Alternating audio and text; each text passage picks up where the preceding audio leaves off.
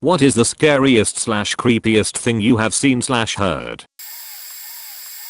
I've posted this before a long time ago, but it still remains by far the single creepiest thing that ever happened to me. So here goes. I was in Taiwan one year when I was younger and had traveled to a busy night market. These are popular gatherings of food slash shop stalls that usually operate in the evening.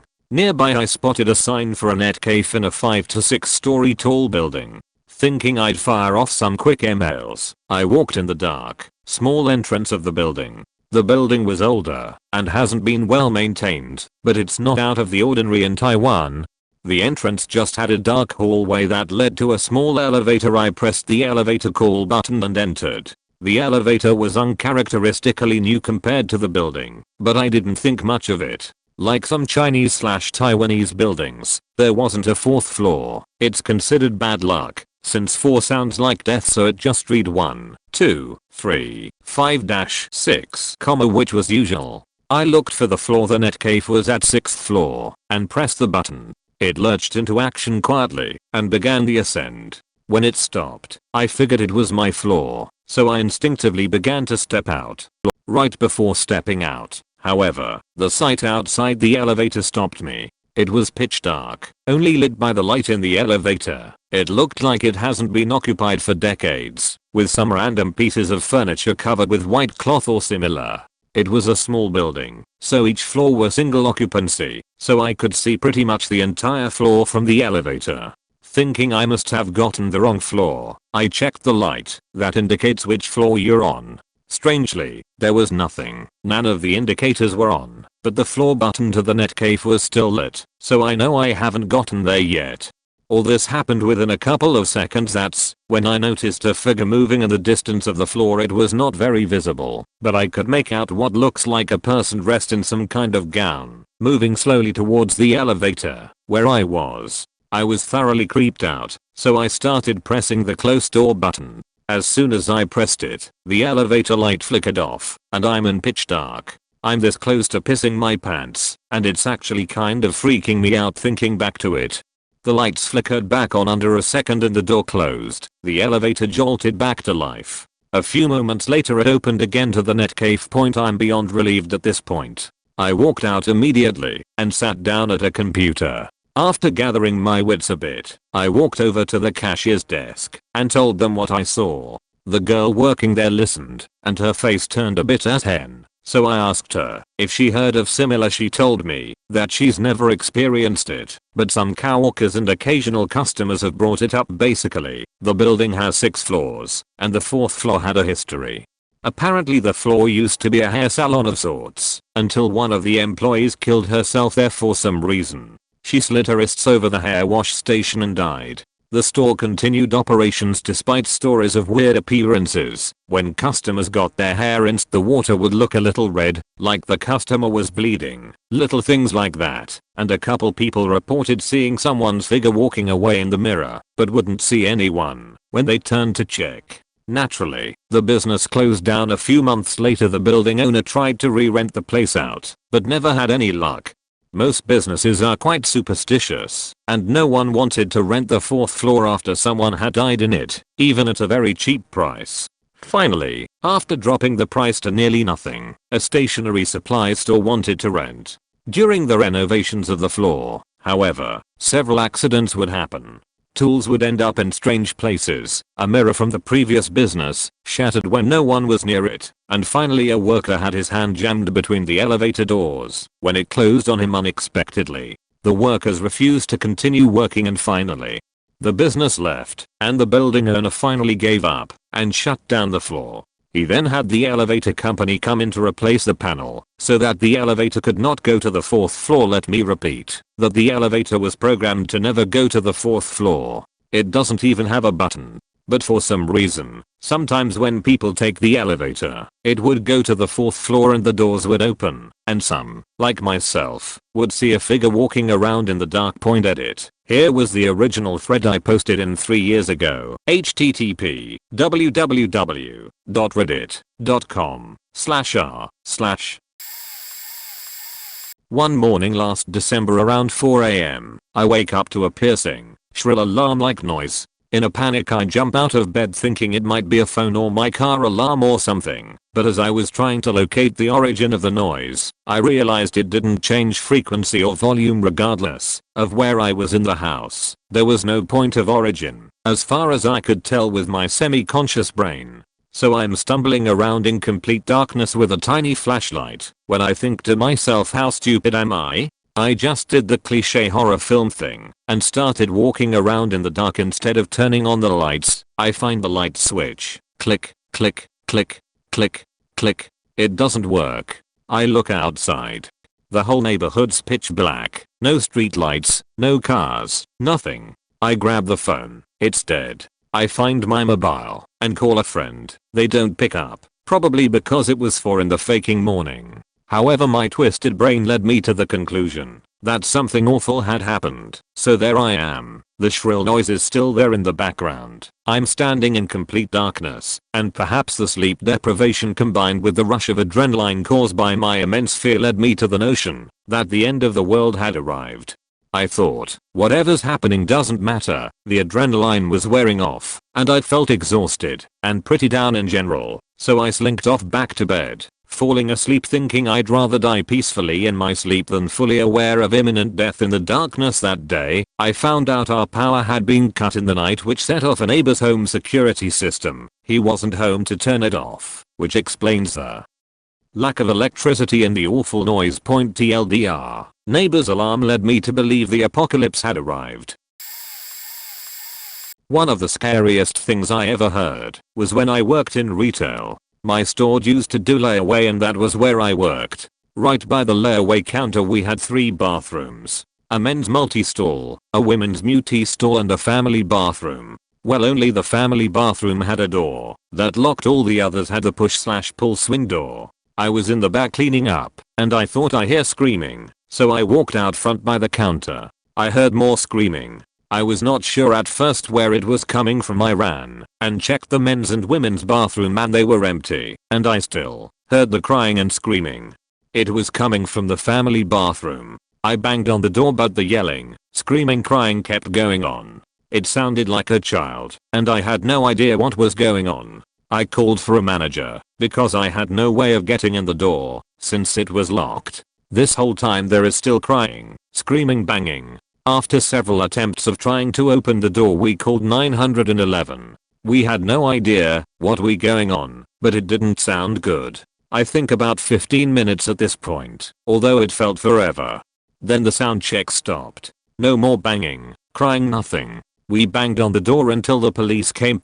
When they finally did, they had to kick the door in since we had no key. As we all stood around and looked in, all we saw was blood all over the place. We were not really sure what happened at first, but the police told us to back up, and that is when they pulled out a lady and a child. A bloody child, maybe 3. We all just stood there in shock. The child was not moving. We thought he was dead because of all the blood.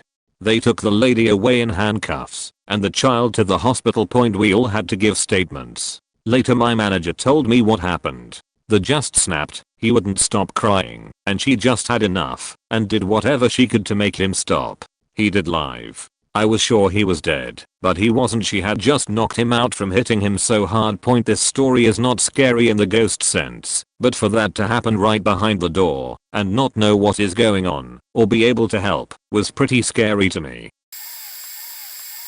Not creepy, definitely scary. My parents' house got hit by a tornado when I was in high school. You don't realize how fast those things happen until you've been in that situation. We live in rural North Carolina, not exactly Tornado Alley, but we do get some bad storms now and again. My dad had this habit of liking to sit out and watch thunderstorms come in. We were all inside when we hear him yelling for us to come out. We walk out, and the sky just looks surreal. There was a wall of black clouds sweeping towards our house at a disturbingly fast pace. When I say black, I don't mean really dark gray or steely blue.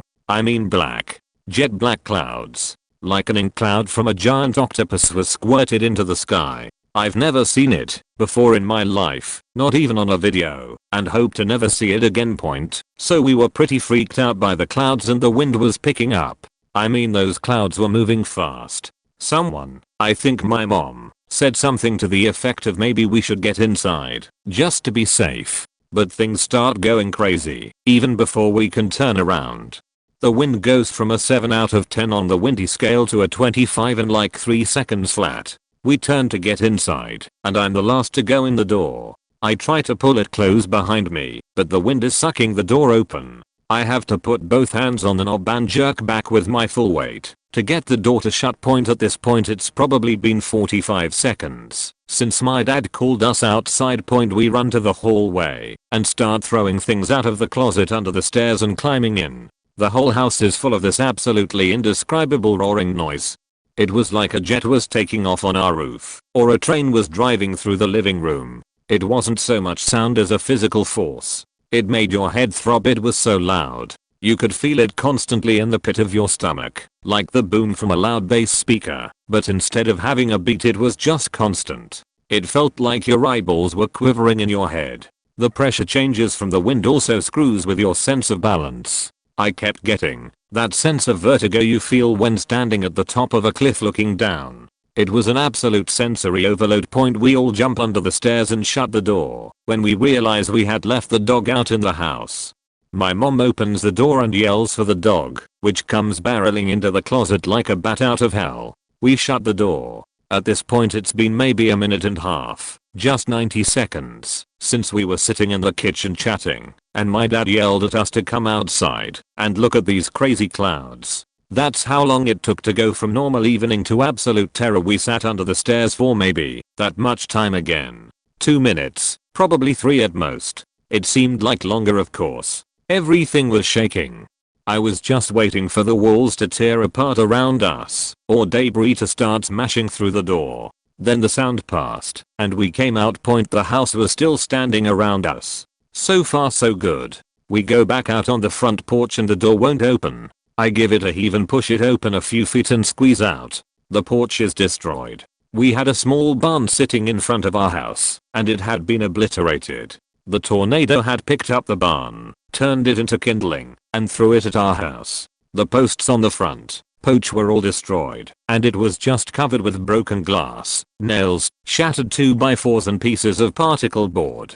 Looking out over our pasture in front of our house, where we kept a horse and some cows, and there were just masses of trees down everywhere. One stand of pines to the south of our house, probably about 2 or 3 acres of trees in total, were just gone. Our cars were pockmarked with hail damage. Our full-sized pontoon boat that we used for family trips to the lake on the weekends had been picked up from the front yard, rotated 90 degrees, and deposited in the backyard about 50 yards away. Behind our house a massive poplar tree was down over the driveway and had fallen just feet from the house. Yet other things remained weirdly under shade. One of our barns was destroyed, but the other, standing maybe 30 yards away, wasn't even missing a shingle. All in all, we were incredibly lucky. The house sustained major damage, despite its appearance though. The roof had to be replaced because the suction from the tornado had made it unstable. In fact, to this day you can still see cracks in the walls in the corners of the top floor, where the tornado had nearly sucked the roof off the house. But we came out, none of us hurt, and even slept in our own beds that night. So when I see stories like those out of Oklahoma a few days ago, I always think back to those few minutes of terror and think how lucky I was that those weren't my last moments, as they were for so many there. TLDR, parents' house hit by a tornado. We all survived, but a lot of our stuff got faked up. It was terrifying. Edit. Proof it was the one at the top. The 1998. I was right, same year I graduated high school. The pertinent bit of info in that one is a supercell that went from Caldwell to Mecklenburg County. You can see that the site lists the affected county as Lincoln, which is actually just a hair north of where I lived in northern Gaston County, directly west of Mecklenburg County. Years ago, I lived in a townhouse above an old couple that were the landlords. This was in the historic section of Albany, New York, near the park. The landlords were in their 60s, maybe early 70s. This place actually had a plaque on the front of it saying it was built in 1880 something, and that some rich state senator had lived there. There's places like this all over the area that had been subdivided and rented out. I lived there for a year, and every now and then Always while I was trying to sleep, I would hear faint organ music accompanied by some rhythmic banging sounds. I always have slept with a fan to drown out any ambient noise and sleep better. This music was just floating through my room. No one was above me, just the old people who went to bed at 9 below me. I would get up and try to find the source of the sounds, but it just seemed like it was everywhere and nowhere point. Since I never heard any music or anything from any other room, and I never heard that music during the day, I concluded that it was the ghosts of previous occupants that had lived there decades before. This actually affected my decision to live there again when my lease was up. The old couple even offered to knock $50 a month off the rent if I resigned. That would have amounted to nearly a month of total rent over the course of a year. I thanked them, but declined, opting instead to live in a newer place. Flash forward a couple of years. My friend is having a party. He invites some coworkers that he used to work with at the state. I'm talking to one dude about all the places in Albany I had been in. He's lived in several too. After some conversation, we find out that one of his friends used to live in that exact same apartment before me. I've never told anyone about the music and banging I would hear there, but I just have to ask this guy if his friend ever said anything about the place being haunted. His eyes light up when I ask him, "You're not going to believe this," he says, and starts thumbing through the contacts list in his phone. He dials his friend. When the guy answers, he gives him a brief overview of the conversation we had been having, then hands me the phone. "What's up, man? Yeah, I lived there in 2003. You heard the music, too?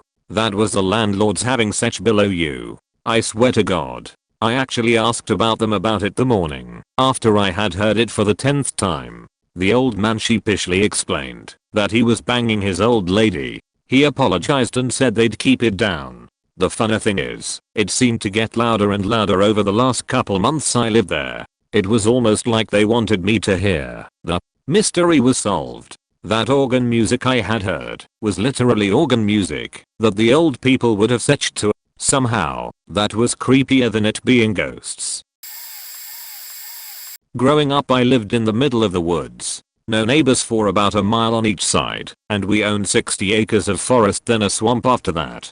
So basically I lived in the middle of nowhere. One summer when I was about 14, I was out in the middle of the woods playing with my dog. I'm an only child and both of my parents were out of town when I kept feeling something hit my elbow. I'd go to throw Maximum's ball and the bump would make me throw it almost straight up. Assuming it was just me bumping it on trees or something, I ignored it. After the 4th or 5th time of it happening, I thought, well, this sucks, I'll just go home. Walking back I felt uneasy, but I knew I was just freaking myself out because we were alone. About an hour later, Maximum and I are at home on the couch when the garage door opens and he starts barking. I hop up to go let in my mom or dad, even though they were home really early. I peered through the peephole and saw the door was still shut and no one was in the garage. Quieting Maximum down, I opened the door slowly and called out for my dad. Nothing. No response at all, so I go out to check the door, and it's still locked. Okay, sure. Weird, but oh well. Maximum heard it too, so at least I know I'm not crazy. About 20 minutes later I hear the door open again, and this time Maximum starts growling like crazy. I quiet him down again and just assume it's the wind or something making noise, even though by this point my heart is racing. I hear footsteps come up the stairs and think, oh geez, dad really is home this time, and hop up and run to the door. It starts to jiggle, so I run faster to let him in. I peep through the hole, and even though my hand is loosely around the jiggling handle, there's no one on the other side of the door.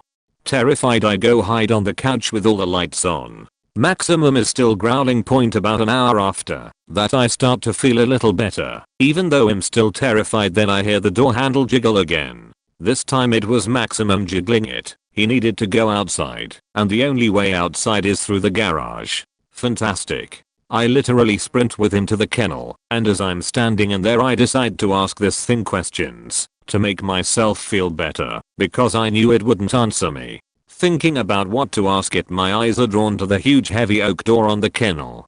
It was always open, because it was too heavy for me to move easily. I said, okay ghost, if you're real you'll shut this heavy door. Nothing. A minute goes by, nothing. Maximum is still sniffing around. I turn around to yell at him to hurry up, and then from behind me I hear click. I whipped around and saw the giant door had swung shut and latched. Okay, clearly it was just the wind. It wasn't really windy, but it was the wind, for sure, had to be. I proceed, okay ghost, that was the wind. If you really will open this massive door back up. Nothing. I relax a bit and then squat down with my head in on my knees reminiscing about how lame I just was being scared when I hear click clack.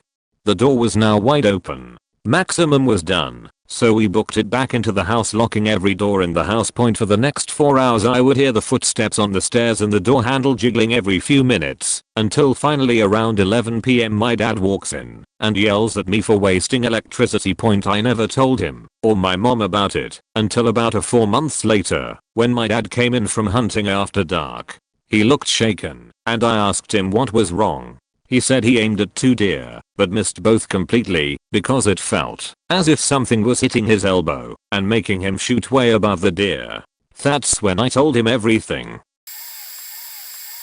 So I'm from small country in Central Europe. Loads of people have probably never heard of it. It combines small patch of Adriatic Sea and Alps, but landscape is mostly small green hills, each with a little church on top. Almost 2/3 of land is covered with forests and capital is famous for its Middle Age architecture. It is an adorable country in which most of the time nothing really happens. Like most of the population, I live in the countryside, few hundred meters apart from closest neighbor, right next to the forest. I spent most of my childhood in that forest. I can still remember which the best trees for climbing were and where certain flowers grew. But the thing I will never forget happened in the summer of 2001. I was just around 12 back then, and I was spending my whole afternoons in the forest. Most of the times I was roaming around with my best friend, but that day I was alone. As I said before, most of the land around here isn't flat. The hill behind our house is quite steep. Right above our house is old orchard my great-granddad planted, and when you come on the top of the hill you can almost see the capital city in the distance. Then there is big forest that extends across the karst landscape practically right to the Italian border with a few smaller towns and villages in between. I never really went very far because I mostly stayed in the area my family owned, but that day I decided I want to see some more. Point I didn't have much with me and I didn't tell my parents I was going anywhere far. I always felt very safe in the woods, even though bears were often seen in the area. In reality the most dangerous thing you can bump into are drunken hunters.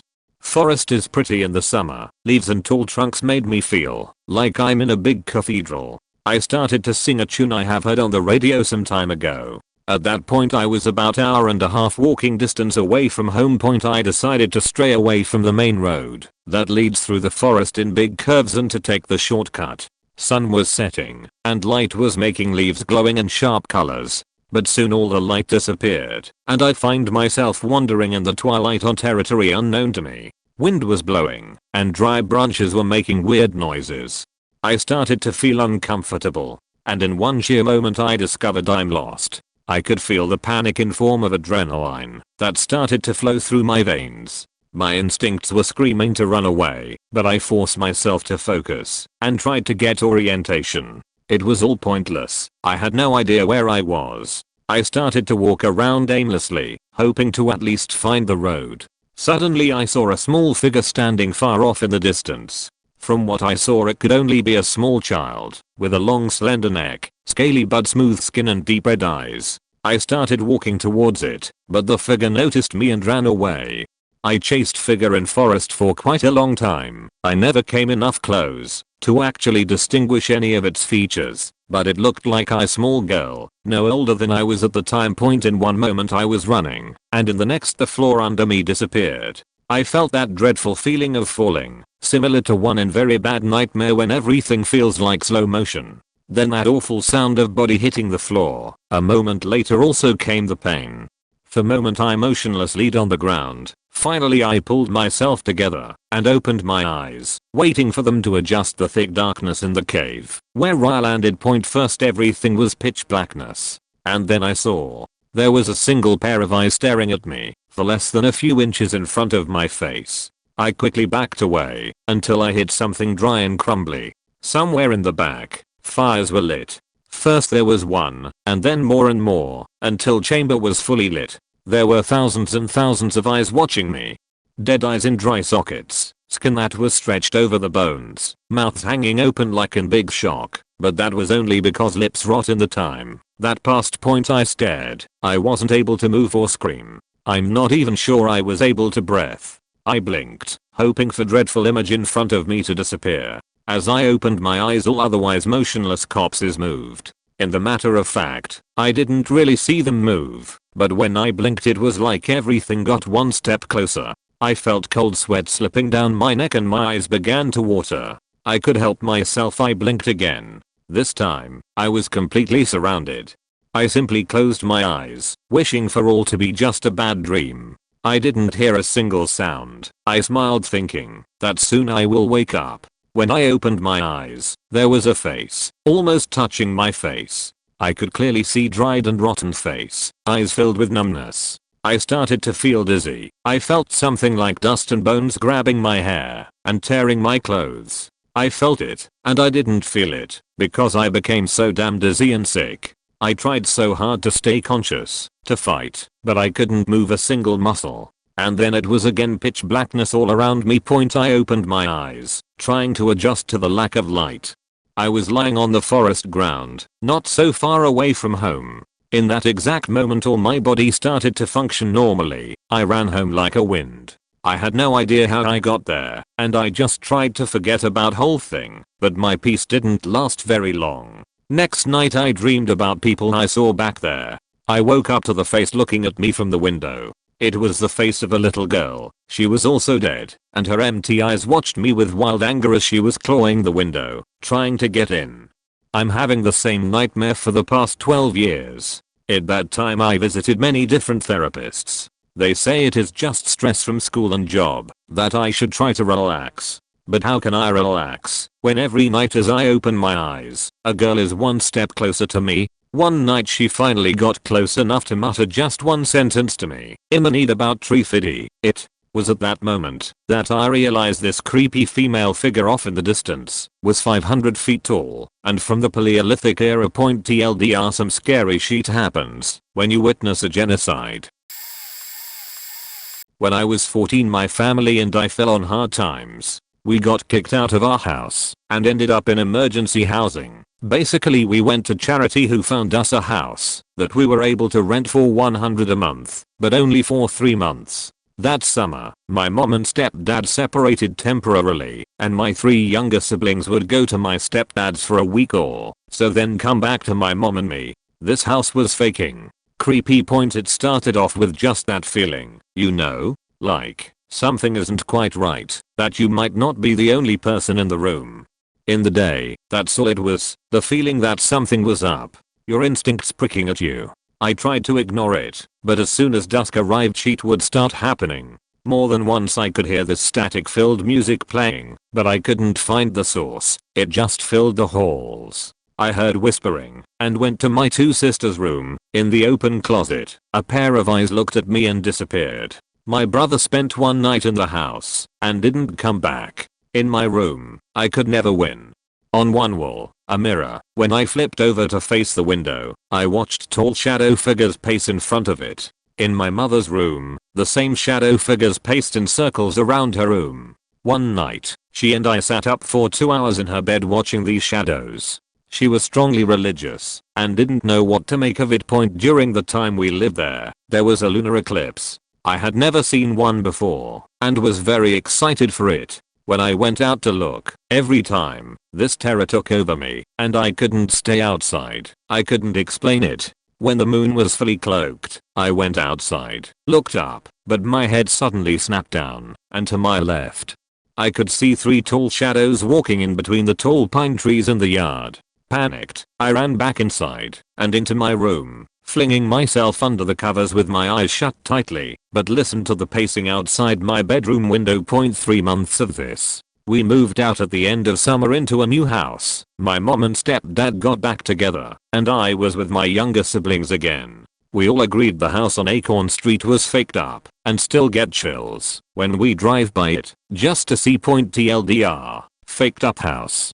Can't explain. Edit. A couple people have asked where this house is. It's in a small town on the east coast of Florida. I can't remember the exact address. I was only there for 3 months. I don't know if anyone else has had the same experiences, because I never came in contact with anyone else who lived there. My siblings and I agreed though, and even my mom, that the place wasn't right. It felt like it went beyond just ghosts. This is the house from Google Maps. Been forever since I've been back to my hometown.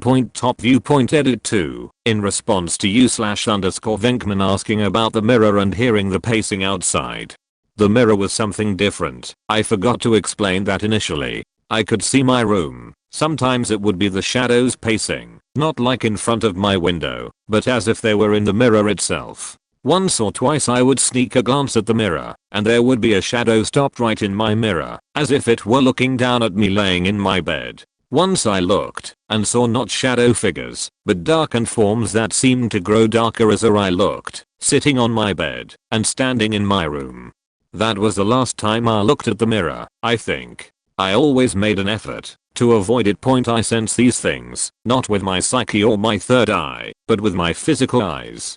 I could hear the shadow forms pacing, as though they had feet. The walls were thin and the window didn't have proper seals, so I could hear the wind blow or the rain fall as the window was never fully closed. That meant hearing the shadows as they paced around my house. Every night. No amount of prayer, as my mom suggests I do, had any effect on these things that I felt and saw. The house was just unnerving. Frightening. I lived in houses before, and after that had the more ghosty type symptoms, I guess. The restless feeling, things moving, lights turn on or doors shut on their own. I've always been sensitive to these things. I can't explain why, but this house, the house on Acorn, was something different entirely, beyond my capacity to understand, or even will myself to explore. It still fills me with a sense of dread, thinking about it now. Edit 3. Holler to my fellow Titusville cousins. Get out as soon as you can. 3. I never seem to have much luck with commenting and the like, but, nonetheless, up until I was about 8 or so, I lived in a really old house that, since the beginning of time, had been bounced around from relative to relative until eventually my mother had been handed over the keys. It was basically a sheet heap. 2 stories, a collapsed balcony on the 2nd level, mold and mildew all over most of the ceilings, one tiny bathroom and the toilet was outside, overrun with frogs and spiders, and whatever other kind of hell spawn the Australian outback would throw at us. I was terrified as a child, scared of basically everything. I'm much better now, and have much bigger balls than most of my friends, if I do say so myself. Nonetheless, I would probably have to put the blame on this old house of mine. I remember as a child that I would always have the same dream. I'd start in the kitchen. No idea how I got there, of course. It was during the day, probably later in the afternoon. Nobody was around, so naturally I'd go looking for my mother and father. I'd go to all the normal places. Mum wasn't in the laundry shed or the lunch room.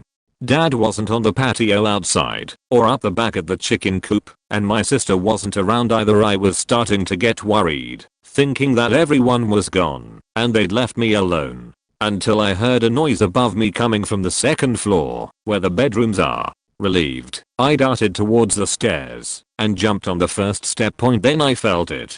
There was something in the back of my head, making me stop, legs still raised up as I prepared to move on to the 2nd step. Something telling me that I shouldn't go up there. Of course this thought was running rampant in my mind. Don't go up there. Don't go up there. Stay down here. Don't go up there. There's something up there. Finally my leg dropped before I could reconsider. I pushed myself up those stairs, and even though I didn't want to anymore, I couldn't stop myself, only slow down. Each step up was taken at a agonizingly slow pace, and I wanted so bad just to go back downstairs and find someone, run to my grandparents' house and stay with them until my mum was home. But eventually, I rounded the corner, leaving only the last few steps leading up to the floor ahead of me. There was nothing there. I couldn't see anything in the stairwell. I started getting hopeful at this point. Maybe it's okay. Nobody's here. I was just imagining things and it's going to be fine. I'm still taking the slow steps up, When it appears something's their point, I can't actually remember what it was, and I never could after I woke up. But it was horrifying beyond belief, and I would always try to close my eyes, because that was my thing as a child. If you can't see it, then it can't see you. But I could still see it. I couldn't blink. I couldn't shut my eyes. It was like my eyelids weren't working. I would even try holding my hands in front of my face, but still I couldn't block it out. I could see through my hands. And I couldn't do anything. I was frozen, unable to do anything, except stare at this thing all but a meter away from me. Whatever I saw, whatever I did, for those 8 years I was at that house, I had to force myself up the stairs. Day or night, it was horrifying. My mother sighed and tried to reason with me. My father growled at me and called me a coward, and my sister just laughed and said I was retarded. But every time I had to go up those stairs, as soon as I hit the top stairwell, I had to stop and make sure that I could cover my eyes with my hands, or that I could shut my eyes. Of course it would terrify me most when I'd go to blink and wave my hand in front of my face and it wouldn't work, and I'd realize I was dreaming. Edit. Oh wow. Comments and upvotes. My word, what a wonderful day. Thought it might be interesting to add that once I moved out of this house, I never had any more of those dreams, though I was terrified of my house in general. I couldn't be alone in it until I was about 15, and every morning before school I'd basically run out of the house from my room and wouldn't feel safe until I was out the door and on the front lawn. I worked at 2 hospitals, placement, during my last year of college. At one hospital I worked with professionals that did therapeutic play with children on the pediatric ward as well as on the adolescent psych ward. At the other hospital, my boss and I would do crafts, projects, art, etc. with the teens to help them have an outlet while they were getting treatment for mental illness, addiction issues and other medical issues. Each day, before we would see the teens, we would get a rundown from the nurses on the ward explaining who everyone was, what issues they were being hospitalized for, and any other info we needed. This could include anything from a warning that the patient had violent tendencies, how they are adjusting to being on the ward, which patients they did or did not get along with, etc. So this one night, we were given the usual rundown of the teens on the ward, and the nurse mentioned one teen in particular. This girl, I will call her Sally, obviously not her real name, had all of a sudden just stopped talking one day and started to act really out of character. She would not respond to family, friends, siblings, doctors or anyone for that matter.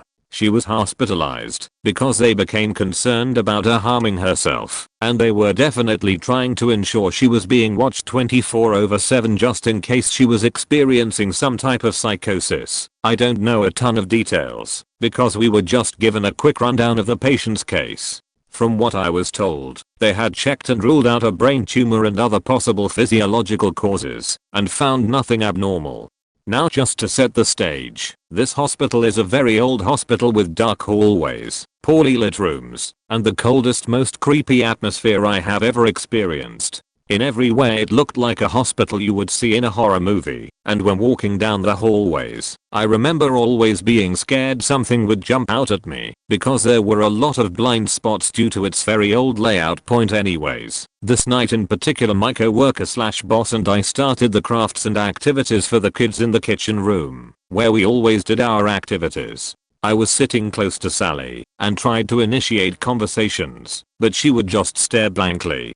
My boss / coworker tried as well, and Sally would not respond, and without warning she would just occasionally look at us and laugh loudly or smile at me with glossy eyes. The doctors had tried all day to get her to speak, and she said nothing, so I just chatted and tried my best to include her, even though she wouldn't really engage. I started to doodle on a piece of paper while talking with some of the teens and just randomly wrote down hi and drew around it, not even really thinking about what I was doing. Almost immediately after I wrote hi, Sally picked up a pencil and wrote hello. I was shocked to say the least.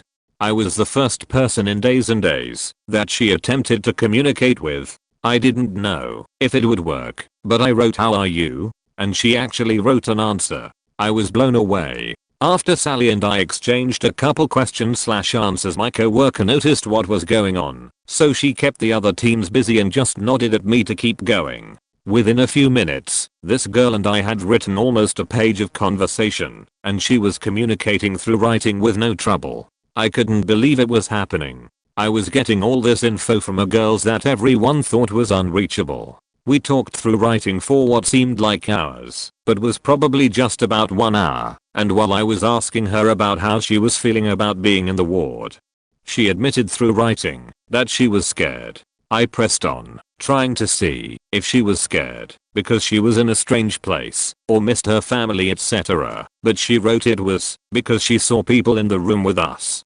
Obviously, there were people in the room with us, so I asked her why the people in the room scared her, and she simply wrote they are dead. I swear, when I read, it felt like my stomach hit the floor. I looked up from the page we were writing on, and she just looked at me and then turned her head and stared at the door. No one was there. Well, at least, I didn't see anyone there. Sally stared at that door for easily a minute, and I swear she saw something there. I was more scared than I could even express. I will never forget the look on her face. Whether or not there was a person/ghost there, Sally could see someone point. I took some deep breaths, and once I had her attention again, we started communicating again through writing. We talked this way until 9 PM, when I had to leave with my co-worker/boss. I thanked Sally for speaking to EE, and she seemed a lot more aware when I said goodbye. She still was not verbalizing, but I know that the doctors were going to do their best to find out why. I collected the papers we had written on and, before leaving the ward, showed the entire conversation to my co-worker and the nurse in charge. Everyone on duty, nurses, etc. was dumbfounded that I had actually communicated with her, and they assured me that the pages would be passed along to the psychiatrist the next morning. I was filled with so many emotions. I was happy I had spoken to her, and she was honest with me, but I was also still incredibly scared and shaken up. My co-worker dropped me off at home, and I remember walking into the living room and my roommates knew immediately something had happened. I was shaking and blurted out everything that happened. They were supportive, but also freaked out by the situation.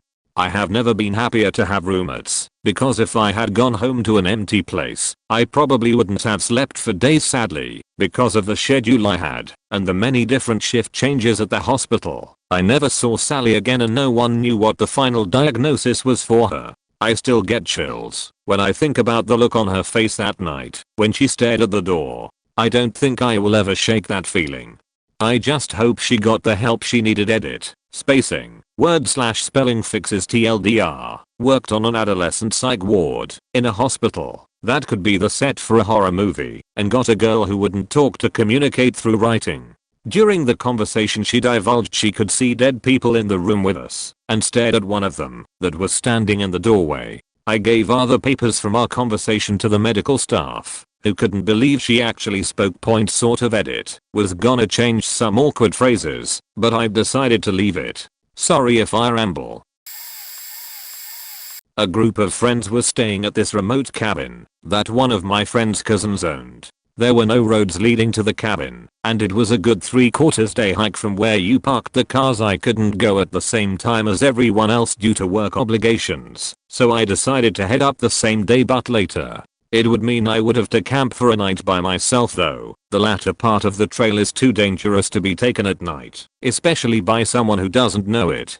I didn't care. I was kind of looking forward to it as I've never camped alone before.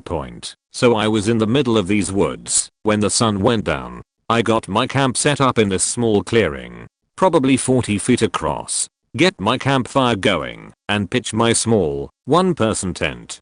Do all that camping stuff like cooking hot dogs on a stick over the fire and s'mores. I probably stay up for a good 2 or 3 hours after dark. It was mid-autumn, so the days were somewhat short. The entire time I thought I heard sheep moving in the woods on the edge of the clearing. I didn't think anything of it at first cause the woods are full of animals, but as the night went on I realized that whatever it was just circling the clearing over and over.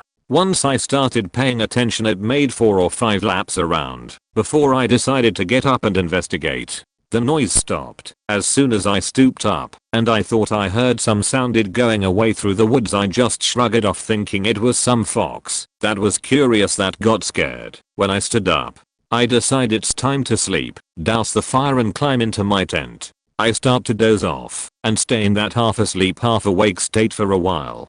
I normally hear weird shit when I'm in this state, so I don't think much of it. When I hear a voice point, something wakes me all the way up though, and I realize the voice is real and right outside my tent. It's just above a whisper, and I'm not sure if it was another language or if they were just speaking English in such a way that I couldn't understand. I lay there for some time, I don't know how long, listening and waiting for something to happen. There is just enough moonlight to light up the walls of the tent, so I can see when a hand presses into the wall of my tent down near my foot. This freaks me out, and I sit up quickly. Whoever was outside of the tent tore us out of there. Like running full sprint through the woods, I get out of the tent and shine my flashlight around and see nothing. I was expecting there to be a bloody handprint on the tent, but nope. Didn't sleep that night, packed up camp at first light that morning, and booked it to the cabin. A few years back I rented an apartment from a friend of mine. He had recently bought it and had it completely renovated. He put it up for sale, but couldn't find a buyer, so I offered to rent it in the meantime. After moving in, I realized there was something wrong with the lady next door. She was about 45, but looked much older. She would sit up all night listening to Christian radio shows and talking loudly to someone. It got to the point where I couldn't sleep, so I went over to her place and asked her to keep it down. She opened her door, and I got a quick peek. Her walls all had crosses painted on them in different colors, and words like Jesus and angels scribbled everywhere. The windows were painted black, letting no light in at all. It was damp, yellow-stained 50-year-old carpets, dog shit and cockroaches everywhere. No dog though. I asked her to please keep it down. She just looked at me and shut the door. Then she turned up the radio even louder. The next night I had my girlfriend staying over. I wake up in the middle of the night and see a shadow of a person next to the bed looking at us sleeping. I think I'm hallucinating, as I usually do in the dark when I'm sleepy. But then the shadow starts talking. It's my neighbor, and she's holding something in her hand. She broke in during the night, and who knows how long she stood there. You should lock your door at night, she says, and walks out. The next morning I hear someone making strange noises below my bedroom window. It's my neighbor talking to herself in tongue. She has a plastic bag in her hand with her rotting dead dog inside. It's hot as hell outside, and I can smell death from the bag. At this point I'm scared shitless. She's obviously very insane. I go upstairs and knock on another person's door and ask what the hell is going on. The guy is as scared as me. Apparently she broke into his apartment one evening as well, while he was watching TV with his kids. He got up from the couch to get a snack, only to find her behind the couch staring at him holding a power drill. Now I know what was in her hand. At this stage I'm basically pooping myself. I call the cops and they know all about her. Apparently she is a violent schizo and she hasn't taken her meds.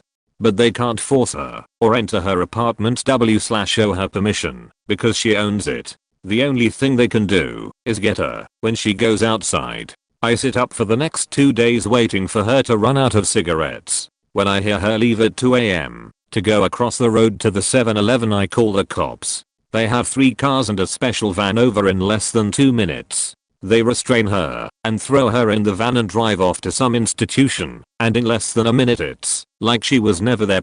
I never see her again. Still have nightmares about her looking at me in my sleep.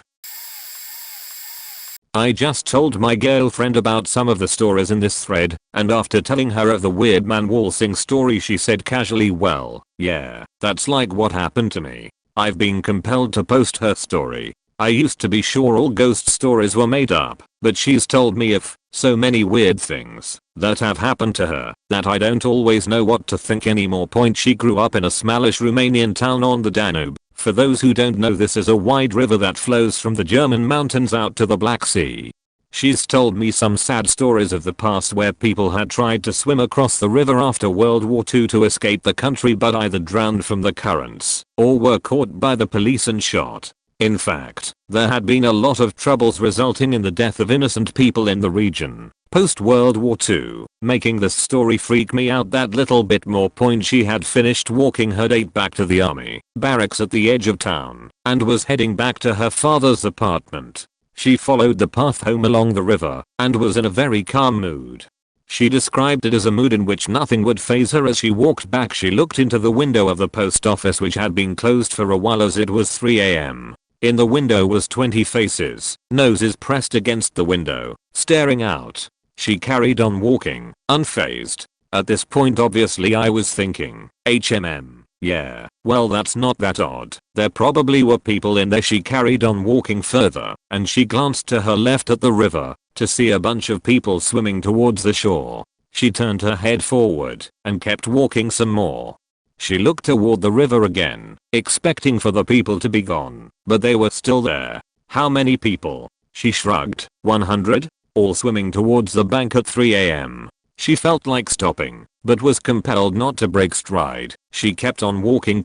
As she got to the park, she could see figures running and dancing in there. She didn't walk through, it's to the side of the path. She said they were wearing an odd assortment of clothes, some old-fashioned, some white and semi-translucent. They seemed like young people. Their dancing wasn't modern, it was waltz-like. She carried on. As she neared her father's apartment, she could see a figure moving in the distance, growing larger as she neared. She remained neutral. She wouldn't have had to pass him as her turn-off was before him. As she neared, she could make him out more clearly. He was wearing an old-fashioned suit and was waltzing by himself. He wasn't going anywhere as his waltz took him around in circles. He was simply dancing by himself. She got home, and her father said what happened, as he could see the odd look on her face. She didn't really know where to start. After our conversation, she said 2 things of note. The first was she had kept calm as she kept thinking it's good. There's nothing to worry about. There's something else. There's another side. The second, maybe it's some kind of phenomenon then. That waltzing, all I can say is I was unnerved. She's gone out now, but she'll be back in a few hours, so I'll pass on any comments/questions. I have loads of creepy stories, but this is one of my favorites. A bit long but good. In 2007 I finished college and was offered a posting as an admin in a small town working with local law enforcement. It was a 6-month contract and paid really well, so within a week I accepted the job, found a furnished place to live and took off for my adventure. The town had just over 15,000 people, and the apartment I chose was on the top floor of a 3-story building that was built in the 1960s. It was quite large and had nice hardwood floors. The walls were somewhat thin, and I heard my neighbor a few times, especially at night when it was quiet. When I first got there I knocked a few times with the intention to introduce myself, but they never answered, even though I thought I had heard them inside. After a week I assumed maybe it was a reclusive person, so I slipped a note under the door saying hello. I worked with the same officers all the time on rotating shifts, and 3 weeks into my stay I was into the afternoon shifts, which meant I was getting home around 2 a.m. As I came down the hallway of the building I saw a light coming from under my neighbor's door, and saw the shadow of feet under the door, and the peephole went dark, as if they heard me and were looking to see who was in the hall. I figured if they wanted to say hello they would have opened the door, so I simply waved hello and went into my apartment. Over the next couple of weeks this happened 3 to 4 times again. I was pretty sure I had a reclusive but nosy neighbor. Then one night after work I crawled into bed at 3 a.m. and could hear that my neighbor was moving around in the room of theirs that adjoined my bedroom.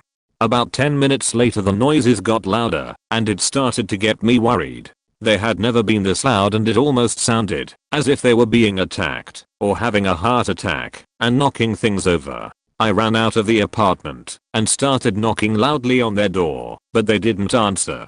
I called out to them saying I was worried about them, and if they didn't answer I would call for help. Still no answer. I ran back into my apartment and could hear bangs through the wall, so I called the police station and asked my coworker to send an officer over.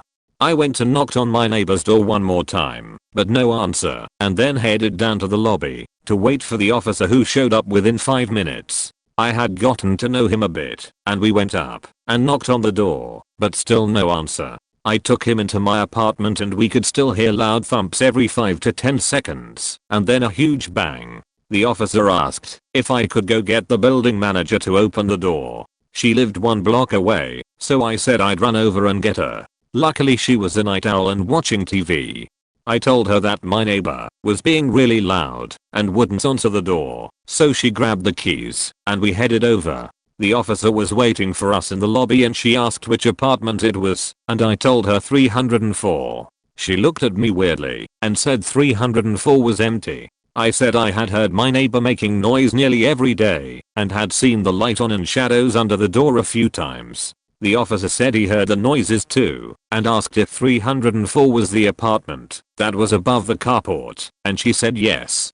He replied that someone could easily climb up onto the carport and perhaps there were squatters in the empty apartment. We went up and the manager unlocked the door and the officer opened it. The apartment was dark and he turned the light on. He went in and the manager and I were peeking in through the doorway. He went into the bedroom and came back out and said it was empty. We went in and the place was spotless. All but 2 of the windows were locked and no sign of squatters. We all just stood there scratching our heads. The officer looked at me and said, "You're not crazy. I heard the banging too." I said maybe we scared them off and they had come and gone through the unlocked windows. We double checked that our windows were locked and headed out. On our way out I looked down and there on the floor was the note I had slipped under the door a few weeks earlier. We locked the apartment and I said I'd keep an eye out and call them both if I ever again saw the light on or heard noises. Fast forward almost 6 weeks and I was again on afternoon shifts. I came home at 2 AM and there was a light on. I quickly went into my bedroom and could hear thumping from next door. I called the station and asked for an officer to come out and then called my building manager. I slipped down to the lobby and waited for them. A different officer showed up and I knew him too. My building manager arrived and all 3 of us headed upstairs. The light was off and the building manager unlocked the door. The officer went in and everything checked out. We checked the windows again and they were still all locked. I apologized and tried to rationalize it that I had just come off of 4 days of 14-hour shifts and was tired, but I knew I had seen the light on and heard thumping. 2 weeks later the apartment was rented out and I got a chance to greet my new neighbors. I told them to keep an eye out because we were sure squatters had been coming in and out, and I relayed the stories to them. My final week there, the station had a BBQ and we were talking about the squatters that no one ever saw. I told the first officer about the second call out and how all the windows were locked that time, but I knew I had seen the light on and heard thumping next door. He asked if I wanted to hear something funny and I said sure. He said he was going to tell me earlier but didn't want to freak me out. He proceeded to tell me that 3 months before I moved in, he personally responded to a call to my neighbor's apartment for a very bloody suicide. The person had done the deed but had second thoughts and called for help. When they arrived the person was unconscious but had obviously panicked and a chair, lamp, and side table had been knocked over and there was blood everywhere. Unfortunately, they passed away before getting to the hospital. I just stared at him and he reminded me he had heard the banging till the night I called him over. I asked the building manager about it the day I moved out and asked why she hadn't told me. She laughed and said, "Oh honey, I believe in ghosts, but didn't know if you did too, and I didn't want to scare you. I know you heard and saw things. I believe you, and I doubt it was squatters." Edit. Davidansera08 said I should post to r/the truth issue, so I have. They'll allow for reasonable explanation/debunking, and I'll post there when I get home from work tonight as to how I rationalized with myself as to what happened in order to keep calm and sane. http red.it/1fbxc7. I was about 14 to 15 years old and living in my parents' mobile home in Southern California. We lived in a quiet beach town where everybody knew each other and nothing bad ever happened. Anyway, it was a school night about 11 PM, so I was laying in bed waiting to fall asleep. In those days I had a loft bed, which looks like a bunk bed, except instead of a bottom bunk there was a desk which had my computer and TV and stuff on it. It was getting close to summer, so I had my window open to let in the cool air. I was just about to fall asleep when my screen fell off my windowsill and crashed onto my bedroom floor. Now this still isn't a strange occurrence, because I would often come home and leave through my bedroom window, so the screen did not perfectly fit into place due to me taking it off so regularly, so it would periodically fall off, but it did startle me and got my blood flowing.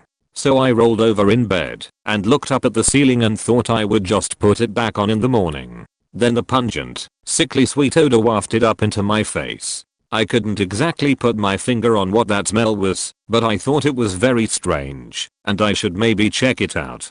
But slowly, because I was tired, and it was most likely a raccoon that had died under the house. Wouldn't be the first time, so I rubbed the sleep out of my eyes, sat up in bed, and let my legs hang off the side. My heart jumped up into my throat as I saw a large tattooed arm reach through my window and feel around on the floor in my bedroom. The guy grabbed the screen and slowly, quietly pulled it out the window. At this point I was freaked the fuck out, and my adrenaline had kicked in at levels my prepubescent body had never before experienced. My eyes started to water, I stopped breathing, and time stopped. I thought it could have been some crazy crackhead coming to kill us and steal all our valuables. Seconds ticked by, and I sat there in my bed not 2 feet above the window the arm had just shot through. I thought maybe he will just go away, but of course he didn't. To my horror, I watched as the man's arm grabbed my window frame once again, then he pulled himself up slowly, and a leg crept through next. It was silent, and had I been asleep this mountain of a man would have come into my room without a sound and we never would have known he was there. But I was not asleep. I grabbed the Bowie knife I kept underneath my pillow, because I, just like every other teenage boy, was a badass, and I yelled at the top of my lungs, "I have a knife, get the hell out of my room." And before the guy could completely pull himself up into my room from outside, I scared him. He lost his footing and fell backwards out my window and into rosemary bushes outside, cussing and spitting. I remember yelling out for my dad and saying something along the lines of, "Dad, somebody's breaking in," and he was at my bedside faster than I could get the words out. He, looking out the window, told me to stay there and jumped out the window after this smelly faking ogre. He never did find that guy, but police came and looked, and eventually they decided it was a drunk homeless guy who was desperate and looking for a place to sleep and maybe some free food and stuff to pawn. So we locked up the house, fixed my window, and went back to bed a couple hours later. I didn't sleep that night. That was an incredibly traumatic experience for me, being that I was essentially the person who had to confront a home invader. But that isn't the scary part. What's truly horrifying is, a couple days later we found a makeshift home underneath our house with a sleeping bag, water, extra clothes, and a big ass hatchet. This guy had been living underneath our house for God knows how long without anybody knowing he was there. I believe he chose to come in through my room because it was the only room in the house that was open to the outside, that you could not see a person sleeping in it unless you were standing in the room, because the loft bed made it look like it was only a desk from the outside. I still think to this day the dude had planned on robbing us, cased the house, and chose my room as his entry point because he could get in quietly so he wouldn't wake anybody up. He then built his home under our house and waited for his opportunity. Then when I left my window open, he decided to strike. I've had tons of crazy scary shit happen to me in my life, but that series of events that unfolded was easily one of the most faked up things that's happened to me, and it really opened my eyes to the fact that crazy faked up things do happen to normal people, and you should always hope for the best but plan for the worst. Point TLDR. Crazy tattooed ogre man tried to break into my bedroom when I was a kid. I was either 16 or 17 and was staying over at a friend's house that was 50 miles from nowhere in upstate New York. He went by the name Raven and lived with his mom on a skinny dirt road with only a few houses on it. Point we decided to go for a walk, to take a break from video games, and to smoke a few cigarettes, where his mom wouldn't give us any shit. And while we are walking, I start noticing some old stone walls up in the woods a bit, and a path that seems recently used. Intrigued, we followed the path up into the woods, hoping that we'd come across some pot plants or something good like that. Instead, after following the path along the stone wall for a bit, the woods opened up into a clearing that was obviously an older's graveyard. There were maybe 20 to 30 headstones that were in various stages of decay, and an old wooden shack, all surrounded by a crumbling stone wall. There was a wooden entry arch at one point, it seemed, but it had rotted away into nothingness quite some time ago. So we start poking around a bit. My buddy walks off to the far end to check out one of the larger headstones, maybe to see if we could find one with a readable name or something we could get a stone rubbing from. I walked over towards the shack to see what state of decay it was in. At this point I noticed that the shack had a lock on the front and seemed pretty sturdy. I walked around to the backside where there was a window. It only took a couple of seconds for me to realize that I was staring at a workbench that held a massive pile of human bones, complete with skulls, etc. All of them seemed bleach clean, like something out of the movies.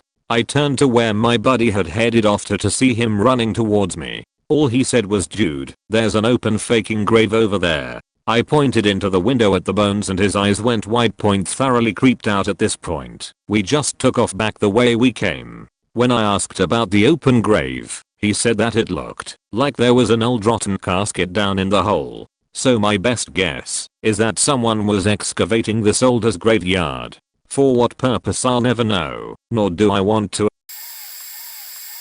This is a both seen and heard story for all those people who read buried posts. My parents were drug addicts. When I was young, we had a nice home, but slowly, as I matured, we started living in shittier homes. When I was a teenager, we rented a decent size but rundown house in a weird neighborhood.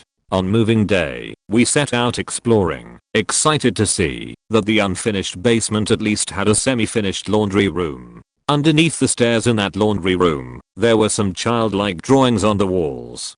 A picture of 5 family members, including a baby, with the caption "Our new home." It was a little weird, but whatever kids draw in random faking places, we just covered up the art and used the laundry room point. That basement was super creepy. There was always a feeling of something watching you. All of us experienced some kind of weird thing in this house. Now, I believe in ghosts because of an earlier experience I've had in a much older house, but I still remain skeptical. Everyone who stayed with us or visited us reported hearing a voice of a little boy behind them at random times during the day. It was always the same thing, rah. The noise that little kids always make when they are trying to scare you. We all kind of ignored it, dismissed it, or lived with it. One day, I was home alone and sitting on the computer doing my online class work when I started to hear this weird buzzing noise. I ignored it for a while, but it just kept going, this steady buzzing noise. No one was home, even my dog was gone. I waited until my dad came home from work and fell asleep on the couch and decided to investigate. By then, the noise had been going for about 2 hours. I eventually followed the noise downstairs and saw my dad's electric hair clippers turned on and just buzzing all over the bathroom floor. I was really confused as to how this happened. I turned the clippers off and heard an impatient sigh come from the other side of the basement. Not thinking, I just said, "Sorry," and noped the fuck out of there. I got back upstairs and woke my dad up and told him he left his clippers on, hoping for an explanation. He told me he lost his clippers weeks ago and told me to go get them from the basement. The last thing that happened was something that really cemented the fact that there was something weird in that house in the minds of our whole family. My mother, brother, sister and I were all getting ready to leave the house. Keys in hand, shoes on, and all of us walking towards the door. My brother stops at the fridge and says to us, "I'm going to take this last Pepsi, okay?" All of us heard from the basement a distinctly childlike voice, I'd say a boy around 4 or 5, shout, "No," in direct response to this statement. It was so clear it was that bratty toddler no that so many parents are familiar with. We all solemnly looked at each other, confirmed in each other's eyes what we just heard, and hurried to the car as naturally as possible. That is probably the only house I was happy to hear we got evicted from. I've posted this before, but I was late to the party when I was in high school. I'm nearly 40 now. My parents bought a good sized house for what they paid. They were aware the house had a history, but none of us were superstitious, so they bought it. The history of the house was that a man had killed himself there. The people who lived there in the early 80s had rented the basement of the house to their friend. His wife left him, and I guess the divorce was messy. He didn't die in the house, but in the driveway, he ran a hose from his exhaust into the window of his car. My parents lived in the for over 10 years. We always joked about the place being haunted.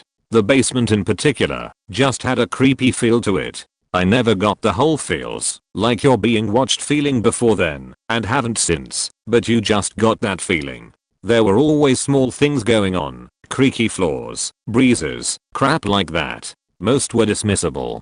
Here's the stories that stand out. Point: my mother was reading a book in the living room late at night. Sometimes she had trouble sleeping and was going red until she got tired. This night was sitting there and heard a metal noise like a ting, then the clack clack clack of something hitting the floor. She turned around to see the final skid of a fork as it came to a stop beside her. 3-fork was sitting on a table across the room. She said it sounded like someone had hit the tongs and sent it flying across the room. Everyone else was asleep at the time. Point: well after my sister and I had moved out, my sister had a child. My parents bought an automated swing for the baby for when they visited. The swing would randomly swing on its own.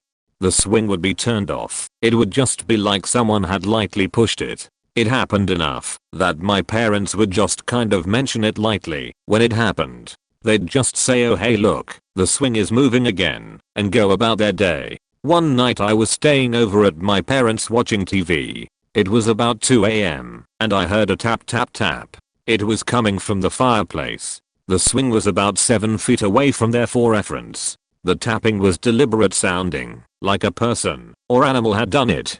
I shrugged it off and kept watching TV. 5 minutes later, tap tap tap. I'm intrigued now. I go to the fireplace expecting a trapped bird.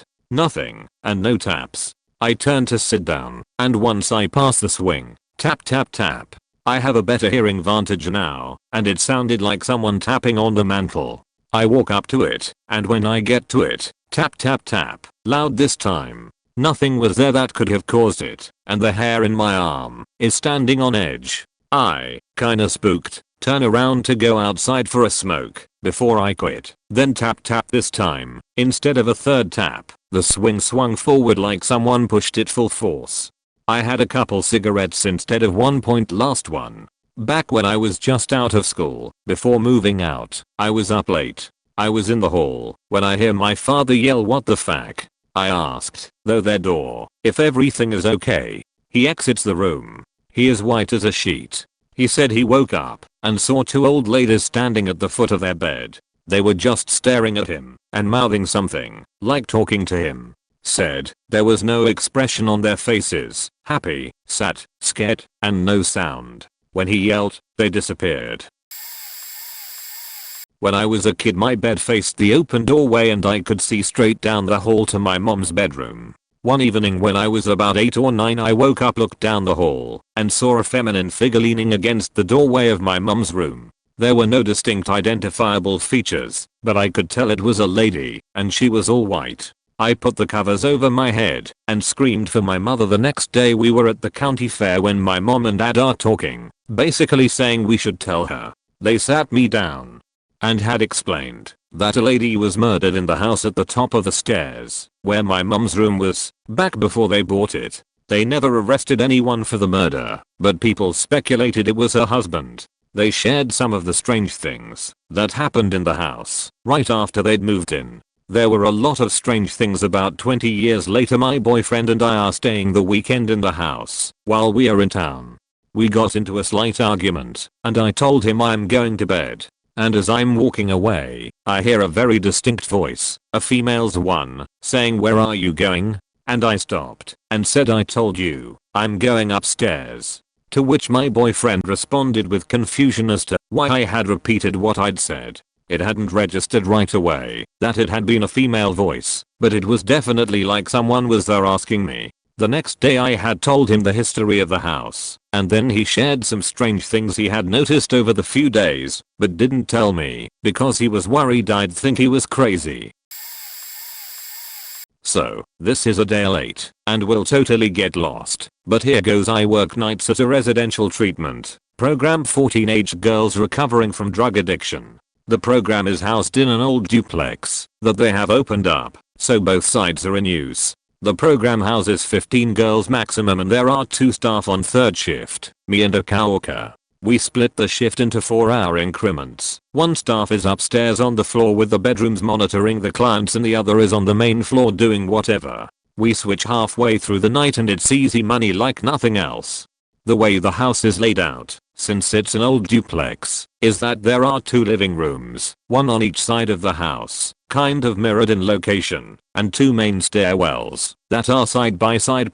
Creepy shit doesn't really happen there. The most that you get is some girl running off in the middle of the night, or catching girls having sex with each other, or whatever. Normal teenage shit. Well, I come into work on Thursday night and I putz around for a minute and then head up one of the flights of stairs. I notice the one of the doors to the living room on the side of the house I will be on is partially closed, which is a little odd. The door is a massive, heavy wooden sliding door that most people don't want to fuck with. Weird, but whatever. I go upstairs and take my seat and fuck around on my laptop and whatever. All the clients are sleeping and I check their rooms about every half hour, like I'm supposed to. Around 1 AM, I decide to go downstairs to grab a drink. The door to that living room is completely closed, which is very weird, but I figure my coworker decided to take a nap in there and closed the door against the light. Except that I didn't hear the door close, which is impossible. Those doors creak and groan and scrape on the floor and bang when you open/close them. But whatever. I'm not going to chance waking up my coworker because she's faking cranky in the middle of the night. I grab my drink and go back upstairs around 1:30. There's this massive crash on the first floor. I call out to my coworker and ask her if that was her. She responds from the other side of the house that it was not and gets up to check the first floor. I get up and check on all the clients, figuring that one of them got up when I wasn't paying attention and is sneaking down for some food or trying to get out or whatever. All the kids are in their beds and my coworker says that there's nothing out of place. She checks all the doors. We have 4, 2 front, 2 back, and they are all locked. I'm a little freaked, but still, whatever. I decide, just in case one of the kids is faking with us and has learned the schedule that we check rooms on, to do random checks, so I'm up maybe every 10 to 15 minutes to check rooms. While I'm on one side of the house, I hear footsteps on the other, so I jet over there to see who is out of bed and faking around. They all appear to be asleep, and they are all actually in their beds. I'm getting pissed. This continues until 3 AM when we switch places. I go downstairs and my coworker is in the office and asks me if I locked the cabinet with all the snacks in it and the staff fridge. I had not. She gives me the weirdest look and tells me she had left them all open because she goes in and out to get food/drinks during the night. I then ask her if she had been sleeping in the living room under me and she says no. I'm thoroughly freaked out and ask her if she heard the door close to that room and she once again tells me no. I could faking feel the blood drain out of my face. Our program is in the middle of a city with lots of homeless folks, so at this point I thought maybe one had somehow gotten into the house. I'm nervous as fuck and run around and check all the doors again that I had checked at the beginning of the shift and that my coworker had checks after the big crash. One of the front doors is unlocked. So I gather my faking courage together and while my coworker hides in the office, I go to the living room and began to push the door open.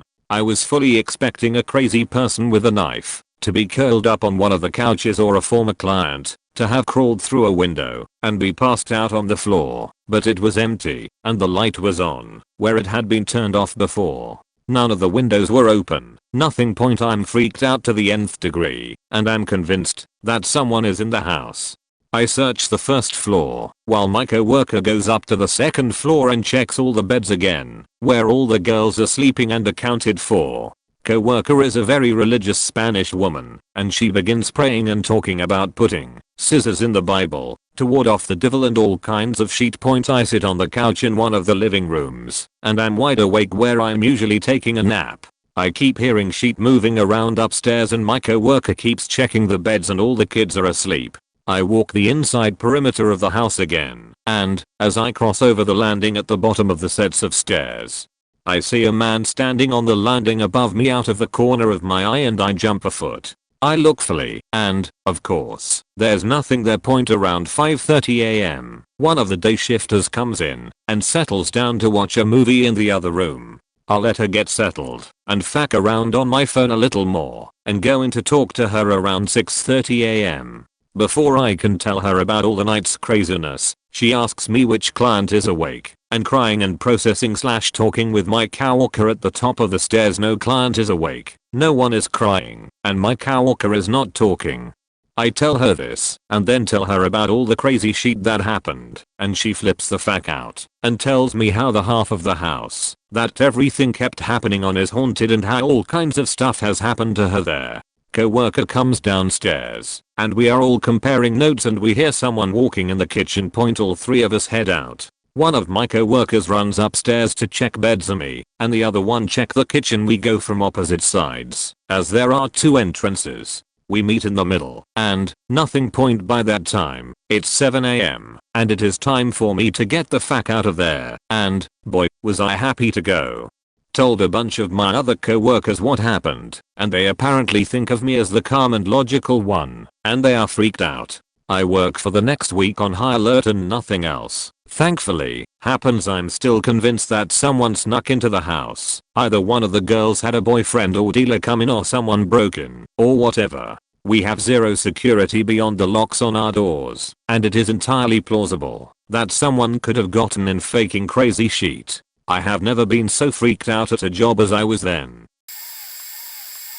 The first week of July, 2011 was the creepiest, scariest week of my life. On the first night I went into my bedroom and noticed my closet door was open and a foul odor, like cat piss, but stronger, was coming out of it. I Febrezed it, shut the door, and fell asleep. Next night, before going to sleep, a really heavy presence settled in the room, and the stench returned out of nowhere. A hot, uncomfortable static in the air. Movement drew my eye to the corner of the room and I saw a dark shape, darker than the shadow around it, crouched down. It seemed like it was staring at me a few seconds, and then disappeared. Freaked me the fuck out. The third night, 5 minutes after I laid down in bed, that same presence and smell settled in the room. I could hear scratching from the closet, and occasionally a sort of low noise between a growl and laugh. I turned on the light, opened the closet, nothing there. Went back to bed and fell asleep pretty quick, though I woke up at some point half asleep, and heard a metal squeaking sound. When I woke up next morning I realized what the sound was. The metal chair I keep in my closet had been propped up next to my bed. This is what really got to me, because it gave me the idea that something was watching me while I slept. I put the chair back and left my room. That night I didn't even try to sleep. I left the lights on and messed around on a laptop. At 3:13 AM I heard one loud, eerie bang on my door. I heard my dog in the next room start barking immediately, so I know she heard it too. Opened the door. No one was in the hallway. I could hear everyone snoring down the hall. On the fifth day I crashed on my couch and had a really vivid nightmare about this owl outside the window just staring at me, and I couldn't look away. Woke up in a sweat, etc. Anyways, I was in the den later that night, maybe 10:30 PM. Parents are asleep. I got up from the computer to go downstairs and smoke. I stepped outside the room, and from my left I heard the distinct sound of someone walking across the second floor landing. It always creaks and makes a popping noise at the spot closest to the den. I looked over expecting to see my mom walking from her bedroom. Instead it was the shadow I had seen in my room, much darker than all the shadows around it, coming at me extremely fast. Adrenaline took over. I swung at it and hit nothing. This scared me so much I ran downstairs and grabbed a knife and just stood in the kitchen waiting and listening. Eventually the heavy presence went away and I went to the couch to sleep. On the sixth day my mom woke me up before going to work. It was still pretty dark in the house. My brother had slept over at a friend's, so I was home alone. I poured cereal, sat down and watched TV. Not 20 minutes had gone by since my mom left, and the presence and the stench settled into the living room, much stronger than in my bedroom or closet. I was so fed up and angry I jumped up and turned to the darkest corner of the room it seemed to permeate from, and yelled at the top of my lungs, "Get the fuck out of here." And it must've, because after that I never had another experience. I didn't tell anyone until about a week later, when my friends suggested ghost hunting at Bachelor's Grove. We still haven't gone, and I told them my story. My brother was there, and while hearing my story stopped me and told me about seeing the same dark black shadow in his bathroom straight across from his bed. He said it seemed to stare at him, and he would become paralyzed. He also mentioned the weird pus-like smell. Moral of the story: intense rage seems to get weird shit out of your house pretty quickly. I grew up in the South in the late 70s and early 80s. My grandmother lived on a cotton farm in SC, and my cousin and I would go visit her during the summer. We'd help out on the farm, but during the heat of the day we'd go swimming in the river to cool off. Our favorite spot was fairly isolated, so we never really saw anyone else. But there was an old dirt road that ran from the gravel road back to an abandoned farmhouse in the woods. My cousin and I were in the river when we saw a cloud of dust in the distance. We thought maybe our uncle was coming to take us back to the farm, but we always swam for an hour or so after lunch, and he never drove the tractor to come get us. We'd heard stories about some backwoods family who'd gone all deliverance on some kids a few summers ago, but we figured it had to just be our uncle trying to freak us out. Regardless, we snuck up to the river bank so we could see the dirt road, but we'd still be hidden in the trees. We saw a ratty Oldsmobile Delta 88 with blacked out windows creeping down the dirt road. The car didn't belong to anyone we knew. I only remember the make and model because I knew it was the Evil Dead car, and because of what happened next. After it passed by our hiding spot, we noticed it didn't have a license plate. It drove another 30 yards or so and then stopped. A black garbage bag flew out of the passenger window and into the field. It was about the size of a football. Then the car made a slow and methodical 3-point turn, taking great pains not to let the tires venture too far into the cotton field. It made its way back the direction it came until it disappeared out of sight. My cousin and I had remained silent throughout the event, and with the car gone we looked at each other. I wish we would have just ignored it. I wish we would have headed back to farm. I wish we would have told our uncle or our grandmother what we had seen and had them come investigate. But we were 13. Curiosity was killing us. We had to look in that back point as we left our hiding place and headed down the road. We looked around nervously, hoping the Delt wouldn't show up again. As we got close to the drop zone, we could see blood on some of the cotton directly above the bag's resting place. We looked at each other one last time, and then we opened the bag point. There, in the bottom of the bag, wrapped in a bloody washcloth, was a tiny baby girl. She looked like she might have just been asleep, but she wasn't. The image of her lying there, naked, bloody, and discarded, has haunted me ever since. Okay, I still get chills when I think about this, but here goes. It was a weekend night, a Saturday I think. I was home alone that night, since my wife was out of town. So, I had the whole house to myself. I was cleaning up after a quick dinner I made, and something outside the window above the sink caught my attention. I saw what appeared to be movement out of the corner of my eye. It startled me, and I immediately stopped what I was doing and looked out the window, scanning for anything in the pitch black backyard. After a minute or two of trying to see anything through the dirty window, I cautiously went back to cleaning up. I honestly thought it might have been a big bird or something that flew past the window. No more than a minute or two later, the motion sense light about my back patio turned on. Now this will only turn on if a large object passes in front of it. A bird will not trigger the light. I instantly grab the closest largest knife I see and move slowly to the back door. I could still see the light from the motion sensor floodlight bleeding through the closed patio door curtains. I remember thinking at this point about whether I should quickly jerk the curtains completely open or try and peek through a slit. I chose the latter, so, without moving too fast or making a lot of noise, I peeked outside and initially I didn't see anything. However, after a moment I noticed something just out of reach of the floodlight. I couldn't completely make it out, but the color was grayish and had a curved shape. It was also moving slightly. The movement was almost like a rocking motion. I remember struggling to make sense of what it was. I was going through everything I could think of trying to explain it. I just couldn't make it out. I had never seen anything like it. As I'm standing there, peeking through the curtain at this thing, it stands up.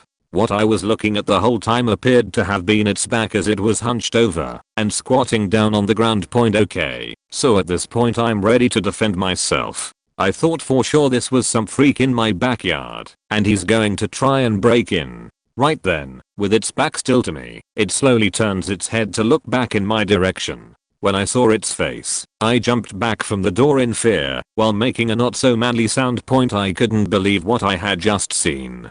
The split second I saw its face felt like 10 minutes. It had huge, dark reddish eyes. I mean huge. The eyes were way too big for its face, which was pretty much featureless and expressionless as I backed away from the door trembling with the knife in my hand. I could now see a shadow through the curtains. This thing had come up to the door and was standing there. This thing was tall. It had to be at least as tall as me, 6 feet 4 inches, and it was still rocking back and forth, which very much unnerved me. At this point my heart was beating so hard that I actually thought a heart attack was imminent. I clutched the knife and yelled at the figure. I don't remember exactly what I said, but I know it involved some threats and some cussing. Right then, the floodlight cut off. This in itself startled me for a second. I was still holding the knife, but had stopped yelling. Everything was silent, except for my heart beating in my ears. However, it couldn't have been more than 10 seconds later when the floodlight turned back on, which made me jump again. When I looked at the door, the shadow was no longer there, so I knew whatever it was had moved. I had a feeling it was still out there though. So, I crept up to the door again, completely expecting this thing to jump out of the shadows. I peeked through the curtains and into the backyard. I saw nothing in the light and couldn't make out anything beyond that. I remember staring for what seemed like hours, but was only a few minutes until the floodlight timer made the light turn off. After a little while of just standing in my kitchen holding a knife, I mustered a little courage and went outside with a flashlight to make sure it was gone. A few sweeps of the flashlight was all I could do before I slammed the door shut and locked it. I still don't know what I saw, and honestly don't like thinking about it too much as it just freaks me out. I suppose some would say it was a grey alien, but who knows? All I know is that I don't ever want to see it again, especially in my backyard. When I was in high school we moved into a new house. Very quickly my older sister and I learned that there was no way of sneaking out of the house, as my mum's room was by the front door. The sliding glass doors were too loud, and the door leading into the garage, no matter how slowly, gently, you could always hear it open/shut. And with all tile floor, and being as heavy-footed as I am, you could always hear me walk. Well, one night, I'm laying in bed, and just as I'm about to fall asleep, I hear what sounds like someone running barefoot on the tile floor from the garage door to my hallway, back to the garage door. But I never once heard the door open. I was frozen, like you see in the movies. It was so loud. It was a school night. And why would anyone be running? It's 12:30 at night. Then I thought maybe it was my little sister. But that's not like her. Still frozen. Can't move. After about 15 minutes, I got up and grabbed the nearest weapon of choice. My hairbrush. My older sister's room was next to mine at the end of the hallway, and I figured that would be the safest option because I would have to cross over to get to my mum's room. And with the open layout, there was no sneaking if there was a murderer. Well, I went full force into my sister's door with the plan of barging it, but it was locked. After that recovery, I asked her why she was running in the hallway. She opened the door and said, "I thought that was you." She convinced me to run into my mum's room, where I found her and my little sister dead asleep. I finally got my mom to wake up. She called the cops because she thought it was one of the teenagers in the area. When they showed up, we went out the front door and were standing on the patio talking to the cop. The door was still open. In the midst of the conversation, someone, or thing, rings the doorbell. Then again, then a few times in a row, pauses, then multiple times in a row, pauses, then one more time. All of us stood there, half turned around with a what the fuck look on our face. The cop legitimately said, "I don't deal with paranormal shit." I thought he was joking, but when I turned around he was already getting into his car. I'm forever convinced our house was haunted. Other incidents occurred too, which makes me think this. Could not resist posting on this epic thread. I'm fairly new to Reddit. This is a true story. Very creepy/scary and not paranormal. The cops got involved. It happened to a friend. I know the place really well, so I feel I can give a good retelling of it. So we all live around this park in Michigan that just has paved paths going through a prairie type of woodland with many varying, but mostly thin Michigan trees thickly and thinly rowed along it. A great dog walking route which ends at a dam outlet which is also a decent spot for fishing. Some of the 5 of us or so probably rode our bikes up and down and passed that trail every day and night. It was practically an earshot from our friend's house. He had the no rules place with an awesome view overlooking the Huron River. We felt safe. We felt like we owned that area. It was always relaxing and never eventful, with the exception of more than a few bike races. Off of this trail was another trail. Only this was a boardwalk that mazes through a floodplain. It was beautiful, and once you entered you felt encapsulated in this richly scented miniature lush forest. Needless to say, we used to tear ass through there on bikes. Kind of risky, because many of the turns were awkward and slippery. The boardwalk makes 2 loops, offering a short walk or a longer one. The latter had a dead end that has a roofed bench area resembling a sort of shanty but open. Someone scribbled the crib on the wall, and as silly as it was, that became its name. Hey guys, wanna ride out to the crib? Let's take this beer out to the crib. Those were good times. Anyway, it had been a few years since we gallivanted around there, but on many occasions one of us will have just come from walking through there. We all found the place to be a nice memory and very peaceful. One night, my friend found himself walking the boardwalk. No big deal, I think he just left on O'Rule's friend's place and decided to go for a walk before heading home. Knowing the boardwalk trail blindfolded, he had no issue navigating the dark forest. Not much moonlight creeps through the many canopies, still an enchanting place nonetheless. He stops at the crib, decides it's time to pack up, and puts his backpack on heading out. Well, as he reaches the end of the one-way leading from the crib connecting to the loop, he hears footsteps on the boardwalk 20 feet or so behind him. His eyes were fairly adjusted, but still it was not easy to make out an image where the sound was. He stops dead still, listening to be sure he isn't imagining it. Through the silence he hears the steps continue, only now getting closer to him. At this point he decides to call out, "Hello," he says, concerned but calmly. No answer, though the footsteps stop for a moment then continue. Fuck that, he thinks to himself, and begins walking the trail away from the footsteps. He made sure not to run but kept walking, only a little quicker. The trail winds a bit, creating blind corners, and through the curves he can hear the footsteps still approaching, but never quite right behind him. He can't see through the foliage, and physical confrontation was not a plan. This was scary. He stops again, knowing there is someone nearby, and now confronts it verbally. "What do you want? Look, I don't know who you are, but you better stop following me, or I'm going to call the police." The footsteps continue. My friend won't give him or her, or whatever, a chance to get too close. He power walks ahead, wishing he wasn't alone in the dark woods with somebody, apparently ignoring him, apparently following him. At one point in the trail it crosses a large creek that has a beautiful stone bridge that you walk under. It holds up railroad tracks that pass over. My friend quickly thinks to take the path we sometimes use to skip the trail and take the tracks back to our nearby friend's place 20 feet or so ahead. He quickly makes a move up the hill to the top of the bridge and makes it to the tracks. At this point he calls 911 and starts explaining what's happening, that there is someone following him, creeping him out and not responding to anything he says. It's 150 yards or so to the dam and the edge of the park, but the police tell him a car is very nearby and is heading to meet him. My friend explains he may have lost the person, but as soon as he thinks he can relax a bit, a guy comes ambling up the hill, awkwardly catching his balance as he sees my friend, and continues his medium gait towards him. It's a guy in a hoodie with the hood up, head slightly down, walking abnormally slow and calculated.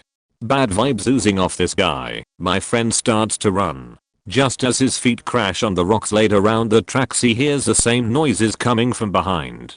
The guy began chasing my friend, running full speed at him, arms bent but no swing at the elbow. He looked like T-1000 running. My friend said he about shit himself, but no sooner he sees a squad car pull up in the parking lot straight ahead about 70 yards away. My friend waves his cell phone at the cop, who quickly jumps out and jogs towards my friend, seeing the guy chasing behind.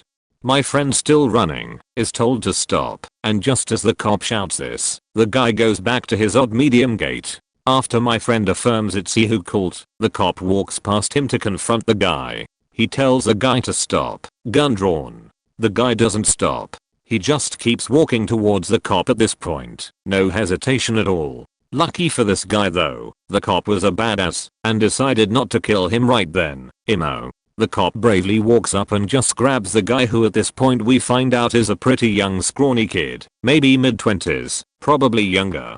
The cop questions him as he walks with the psycho back to his car. The guy never answers a single question. No name given, no answers, no reasoning. It was like he didn't know what he was doing before, and doesn't know what he's doing now, or why he's there. His only compliance was physical. Non-resistance point never got a follow-up, except that the guy was busted for drugs a good number of times in the past, and is now doing time for warrants. I always tell my friend I would have run up and socked the little asshole, especially after finding out he wasn't a bug guy.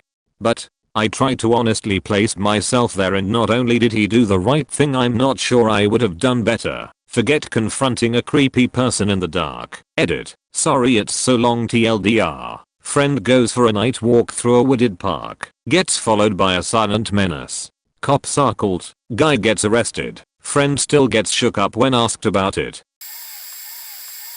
The scariest thing that has ever happened to me happened on a Friday morning. My boyfriend had left for work, and I was making breakfast and getting ready to leave myself. He left the door unlocked, but as we live in an apartment complex where you need to either know the code for the main door or buzz the flat you want from outside, this wasn't as irresponsible as it might sound. Besides, I was still in the house and would be leaving soon. I was just checking all of my essentials were in my bag when I realized my phone wasn't in there, nor was it in the living room/kitchen. I realized it must be in the spare room, where I'd previously got dressed. The only full-length mirror is in that room, so I went in there. I quickly realized something was amiss when I saw that some clean clothes I'd folded and placed on the bed that morning were now strewn across the floor. It also seemed like there was a lump under the duvet. Heart pounding, I tentatively lifted up the duvet and found a man who I had never seen before lying under it. His eyes were open. Without thinking, I said excuse me in a loud but shaking voice. The guy stood up then. He was massive, and being a 5'3", 125 pound girl alone in the house with this complete stranger, I became even more frightened. I genuinely thought this guy was going to attack me. However, again without really thinking about it, I told him I didn't know who he was, but he needed to get the fuck out of my flat right now. He looked confused and seemingly right through me, and I assumed he must be on drugs or something. He asked if he could collect his stuff, and I replied that there was no stuff to collect, as this was not his home, and he needed to get out right now, before I called the police. Thankfully, he did get out, and I quickly locked the door and made a series of phone calls. One was to the non-emergency police number telling them that a man I did not know had somehow got into my flat, and that while I had got him to leave, I didn't feel safe leaving for work until I knew he wasn't around. They promised to send someone around right away after I gave a description of him. I also called my boyfriend to tell him what had happened, but not to come home, as the situation was/had been taken care of. I also called work to tell them I was going to be late and why, then sat patiently and waited for the police to arrive. Then someone started knocking on my front door, and not just any old knock.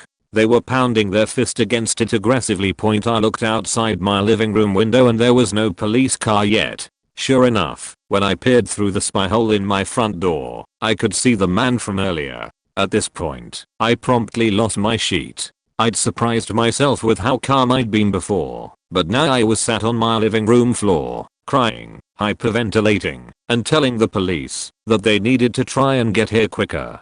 I also called my boyfriend, who said he was coming straight home. I sat on the floor for what probably amounted to 5/10 minutes, but felt like hours, listening to the man hammering on my door. I heard a car pull up outside, and to my great relief, a policewoman got out. Shortly after, I heard voices outside my door. The woman was asking the man who he was and what he was doing here. She told him she was coming inside to speak to me, and that he should under no circumstances follow her in. She came in, asked me for my side of the story, and then told me she was going to get the man away and then come back and talk to me. Back outside, I heard her berating him for terrifying a woman half your size and nearly half your age. She took him in her car and drove off. A while later, she came back and told me what had happened. The man had been contracted to do some work in my city. On the last day, he had gone on a huge bender with some colleagues and got so wasted that he walked into my flat, mistaking it for his hotel room, hence why he asked for his stuff. I had music playing that morning and, as mentioned above, was making breakfast, so he must have walked in unheard while my back was turned. After I ordered him to leave, he continued hammering on the door because he was still convinced this was his hotel room and that he needed his stuff. No idea who the hell he thought I was in that case. How he got in was explained by the policewoman, who said that she'd been able to get in and out easily without punching in a code or my flat number. The lock on the main door must have been broken. So, while this turned out to be a relatively harmless guy, it still holds up as the scariest thing to happen to me in a while. About 3 years ago I saw something that to this day I cannot explain. A mate and I had been drinking in our local pub. After closing time he invited me back to his place to stay the night. Where I grew up is on the coast and quite rural, so it was about a 40-minute walk to his house, but only a 20-minute walk if we cut through a wooded area about 70 acres across. It was about 1 AM, but we always crossed the woods at night, so even without flashlights we knew our way perfectly. It was summer and pretty warm, so about halfway across we stopped in a clearing and shared a joint. The clearing sloped quite steeply down a hill and we were stood at the top edge looking down and out to sea, with the far edge less than about 100 yards away. The view from there is amazing. It was a lovely clear night, and it is a place we knew very well, but for some reason something did not feel right. Neither of us had spoken for about 5 minutes, and I felt very uneasy. I sensed he felt the same, but being guys, neither of us was about to admit to feeling scared, so we just stood there peering into the trees and smoking in silence. That is, when I saw it. A dim shape was moving through the trees on the other side of the clearing. It looked to be about 4 to 5 feet high. It did not seem to have a solid shape and gave off a dim silvery light that cast shadows across the clearing. The best way I can describe it is as a kind of glowing blob. It moved slowly towards us from inside the wood, but as it got to the edge of the tress it started to move around the edge of the clearing, all the time casting shadows and weaving in and out of the trees. I watched this, not breathing and frozen to the faking spot for a good 20 seconds. I glanced over to my mate and could see he was staring at the thing too. I could even see the shadows this thing was casting move across his face. After about another 10 seconds the thing just stopped, gave a bright white flash and just faking shot up into the tree canopy crazy fast and just vanished. The whole thing had lasted about 30 seconds and the only noise was the wind in the trees. We stood in silence for another minute until I tugged on my mate's sleeve gesturing for us to move on. We carried on our journey in silence, not speaking a word to each other. I think neither of us wanted to acknowledge what we saw while still in the dark wood. We crept on. I was sheeting my faking pants, constantly listening and looking all around me. I had no idea what I had just seen, where it had gone, or even if I had really seen it. After a tense and silent 10-minute walk we had reached the other side, and as soon as we were back on the well-lit road we looked at each other's pale faces and tried to figure out what the fuck we had just seen. My mate told me he had seen exactly the same thing, but had not been able to tell if I had seen it too. Both of us had felt horribly uncomfortable the second we arrived in the clearing, a place we had been hundreds of times before, and never felt anything out of the ordinary. We did not sleep that night. We sat up trying to explain what we had seen. To this day neither us can even guess what it was we saw, and I no longer cut through the woods at night. My college roommate went camping up in the rural areas of Mississippi like in the sticks. He said this area was so remote it was decently far from any major stuff. They parked their truck in a clear area and walked to their campsite. The camping area was fairly known to the locals, which at the time he thought nothing of. As the night progressed he heard what sounded like men talking to each other. He heard rumbling of the leaves and grass in their general area and communication. He grabbed his sidearm motions to his friend. He knew something wasn't right. He heard the movement grow closer. They were in a fairly wooded area, and with as dark as it was he assumed whoever was out there couldn't see them yet, as the men for some reason weren't carrying lights. He decided to sneak out of their tent. He saw men in the distance armed. He said he then heard sounds from the left and the right as well, which led him to believe they were trying to move around him. At this point they decided to abandon their gear and take the food and water and make a run for it. They weren't too far off train tracks, and while going back to their truck trying to be as silent as possible, my friend glanced at the tracks and saw a heavy-set man with a shotgun. This man glared at him with no reaction while tapping the end of the barrel on the tracks. He told me the sound of the metal tapping and the stare of that man sunk into him like a knife. My friend decided the time for trying to be silent was over and yelled to his friend to run as fast as possible. They got back to the truck and drove all night till they hit a larger town. He later looked up that area and found out there have been murders and a rap. He also found out, after they got back to a town, that kids in that area break your windows of your car while you're off camping and then push your vehicle off cliffs. This guy was a Eagle Scout, all about nature and hunting. He said from his experience these men weren't out looking for animals, they were out there for something else, but he didn't want to find out what that something was. This is why I don't go camping. Fact nature, I'll stay inside. He has yet to go back to Mississippi. I don't know if this can be classified as paranormal or mysterious, but just weird. My boyfriend's mother decided to buy a house in the small town we were living in at the time, and we would rent it off of her. This was an old Ukrainian town with several abandoned buildings, including an old theater and an old hospital that was apparently haunted. Anyway, we go looking at houses and there is one that a guy used to live in. His parents owned the house and he was quite mentally unstable from what my boyfriend tells me. We go into the house. It's really old. There are affirmations on every door in paint. You are beautiful, life is what you make it, love unconditionally. The house is moderately well lit, but isn't totally shambles. My boyfriend, Jack, says he wants to see the downstairs. I'm spooked easily, so I didn't go with him. I'm wandering around the house when I hear Jack yell at me that I have to come downstairs and see this. I walk downstairs. The entire basement is dirt. There are piles of dirt all over the place, a shovel in one of them. There are a couple freestanding shelves with jars of Lord knows what on it. There is a wooden fence basically that has created a path to the end of the house. This fence is basically just plywood dug into the dirt. I walk all the way down the pathway to where Jack is standing, and he's pointing into this little room. It has no door, but a red sheet hanging from the ceiling, and it's been pulled open and nailed to the wall, which is cement by the way. I look into the room and there was just a bed on the floor, a side table with some crumpled up paper on it, and a light that was on, was not turned on, but was left on, with a red bulb, and it was swinging aggressively back and forth. It looked like a place where you would probably keep someone if you abducted them. I started crying. I was so scared. I went back upstairs, walked out of the house, and refused to go back inside. Point that night I have issues falling asleep. Ultimately it was not up to me where we moved. It was up to his mother, and I was terrified. I'm not even remotely spiritual, but I went and bought all these candle and rocks and smudge bundles to clear the house of whatever energy had followed me out of there. I finally fall asleep and I'm in the house again. I walk into the living room and there is a little girl in the prettiest little red dress reaching her hand out to me. I grab onto it. She pulls me down. I kneel and she says, "You cannot move into this house. Do not move into this house." I woke Jack up, and said this relationship would end before I'd move in that house.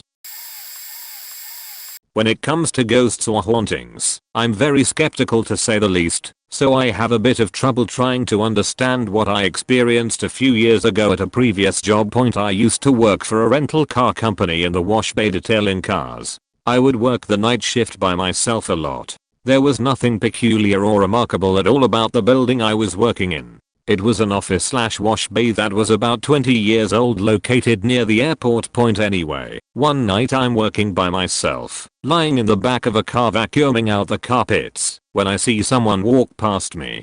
I get up to see who's there, but I was alone. I go in the office thinking my boss stopped by, but that was empty too. I assume I imagined it and go back to work. Another night, I'm by myself. This time I'm in the bathroom when I hear the door slam and footsteps in the wash bay walking through the water on the floor. I wash up quickly thinking it's my boss again. I come out and look around and the place is empty. I get a bit unnerved, but like I said, I don't believe in ghosts, so the feeling passes quickly, and I get to work.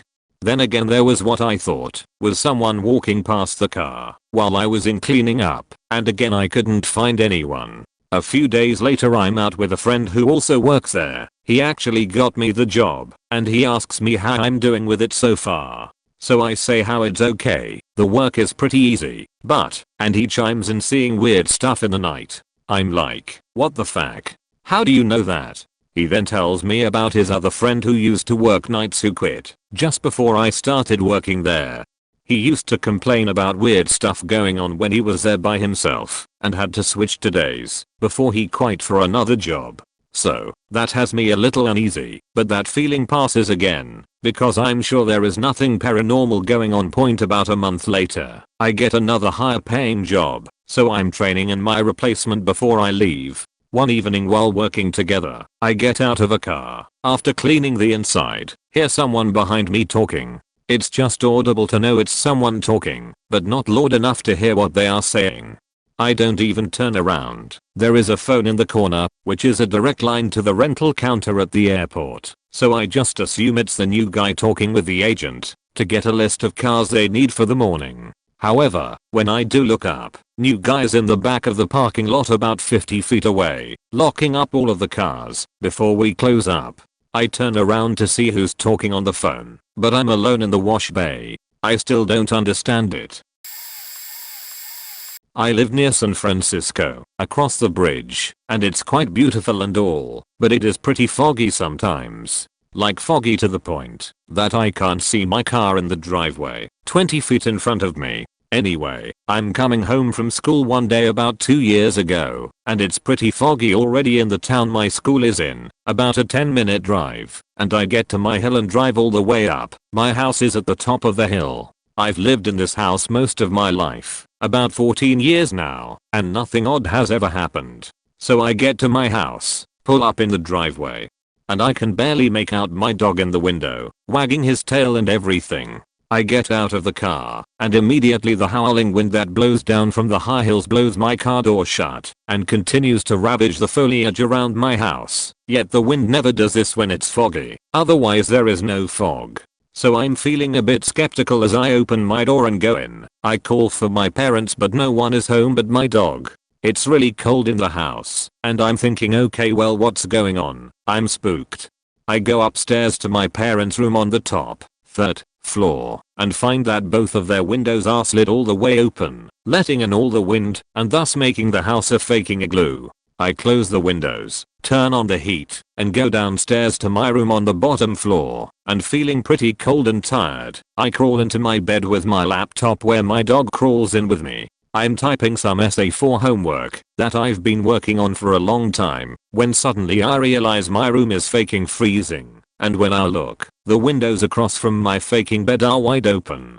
All the windows in my house are like sliding doors, and they're a bit old, so they make a huge noise when being opened. I swear, these were not open when I went into my room. So now I'm sheeting my pants and close the windows. One of them fogs over a bit, and the word no has already been written out in the glass. I literally ran to the bathroom to avoid sheeting myself. My dog knew something was up, so he scurried along with me. As I'm in there, I hear knocking at the door, and at this point I'm getting pretty faking scared out of my mind.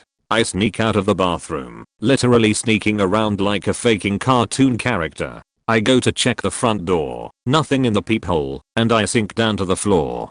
The couch next to me blocks my view of the huge sliding glass doors, like 15 foot wide by 25 feet tall, across the big room. I stand up again, see that one of the doors has fogged over as well, and who am I is written on the glass. I grab my laptop, dog, and car keys, and stayed the night at my grandpa's house 50 miles away. To this day, I have no explanation for what happened. There has never been any other sense of a ghost or other thing in or around my house, but I have never been more scared in my life. My mom believes me. I don't know why, but we have no idea what it was or if it'll ever happen again. Forgot this one point. My parents when first married used to hop in the car with their 3 dogs and a tent and drive somewhere and camp a few days. You can camp virtually anywhere in Scotland and it's legal, by the way. They wouldn't have a map and would just drive until they found a nice spot point. So they came to a country road and a guy in a tractor said, "You can't go up there. Your car won't make it." I can barely get up in a tractor. My dad takes it as a challenge and battled up this road. Potholes and mud galore, but somehow they made it. At the top of the road there was a stream. Then at the end of the meadow was a new forest, all the newly planted saplings in neat rows, until you hit the old forest about 800 meters away.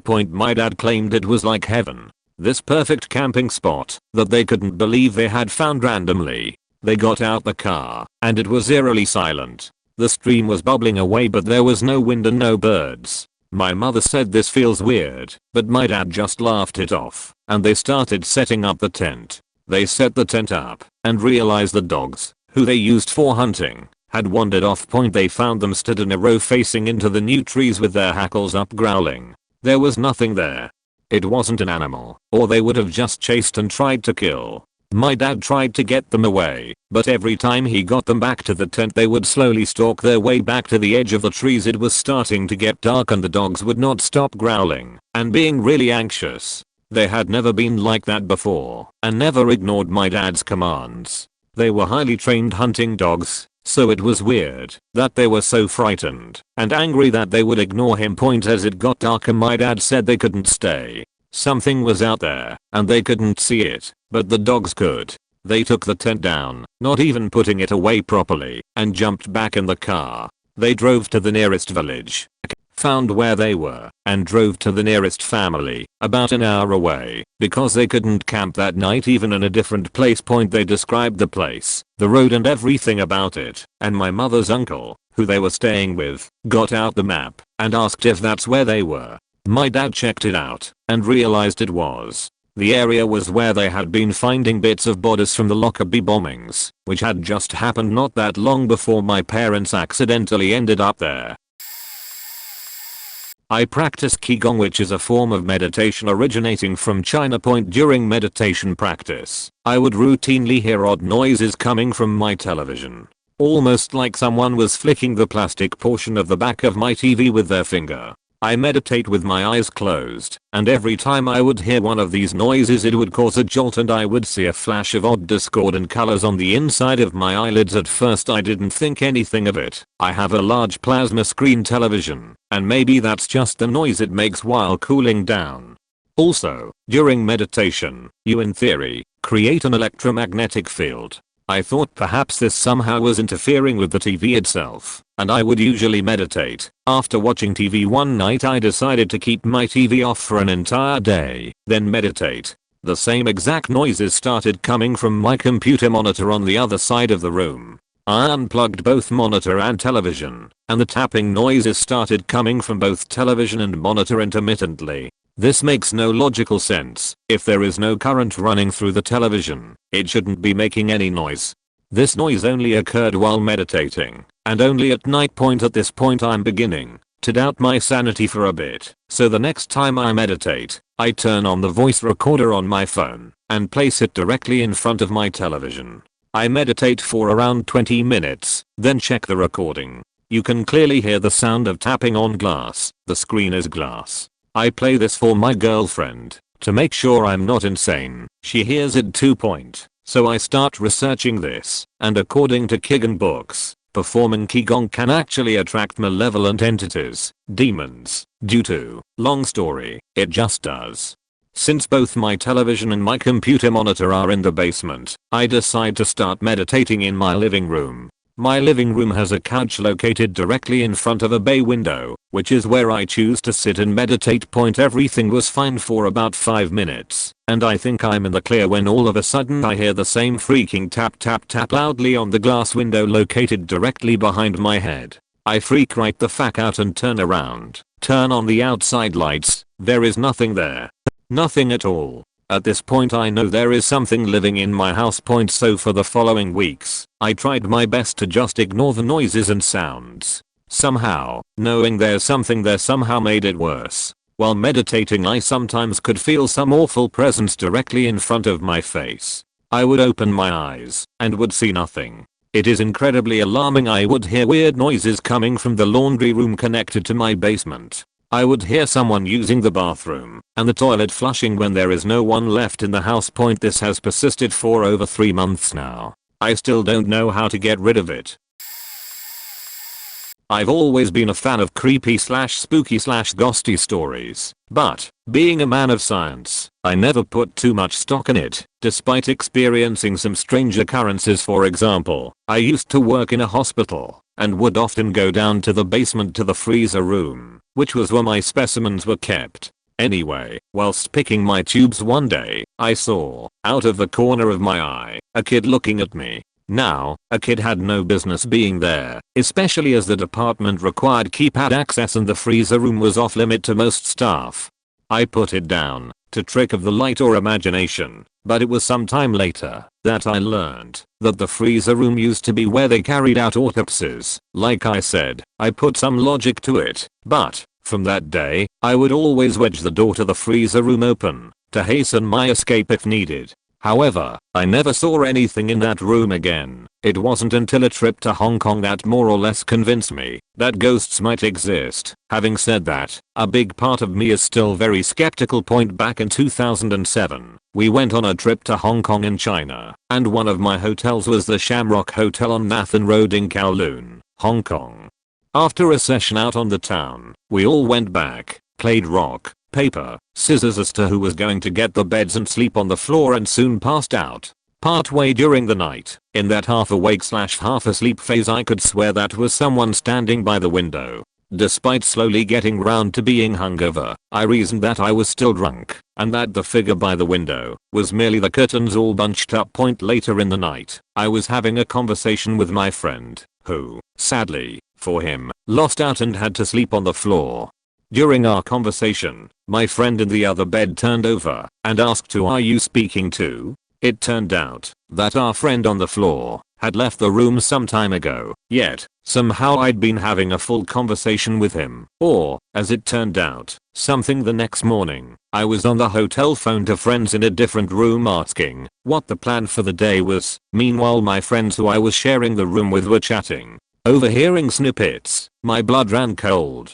I hung up, and we began to dissect the night. It turned out that we had all seen the figure by the window, and the reason that my friend had left the room was because he felt something climb over him, hold him down, and stare at him. Once he was free, he had left the room to sit in the lobby the rest of the night. So the person I was speaking to in the night wasn't him. We told the leader of my group, who had a word with reception, who rang us to confirm that we wanted to change rooms. I tried to explain why we wanted to switch, but the receptionist said, "Don't worry, I understand why, and that they will get a different room ready as soon as we packed up." Q the fastest clearing out of a room known to man. One of the guys left toiletries behind, but we refused to go back to the room to help him retrieve them. According to local tradition, hotels which experience problems sometimes get a priest to bless the room, and in order to rid spirits, ghosts, or whatever, they chase them into the end rooms with a view to expelling them out of the building. We happened to be staying in an end room. I met these two Canadian girls a few summers ago that I hung out with and shared an RV in the forest within Cali for a while. They traveled around a bunch and I also did, so us gals would chat for hours exchanging stories. I once asked them what the scariest thing that has ever happened to them while traveling. They have gone all around the world together. They are both blonde, pretty and really sweet girls in their mid-20s, so they have had some interesting experiences. I'm the same age and I have had quite a few scary times, but this story was freaky to me. They said the scariest thing that has ever happened to them was in rural Australia. I don't remember where they said specifically, but they had rented a car and were driving to some place to camp, and they said it was quite desolate where they were driving through. It was maybe 2 in the afternoon and they wanted to find a bar to have a drink and some food. They pulled off the road into some old bar that they thought looked good. They said they walked in and all of the people in there were kind of rough looking old guys, and when they walked in, of course all of these 10 or 15 dudes that seemed to know each other all turned and stared at them. They said the bartender didn't seem as scary, so they sat with him at the bar. They got some food and beers and chatted with the bartender for about an hour and a half, and he started to talk about how he closes his bar at 4 p.m. He said he was getting ready to go soon and that they should think about leaving. They jokingly said back something like AWW, you're kicking us out. And he lowered his voice and said, no, I don't want to, but you are not safe here. I'm going to buy these guys a round of pitchers to keep them here, and you two ladies should leave soon. These guys will follow you and hurt you. Or he somehow implied that they will definitely get wrapped if they stayed. So they said goodbye and left, and they said camping that whole night they were super uneasy, but nothing happened to them. Good thing that bartender was there and that they decided to sit with him. Right. Wild. I've never told this story because I don't entirely believe that it happened and have even rationalized most of it away as a child's overactive imagination and the inherent faultiness of memory point. When we went anywhere for a vacation, we always drove. It was cheap, and as kids the three of us were pretty well behaved in the car. Inevitably we'd be wide awake at night and insist that dad tell us a ghost story, much to mom's irritation. Years later, of course, I recognized the source materials for his stories as fragments from popular slasher flicks and common urban myths that we'd have been too young to hear. One time, he told us a story about a local myth that creeped me the hell out because it sounded pretty plausible. Sometime just before the Civil War, an escaped slave had managed to flee north to the copper country and managed to get a job working in one of the mines. He got on well with everybody there and soon got the nickname Blackjack on account of his given name and his heritage point. When rumors surfaced that he had violated someone's wife, a gang of four took it upon themselves to do something about him.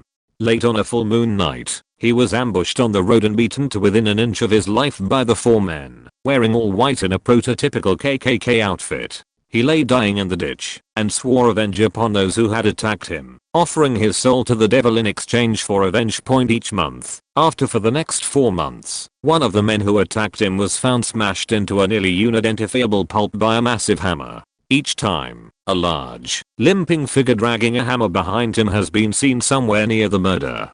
Thing is, Jack was rather uneducated and never stopped killing after the first 4, as he didn't know how many men attacked him.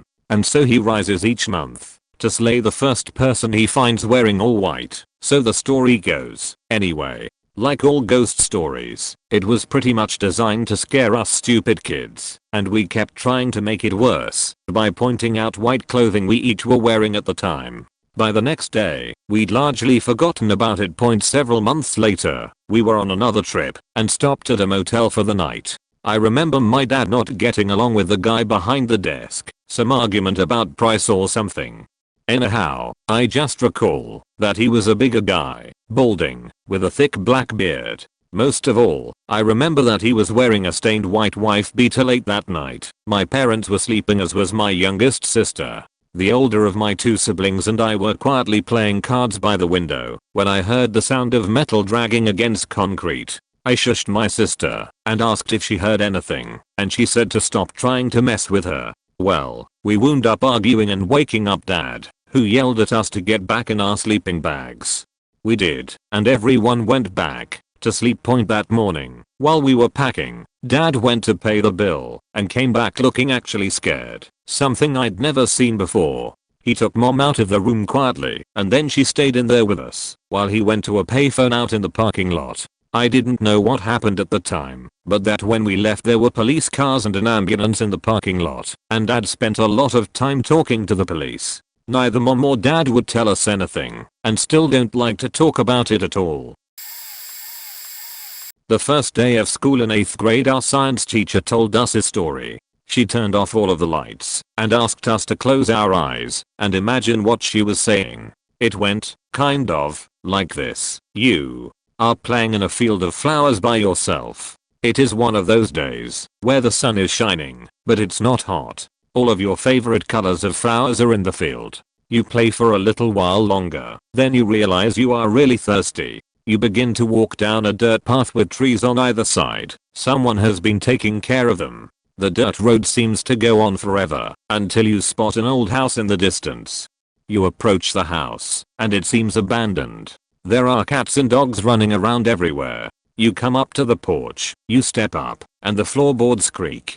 You peek through a window. From what you can tell, the house is dark. You can tell someone lives there. You knock on the door. Anybody home? You say. Nothing responds. You try a few more times, but still no response. You are really thirsty, so you turn the handle, hear a click, and the door squeaks open. You step inside, and you are immediately cold. It is deathly quiet in the house. You walk around the one-story house, kitchen, living room, bedroom, but you find no water. You come upon a mysteriously out-of-place door in the back of the house.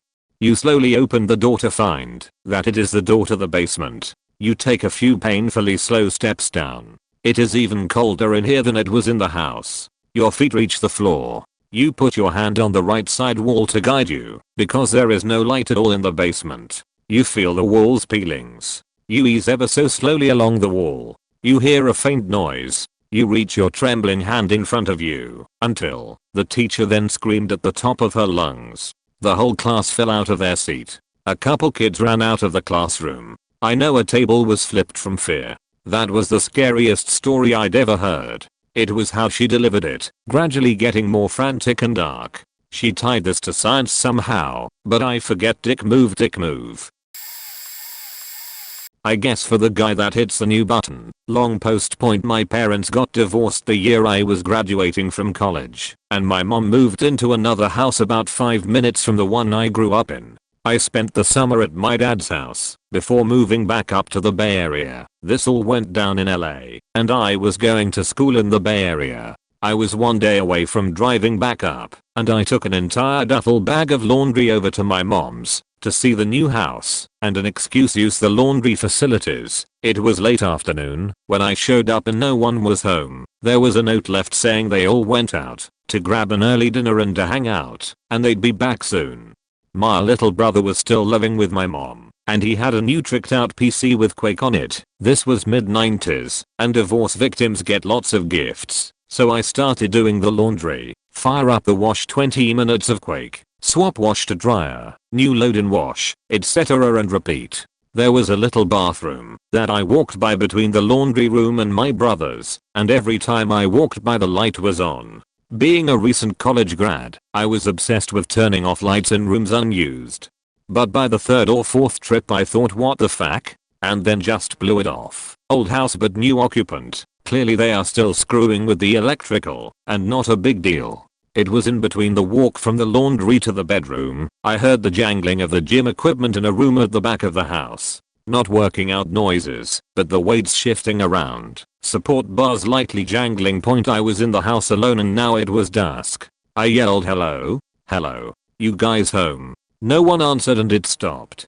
My skin all of a sudden totally crawled, like it is now actually, and I turned around in my tracks, went into the laundry room to start packing all my folded cloths into the duffel and just get the fuck out, and I had my back to the door. All of a sudden that feeling that someone is about to hit you, or is rushing right up behind you, took over and I spun in my tracks, bracing myself.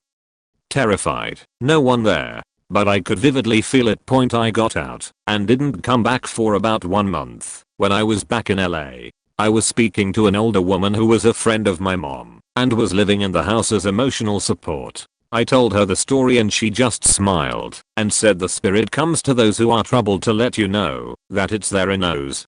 Has happened to your mom twice, and she was told about it in a dream. I guess I was having a tough time processing my parents being divorced after 25 years of marriage. My sister's friend had an encounter in the house when she lived there for 2 months. Baskets flew off the wall because she was bummed her nutty professor parents moved to Europe and left her in LA alone, and my brother-in-law woke up with the guest room doors banging because he was stressed out about studying for the bar. I now fully believe in ghosts or weird spirit energy anyway. Point, TLDR, my parents got divorced and my mom moved into a haunted house.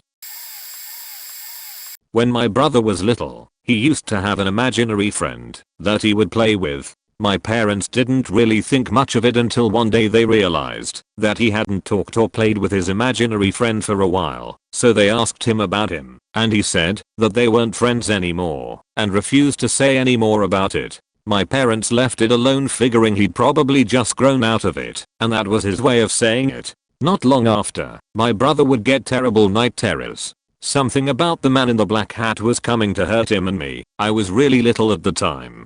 My brother is older than me. My brother had described his imaginary friend as a man in a black hat. A few months after this started, my brother started getting terrible migraines. My dad's brother died of brain cancer at age 5, so my dad didn't want to take any risks with my brother and started bringing him to the doctor. He got all sorts of MRIs and CT scans and stuff, but everything was normal, and he eventually stopped getting both night terrors and migraines and nothing bad ever happened to me. Fast forward a few years, we got a dog. My dog would frequently stand at the top of the stairs looking into my room, hackles raised and growling menacingly at apparently nothing. My mom distinctly remembers this happening on several occasions. It was around the same time appliances in our house would randomly turn on and off. The toilet would flush, the microwave would turn on, the radio wouldn't turn off, etc. It was also around this time that I developed sleeping problems that I've had ever since I was little. I don't remember this since I was still pretty little, but my parents told me that I would wake up in the middle of the night and they would hear me crying, so they would come to check on me, and I would tell them there were people in my room. There was no one there. It got so bad and so frequent that my dad would sleep outside my bedroom in case there was someone coming into the house at night. The nights that he did that, I never woke up, but the dog would start barking in the middle of the night, so he would check out the windows and check on the dog, and never saw anyone outside or anything. Eventually, this stopped too and everything went back to normal again. Fast forward again to my preteen years and my friend got a Ouija board. We played around on it and decided to ask it if there was a ghost in my house. It said there was, and his name was Christopher. We did the typical ask how he died and how old he was and what did he look like, etc. He was an older man and had died at home. He liked to wear a black hat. I hadn't told any of my friends about my brother's imaginary friend, so that really freaked me out, and I told my friend to take her Ouija board out of my house and not bring it back ever. I later asked my parents about the man in the black hat, and they also got pretty freaked out. Once again, the dog would bark at night and growl at nothing. I had nightmares for about a month straight after that, but eventually everything went back to normal again. Fast forward to shortly after I graduated high school. My parents had gone away on a trip to Peru and my brother had long since moved away from home. I was home with the dog for about 2 months by myself, and my insomnia got really bad. I averaged about 2 hours of sleep per night for most of the time my parents were away. I started seeing things out of the corners of my eyes, like little shadows that weren't there, and what looked like demons or imps or something hiding in dark corners.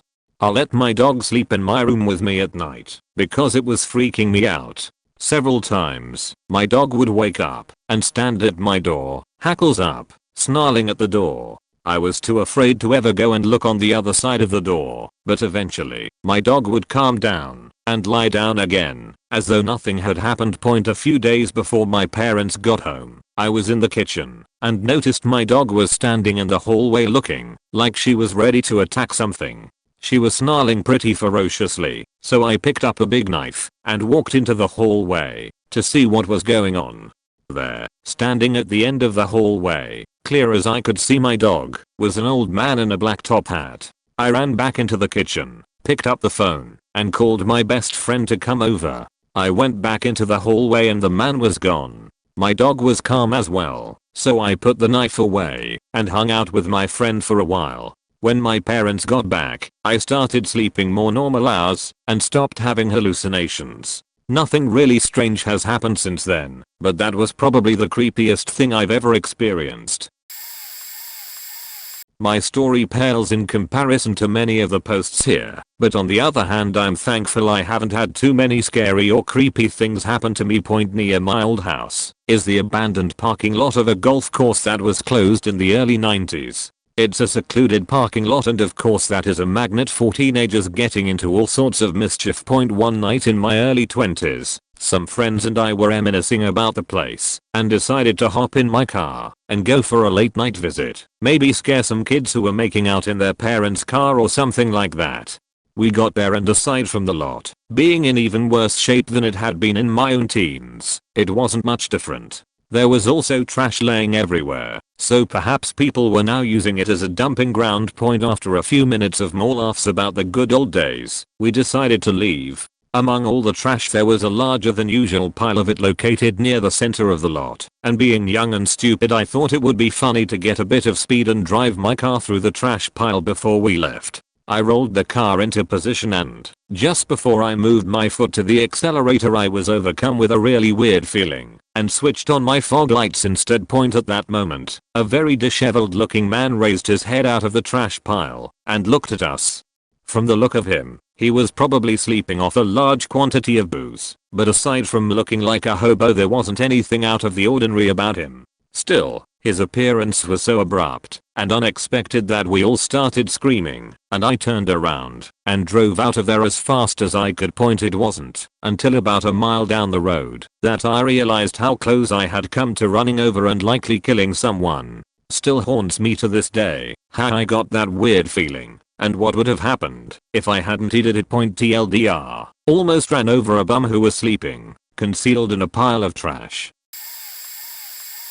I've been reading these entries for hours before realizing I had a creepy story of my own. I can't remember if I've shared it on Reddit before or not, but here goes. This takes place in the house I lived in from the time I was 3 months old up until I was 15 over 16. It was a 2-bedroom home built in the early 1900s, but my parents had remodeled and made it all nice. I shared a tiny bedroom with my younger sister. I had a tendency in this house to wake up every single night at random, in the middle of the night. I have no idea why. I also always felt like someone was there with me. I'd have to peek out of the shower curtain every so often while I was showering, because I felt like I wasn't alone. I think I was 11 or 12 when this particular incident occurred. I had woken up in the middle of the night as usual and laid in my top bunk waiting to go back to sleep. I happened to look over towards the closet and saw a figure standing there. I used to describe the figure as a monk because it was tall, thin, and seemed to be wearing a dark cloak that covered its whole body. I realize now that I'm older that what I saw could have possibly been better described as a shadow figure.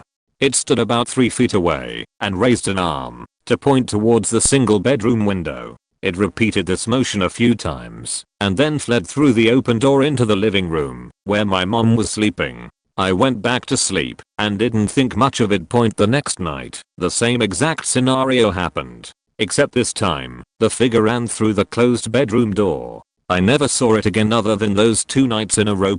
Other things that used to happen in the house. Our computer was in the basement, and the basement door would shut and lock very easily, so I often would find myself locked down there accidentally. On one such occasion, I went up the stairs and found the door locked, so I waited patiently on the landing for someone to open the door. As I waited, I heard footsteps approaching from the bottom of the basement stairs. No one was down there but me, and I couldn't see anybody. Tons of stories from that house. Before we moved to the house we are in now, we found out from a family acquaintance that his aunt and uncle used to live in our house, and his uncle had died in the living room. Not sure if that's relevant to the figure I had seen, but still an eerie coincidence anyway. Edit. It's worth mentioning that, since we moved out of that house, I never feel like I'm being watched, and I never wake up in the middle of the night anymore. I also never have experienced any unusual occurrences since moving from that other house. Some backstory is necessary here. I live in Kampala, Uganda. Despite being Africa, it actually has a reputation for being fairly safe. People walk on streets at night in well-lit areas with very few problems. There is good social control, and if someone steals your purse or harasses you, generally you can yell and scream and some shop owner will pop out and tackle them. One time a police officer was just nearby when a man tried to snatch my purse, and I had to ask the officer to stop beating him. Thieves caught in the act are a big deal here. So one night my boyfriend and I are having some drinks at a nearby bar. We decide that it's a beautiful evening and to take the 15-minute walk home. Everything is normal and fine until we turn onto a main street near our home. Now, this being Uganda, the norm is for there to be a main paved street and then the dirt side roads. The side roads are where most homes, including ours, was. We've since moved to a main road. Dirt roads are not well lit, but we hadn't heard of any crimes at all in the neighborhood, and word spreads fast here, so we felt reasonably safe. As we are nearing our turn off from the main road, a boda man drives by. Bodas are basically motorcycle taxis, and he says, "Kafalits." And then as he is driving away, we miss what he's saying. As we get closer we see a mob of bodas come up about 100 foot behind us, and we can clearly hear the word police more than once. They quickly zoom off. I'm faking freaked out. My boyfriend has spent more time around these parts, and seemed fairly blasé. He had gotten too comfortable. He seemed completely unworried, walking and joking, and sometimes stopping to hug me. I'm in full faking nope mood, and pushing him off me, and walking quickly to where our compound is. My safety trumps his feelings. We had a guard there, and I knew I'd feel safe inside the gates. Sheet is dead quiet on these side roads, rare, and alarms are going off in my head. We get to the fence. I already have my keys out. Oblivious boyfriend is still digging for his, and get inside as quickly as possible. Turns out, one of our neighbors and friends, Lawrence, had been out walking around the same exact time, and was horribly beaten by two men. His neck was so swollen it looked like he had a goiter, and he had cuts and scrapes all over him. They even tried to cut off his leg with a machete. Luckily they came down on his leg with the wrong side of the weapon, and caused fairly shallow cut. These events caused a huge stir in the area, because these crimes were actually extremely rare in the area. Lawrence. Meanwhile these crimes continue. One Ugandan girl gets beaten to a bloody pulp in front of a primary school. Multiple sightings show they are two guys on unregistered bodas. They go around with pangas robbing anyone and everyone. White, Ugandan, Indian, they don't care. One of my friend gets held up by the two men. They just stole her bag. Another friend wasn't so lucky, and she was sexually assaulted. Another boda driver was also attacked, but the only thing we found of him was some blood and pieces of his motorcycle. Faking awful sheet. These crimes are still happening in my area and the police are doing jack shit. Hard to make the police do anything here. But the other night I was home alone as my boyfriend was on a business trip. We moved to a more well lit area on a main road, and hadn't gotten a guard yet. Just two amazing dogs around 2 AM. He wakes me up calling to say goodnight. As we are chatting I hear some bodas pull up to my, now, guardless gate. I get off the phone, and get very quiet, turning off everything in my house. My two dogs start going crazy. The girl dog is a barker when stray dogs go by our gate, but she is growling, and absolutely losing her shit. I'd never heard her like that before. I grab my own machete and thank God every window in my house has bars on it. I position myself at a vantage point and wait.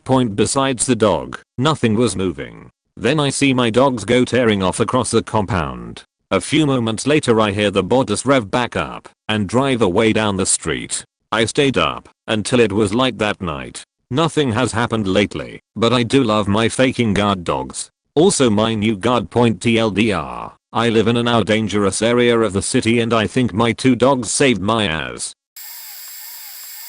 This will get buried in here, but it's been bugging me, so here goes. I was walking my son back to his mother's after playing at the park. My son is in a stroller, and as usual, he's pointing out any birds, or squirrels, or dogs, you know. It's always fun. We are walking along in front of these apartments and I see a man sitting in a wheelchair, but it's a special needs wheelchair. It has a board across the lap, so this man can put things down. The street is to my left, and he's got his back to the street, so he has to turn his head to the right to see me. He doesn't look good. He didn't quite look special, but I couldn't help notice him. He was bald, very pasty, and squat. If you want to know exactly what he looked like that baby/dwarf that Satan carries while Jesus is being whipped in the Passion of the Christ. I'm usually one to say hello, and he notices me, so I smile to say hi as I'm walking. I get closer and this man is moving his lips. He is saying something to me. I crane my neck in, and he raises very short stubbly fingers. The middle finger raises, and he whispers "Fakao, Fakao, Fakao." He's giving me the finger. And he's sort of nodding, as if it's a response. Very casually. So he's very troubled, right? I can understand that, but I don't want my son hearing that. The weird thing is, I look at my son, and not only does he not hear him, He's not looking at him either. He doesn't see him. So instead of saying, "Could you not curse around a little one?" I looked around for his caretaker. Nothing. No car door opened. No front door opened. No one coming out saying sorry. Still, I was pretty understanding, so while walking by I keep looking at him. When I get to his left I notice 2 streaks of blood on his left cheek. Like scratching too hard. Fuck ow. Fuck ow. So I kind of picked up the pace and got my son home. I went back out because I was intrigued by what I saw, and nothing. Maybe 5 minutes went by, no one there. I've never seen anyone like him, and I can't believe if someone was that troubled they'd just be left alone out on the street. Pretty freaky. It felt like seeing a ghost or something. Can't get it out of my head. I work in healthcare, so when something goes down at work, I pretty much stay there until it's fixed. I was working late one night last summer, probably mid to late July. I was there alone, just sitting at my desk fixing whatever was wrong with the system at the time. At the time, this was only my second time there after hours and the first time there past midnight. The building itself is kind of creepy at night. The HVAC system makes all sorts of weird squealing, hissing, and banging sounds. You can feel it in the floor. The walls make a cracking sound as the airflow changes. On top of that, the office is located in a somewhat secluded area, so if there was, say, a murderer, he or she would probably be able to break into the building without any witnesses at this time of night. You can probably imagine how jumpy I was amidst the faking creepy noises this place makes at night. I hear talking outside my window. Of course, the blinds are down as to not draw attention to the building after hours. I just assumed there were people going for a late night walk or something. But as I listen, the talking just doesn't sound normal to me. It just sounded like noise, if that makes any sense. Almost as if it were talking in a foreign language. I remember having to consciously make the choice to look outside, or to turn the lights off, and pretend like I wasn't there. Well, being as close as I was to pissing my pants, I just sat there and did nothing. But now, in addition to the voice which I still cannot understand, it sounds like someone is moving the landscaping rocks just outside the window. So I do the only thing that was logical to me at the moment, which was to turn off the lights and then slowly and carefully peek outside between the blinds. I almost shit myself. A toddler's face was pressed up against the window, staring back at me. What the fuck? I can't move. I don't know if he saw me or not. Not sure if I was really seeing this for real or not. I somehow got the balls to open the blinds up. Keep in mind the lights are still off, so due to the light outside of the office, he probably wasn't able to see inside that well. I just stand there, a few feet away from the window, no idea what I should be doing. Then, just like his mom or dad called his name out or something, he ran away and down into the parking lot. I looked outside, but couldn't see him anywhere. Still too scared to go outside, I called 911 and reported having found a possible missing child. Minutes later, my phone rings and it's a restricted number. Thankfully, it's just the police department. They inform me that there have been no reports of missing children and that an officer would be sent out to the area to have a look around. No action on my end was required. Well, being shook up and whatnot, I decided to just call it a night. It was probably close to 1 AM now. I drove home, slept and went to work the next morning. Later that day, I checked the news websites for reports of missing children. Nothing. I even checked the 30-day police log online for any signs of child abuse or missing children. Nothing. The kid that I saw that night was completely unaccounted for. I still don't know what the hell I saw that night. I'm coming in a little late, but I have a pretty good addition. This is a story about a trailer my sister and her husband at the time bought. So basically, my sister met a guy, had kids, ages around 3 to 7 at the time of the story, and bought a trailer to put on my mum's land. Weird things kept happening in this trailer. These were the strangest. First count, the husband was playing video games in the bedroom, and he kept hearing laughing coming from the front room. The kids were at my mom's house. After he had enough of the laughter, he decided to go see what was so funny. He comes to the living room to find my sister dead asleep taking a nap. He wakes her and asks her if she was laughing. She is adamant that she was sleeping and was mega groggy from being woken up. Second count, it's bedtime for the kids. My sister puts her son, the youngest around age 2 or 3, to sleep. She then puts the older child to sleep, but as she's doing the nightly routine, she hears this blood-curdling scream from the other room. She runs into the room to find her son kneeling on the ground with his arms out staring at a picture of the Virgin Mary. He's not responding to anything but cannot stop crying bloody murder. She picks him up and takes her to their room, and he falls asleep sobbing. In the morning, he has zero recollection of the event, and when asked why he was crying, he doesn't remember doing it. Final count. Now fast forward about a year. The marriage isn't working out, and they end up filing bankruptcy and lose the trailer. The trailer sits on my parents' lot while it goes through the bankruptcy process and winds up being owned by a real estate company. It's been pretty much abandoned for months with no one having access but the company. However, since it's my parents' land, they continue to maintain the lawn. So one day my mom is cutting the grass and decides to take a smoke break. She pops a squat on the stairs that lead to the front door, lights a cig, and then mid-drag hears something from the trailer. Keep in mind, it's been abandoned for a while. She puts her ear closer, and it's faking laughing again. She heard goddamn laughing. She drops the cigarette and hauls us back to her house to tell everyone. We still unsure if the trailer itself was haunted, weird right, or if the land is. Prior to having a trailer on it, it was a crop field.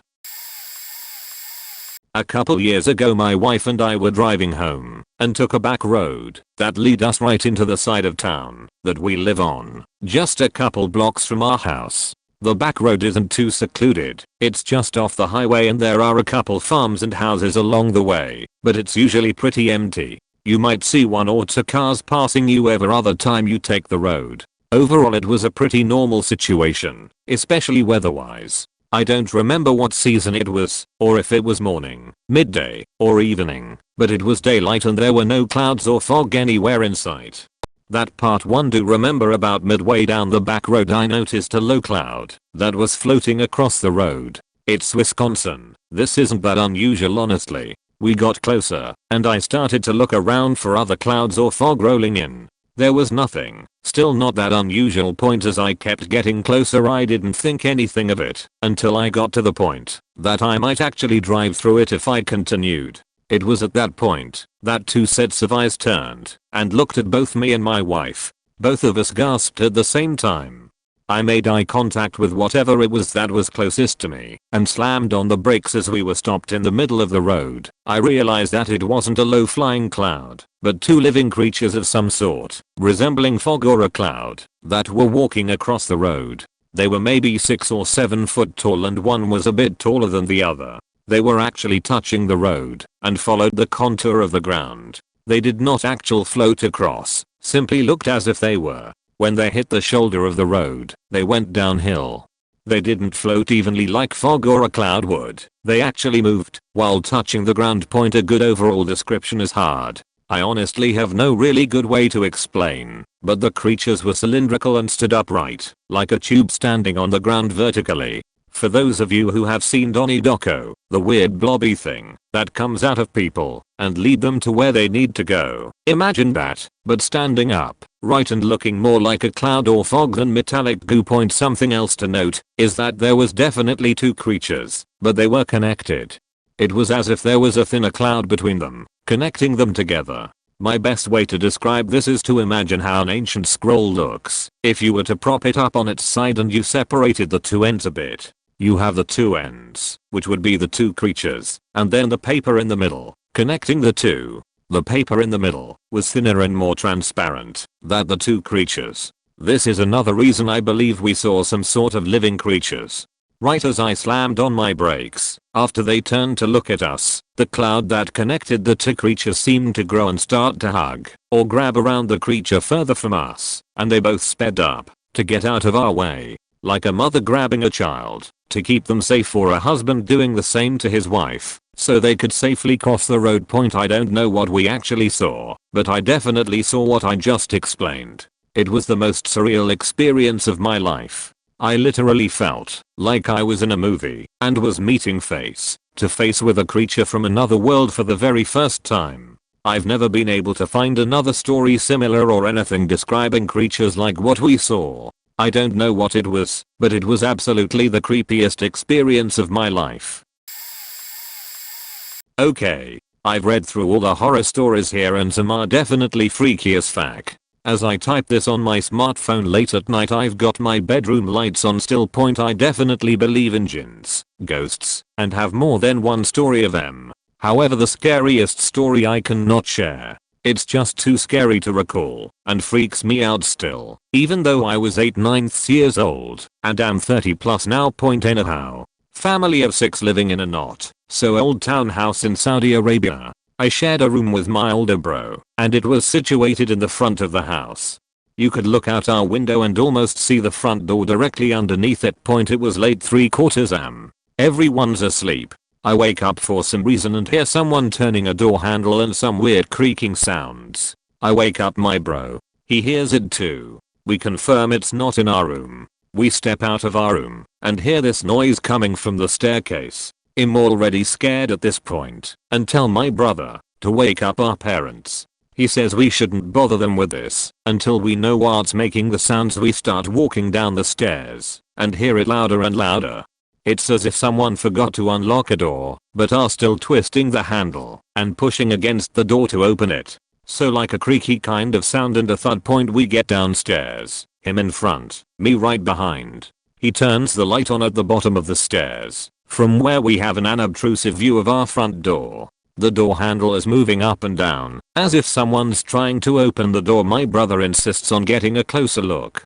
He's only a year and a half older than me. I'm still insisting we go wake mom and dad. He isn't listening. Curiosity has got the better of him.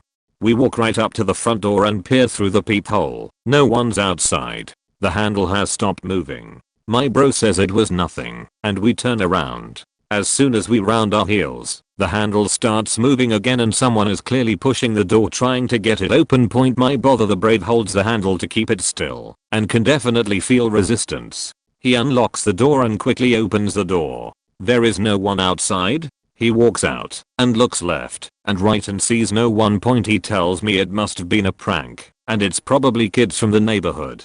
I'm not buying it because no one can hold the handle 1 second and disappear the next. We lock up and get to the stairs. This time someone or something starts heaving against the door and the handle's moving out of control. I freeze in horror as my brother turns around and goes to the door. He looks out the peephole and doesn't see anything. He was about to unlock the door and go out again when the door shakes like mad and someone now starts knocking on it. I freak out and plead for him to come back upstairs with me. He doesn't hesitate this time and we ran upstairs straight into our room. I slide under the covers with him and cover my face with the blanket and try to hold my breath and stay as still as possible, still hearing the handle move. Don't know when I drifted to sleep, but glad I did. Next day we tell our parents and I don't think they believe us. They never heard anything. They told us we are to stay in our room at night, no matter what. From that day on a lot more freakier shit has happened. Maybe I'll relay it some other time. So many creepy things have happened in my family. My mom believes it is because my grandmother, mom's mom, used to do black magic and curse at the devil. She's saved Christian now, but shit still happens. Where to start? One of my oldest brothers, when he was younger, about 14 over 15, used to get in a lot of trouble. He was always hanging out with the wrong kids, shoplifting, drinking, fighting, etc. One day he was walking about to meet with his so-called friends when he saw a coffin float above his head and it lowered enough so he could see it. He saw himself in that coffin. He ran straight to my grandmother's apartment and prayed the rest of the afternoon with her. He refused to let anyone in our family know what he was about to do that day, so I wouldn't know. Sorry. My puny little 4'2" grandmother has been exorcised, around 62 years old at the time. This happened a while after she got a call that one of her sons, my uncle, had gotten arrested and was in jail. I wasn't born yet, but 2 of my brothers, my, at the time, baby cousin, my uncle's wife, my aunt, and my mother were there. My mom said as they were beginning to exorcise her, she started speaking English. She only speaks Spanish, minus a couple English words like hello and such, and started to speak in tongues, but in a very manly and deep voice, and that it just didn't sound like something that should be coming out of such a small woman. They started to forcefully hold her down onto the chair, and they said she was stronger than anything they could imagine. She's 87 now, and has a sense of humor about it. Heck, one time at a family outing I had to share a room with her, and this was right after I was told about this story. She thought it would be hilarious if she just sat up in her bed staring at me for 5 minutes, but what felt like eternity, and fall back down to sleep. Next day she's laughing about it with everyone in our family about how I almost shit my pants years ago, back when my family used to live in Puerto Rico and my mom and her brothers and sisters were kids. Before my grandmother became Christian, she gambled a lot and would curse at the devil when she didn't win. I don't remember what exactly the game or whatever it was called, but it wasn't exactly a lottery. I'm not sure, I'll check with my mom later. But anyhow, so one day she lost at this thing and she threw pennies out the window and said something to the extent of if this won't bring me any luck, then I'll take the devil's. They lived in a small house which was raised a couple feet off the ground. That night, my mom said she heard about 10 or 15 cats underneath the floorboards, scratching and meowing. And when they meowed, it sounded like Mariah. Teens me do. Mariah, are you scared? Last summer we had this huge family reunion. All of the older cousins slept in the same room, and the youngest cousin, 8 at the time and the only young one, he has a history of sleep talking and night terrors, felt left out if he slept in his room cause he wanted to be with the older kids. So we are talking all night and it's about 3 in the morning and we decide it's time to hit the hay. About a half hour later, the lights flickered on and off, and we heard a scratching noise on the floor outside the door which irked everyone in a faking unsettling way. This kid rises from his bed and says I dare not speak of what I hear and falls back into his slumber. An 8-year-old point a couple years ago, I was left home alone. I have a phobia of the dark, so I always sleep with a small lamp on cause night lights don't so sheet. My dad was working the graveyard shift, brother was staying at his girlfriend's house, mom was staying overnight at the hospital to keep my grandfather company. So I'm about to hit the hay, laying in bed still wide awake, lamp on. My cat absolutely loves to sleep right next to me, and I know what I experienced was real because she woke up and started hissing before anything started to happen. I heard footsteps, but saw nothing. They got closer to me and my bed and got louder. All of a sudden I felt a shiver on my neck. This thing started to breathe into my ear. Then, what it sounded like was this thing just took a whole bunch of glass and metal and threw it forcefully onto the ground right next to me, which startled me so much I couldn't even faking scream. I was so faking petrified. My cat's going ballistics right now. I don't think I had an inch of sleep that night. The next day, when it was finally bright outside, I checked the kitchen to see if maybe I was just imagining things and maybe some dishes had fallen or something. Nothing point now to just lighten up the mood after all these stories. My brother's a prankster. If he says to go along with something devious, I'll do it. A couple years ago, I was doing my chores, and it was time to clean the bathroom. I hate chores, decided to have some fun, before I Windexed the mirror. So I put some lotion on my hands and made a footprint on the bathroom mirror. You can make them by closing your hand into a fist and then using your thumb and fingers, my making the big toe and all the other ones. I showed my brother cause I thought it was pretty cool. He said to make a couple more and not to clean the mirror this time to see if my mom would notice. A couple days go by and my brother picks me up from a fun run event. He says in the car that our mom finally noticed the prints and that I shouldn't say anything, just go along with the plan. At the time, there were some kittens who were born in the shed in our backyard. When they meowed, it sounded like a baby crying. Epiphany, so my brother decided to say that we heard babies crying the other night, but we just played it off cause we thought it was the kittens.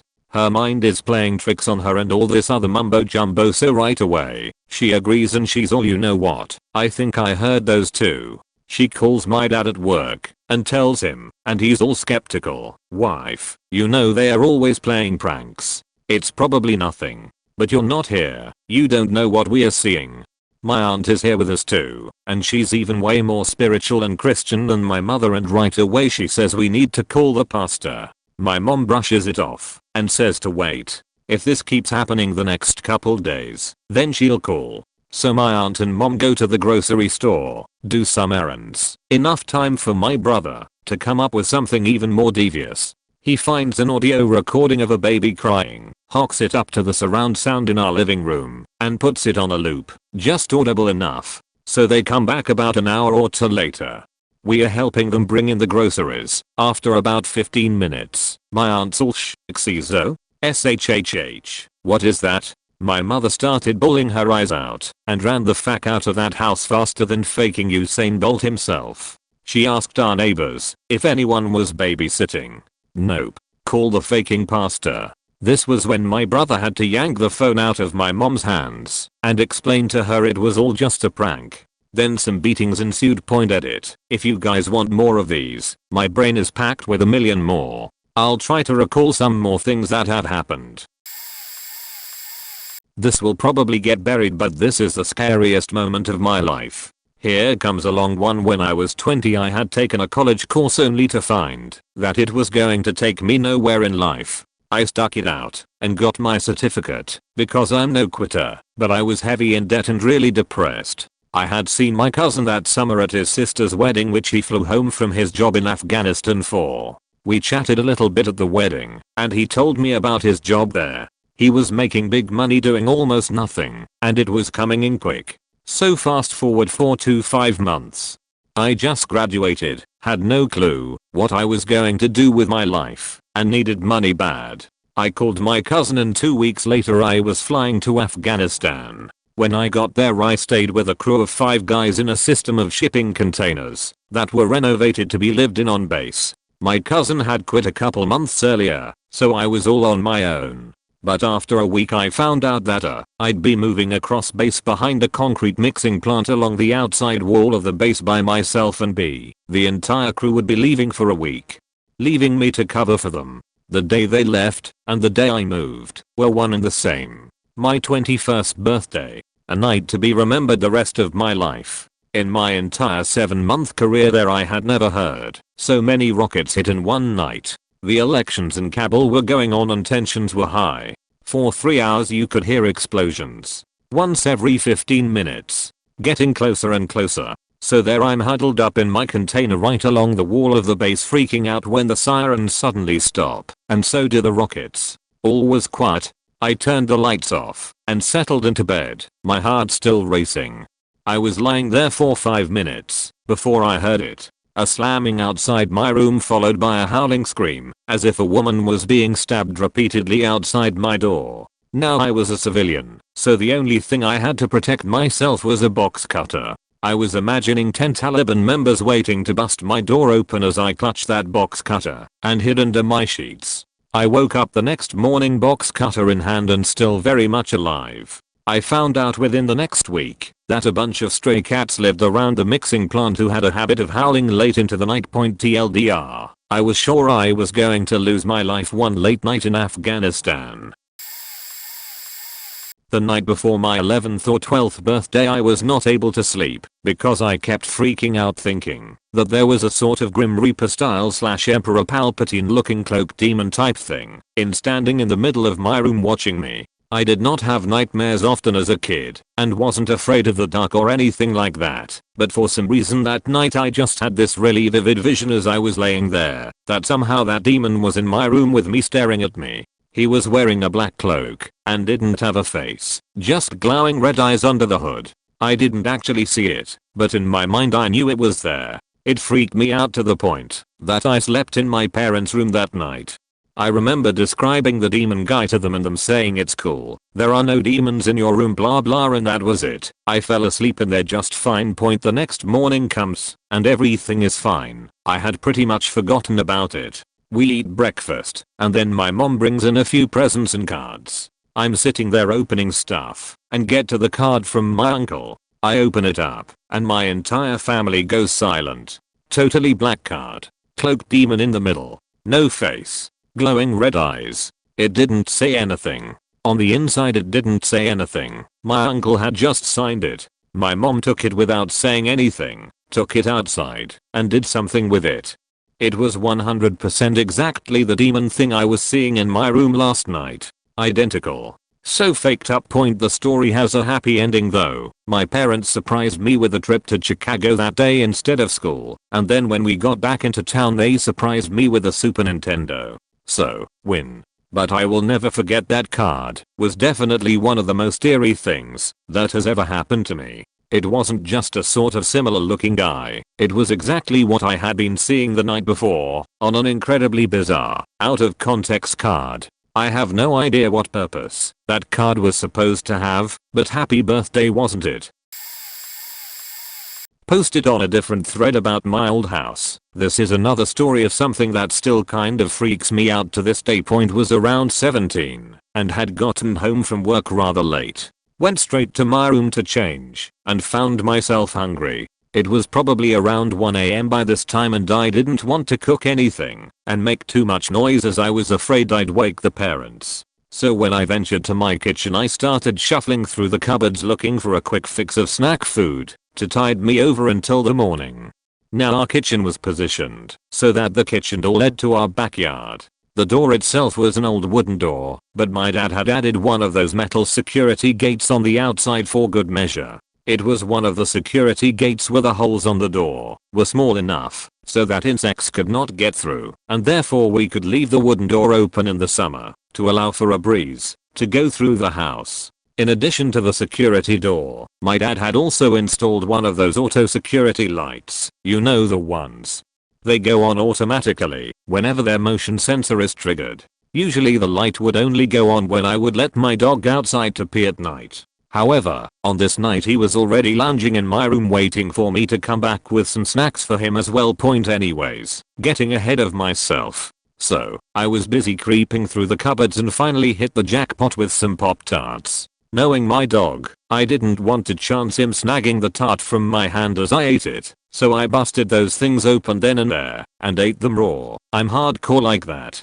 As I'm standing there eating the first Pop-Tart I hear a faint whistling sound from outside. The door was open. At first I thought it was the wind, but then I noticed that the whistling was a distinct tune, and not random whistling. I didn't know the tune, but I could tell that it was from a song sounded like a happy and sad song all rolled into one. No, that doesn't make sense, but that's the best way I can describe it. After standing there for around 20 seconds I decided that it must be one of my friends that lives down the block screwing with me. Maybe they were on the other side of the fence and whistling there to scare me. Right when I'm thinking this thought I see the security light suddenly turn on. I quickly looked around the surrounding area, but don't see anyone or anything that could have set the light off. The whistling is still going on now. I'm in semi-panic mode. Is it one of my friends? If so, where are they hiding? If it's not one of them, then who is it? I'm stuck standing there now and can't move as I stare outside waiting for something to happen. Nothing does. A minute or so goes by with the whistling continuing and the light remaining on. Suddenly the whistling gets louder and I see the doorknob to my metal door start to move up and down, and I can see through the metal door to see that there is no one there. The whistling sounds like it's right outside now, and the doorknob keeps moving like someone is trying to get in. The security light is still on, so I have a clear view of the front of the door and know for sure there is no one there. The Pop-Tarts. I dropped the box and jetted back to my room, slammed and locked the door, and hid under my blankets with my bat and dog. I never went out to the kitchen at night after that point. TLDR. Fuck Pop-Tarts. This story: I was driving a shortcut from Twenty Palms, California to Albuquerque, New Mexico. Twenty Palms is located in the desolate high desert east of LA. The shortcut was all two-lane road through total nothingness, except for passing through Amboy, California. Amboy is a nearly abandoned town nearly as far below sea level as Death Valley, with a dormant volcano and lava field on one side and a salt flat on the other. It was also, at the time, a hotspot for satanic group activity point, so I was driving by myself in the afternoon. I stopped in Amboy and snapped a picture of the city sign, just to prove I was there to friends who dared me to take that route to I-40. I got back in my car and proceeded to drive up into the mountain range between Amboy and I-40. Once I reach the top, I'm driving north through a canyon with high grass on both sides of the road. Up ahead I see some stuff in the middle of the road. As I approach I slow down to see a red Pontiac Fiero stopped sideways across both lanes, a suitcase open with clothes scattered everywhere, and two bodies laying face down in the road, a man and a woman. I stop 100 feet or so away, and the hair on the back of my neck is standing up. Being a Marine, I reach under the seat and pull out a 9mm pistol and chamber a round. Something seemed very wrong. It looked too perfect, as if it was staged. An ambush. Was I being paranoid? Something was just wrong. Getting out of the car seemed unthinkable. It was the horror movie move. As I scanned the road I saw a line I could drive past the guy in the road on his left, swerve to the right side of the woman, behind the Fiero, and I'd be on the other side. I dropped it into first gear, punched it and drove the line I planned. I passed the back of the Fiero without hitting it or either of the bodies in the road. I continued forward a couple hundred feet and slowed down so I could breathe and let my heart slow down. As I looked up into the rear view mirror I saw that the two bodies had gotten up to their knees and 20 or so people emerged from the tall grass on either side of the road by the car and bodies. At that moment my right foot mashed the gas pedal to the floor and did not let up until I had to slow down for the I-40 East on ramp. I will never know what would have happened to me had I gotten out of the car to check on the bodies or stopped my car closer to them. Somehow I do not think it would have been good. Sometimes real life can be scarier than a movie. I've got a story. I'll try to keep it short. I believe I was 9 or 10 at the time. My mother played in a small rock band with some friends, and my father helped out with sound occasionally. They were due to play at a small club somewhere in the city and had informed me that they wouldn't be home until late. They left me the phone number to the club and told me to call in the case of an emergency, and they would leave the neighbor's phone number just in case. About an hour after they left, I had started watching some TV and making myself some food when I heard a knocking sound on the west side of the house. At the time, my garage occupied this space, so I assumed something had fallen over in the garage and hit the wall. My dog also had an opening near the back door of the garage to get in and out when it rained, so perhaps he was coming in that way and hit something. Either way, I decided not to worry about it. A short time later I heard another noise, but it wasn't the same knocking noise I had heard before. It sounded like someone was scraping a metal object on the metal fence that surrounded our property. The noise continued for several minutes, going back and forth along the fence. I looked out the upstairs window, but I couldn't see anything. My dog was surprisingly quiet at this point. I figured if someone was out there he would have started making some kind of noise. Eventually the sound stopped. I had made my way back down to the basement to grab the phone from our living room. Once I grabbed the phone, I heard a very violent pounding sound on our fence. It sounded like someone was trying to smash the fence down. It was at this time that I heard my dog going crazy. My dog was an Alaskan Malamute, possibly 150 pounds, and was as tall as I was. I stayed in the darkness of the living room with the phone ready to dial. I made my way through the darkness of the downstairs hallway into a small guest bedroom we had. There was a walkout door that opened into the backyard on the opposite side from where all the noise was coming from. My dog was still growling and barking like I had never heard. It sounded more severe than when he would bark at the mailman or school bus. I slowly made my way over to where the dog was while dialing the number to the club. The phone seemed to ring forever. Nobody was picking up. I dialed my neighbor. Nobody picked up there either. I remained in the backyard, in the shadows for hours. The slamming noise had stopped, but my dog still wouldn't stop barking. I had imagined walking around the house to see someone standing just outside the fence staring at me. I was terrified. Finally, I saw a pair of headlights pull up into our driveway. It was at that point that I made my way over to the area I had heard the noises. The fence was missing a metal pole used to anchor it into the ground, and there was a bit of damage done to the surrounding fence. My dog was fine, thankfully. To this day, even though that dog has since passed, I still thank him for potentially saving my life. My family doesn't really know how to take the story. When I bring up the fact that the fence doesn't just damage itself, my parents agree, but don't think I was in any real danger. Nothing like that happened again. TLDR. I was home alone, heard some pounding and scraping noises on the fence outside. It sounded very aggressive, very quick. Eventually the sound stopped, and after my parents got home I inspected the fence to see there was some damage and a metal support pole missing. This story scares the crap out of me every time I think about it. I was at my grandparents' house one night. My grandmother then came into my room at 3:30 in the morning and told me, "Your grandfather needs your help. Get up." This sort of startled me because she has never done anything like this. I go out to where my grandfather is right outside the door that goes into the garage, and he tells me that the garage door just went up and down 6 or 7 times. We need to check it out. I obviously said alright, and we went into the garage only to find the pull string that prevents the door from opening, which can only be pulled from the inside, was pulled. He looks at me and says, "We have to go outside to fix it so no one can get in." We then head outside, and when we rounded the corner to look at the garage, the motion lights came on and there seemed to be scratches on the door. He and I fixed the door and went back to bed. About 2 weeks after this, I was staying there again and woke up at around 2:30 in the morning to hearing stomping in the kitchen, which is very close to my room. I get up and hear the stomps come closer to my door and stop. I figured that my grandfather was adjusting the thermostat. I opened my door to see what was going on, only to find that everyone in the house was asleep and all the lights were turned off. Needless to say, I didn't sleep well that night. A few weeks passed, and I went over there on a weekend because I had nothing better to do. Since it was a weekend, I stayed up rather late and fell asleep watching TV on my bed with my door opened. It was about 1:30 in the morning, and for whatever reason I woke up without any reason. I look around and realize that I had fallen asleep with the TV on.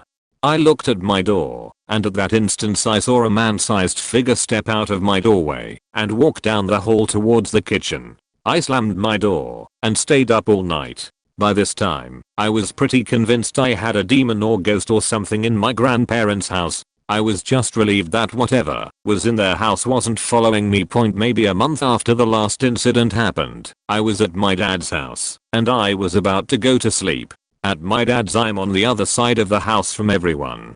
It was maybe 10:30 at night, and I was about to go to sleep. I had laid down, turned my TV off, and was drifting to sleep. Then outside of my door, I heard a combination of stomping and a really low sound. This honestly scared the hell out of me. I, in all of my infinite wisdom, decided to see what it was. When I opened my door, I saw the same thing that I saw at my grandparents' house. I teared up from fear and left the light on and fitfully tried to sleep. It didn't work well. Maybe a month and a half had passed after the last incident. I was at a friend's house, and he and I cleaned out his shed so we could just hang out in there and smoke his hookah. He usually has a lot of people over to his house, but this night it was just he and I. We were smoking hookah and were almost finished. We were just listening to some music, and I was just sitting there listening to the music when all of a sudden a black flash darted underneath my legs, but I didn't feel anything. I start to look around to see if one of his cats came in with us. As I started to look around, I realize that there is no cat in the shed. I start to become afraid on the inside, but trying to keep myself outwardly calm. I look up at my friend, who the look of being close to panic, and all he says to me is, "I think something just ran underneath your legs." At this point, I started freaking out because I didn't say anything about it. He told me that he saw it as well. We both ran out of the shed and went into his house and just watched TV until we calmed down and went to sleep. This was the last time anything like that has happened. This was maybe 8 weeks ago. I saw this question and figured that this could be a good read to someone. TLDR, I have a demon and it's scary. Maybe last year or the year before, I slept in a different room, same house, than I did before.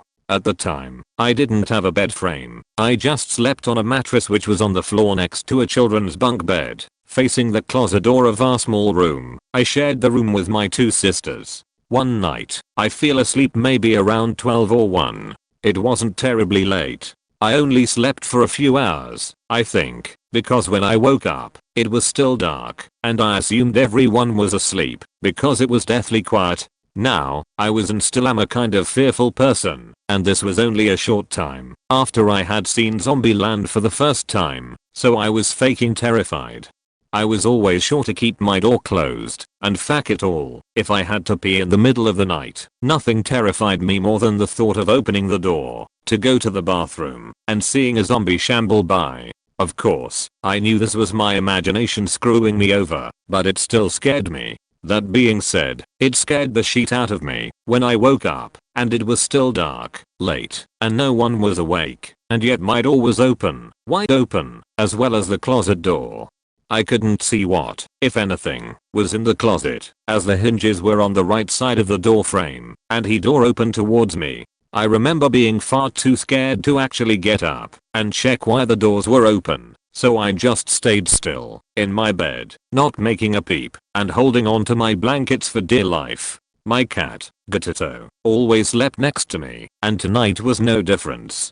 He sat crouched on a folded blanket beside my bed, and he was wide awake as well. Now, he seemed confused and a little scared, and was staring at the open closet door. This was uncharacteristic for him, which only made the situation even more frightening. I've considered that maybe my dad was in there, daggering out some old clothes or something, but the closet was pretty small to go with the small room. There wasn't really any room for a person to be in there and not be seen or heard, even with how the door was opened. The light wasn't even on in there. After a few tense minutes of just sitting there, terrified, looking back and forth between my cat and the closet, my cat got up and, in crouched cat attack mode, like when two cats are about to pounce at each other, ick now, and walked cautiously over to the closet.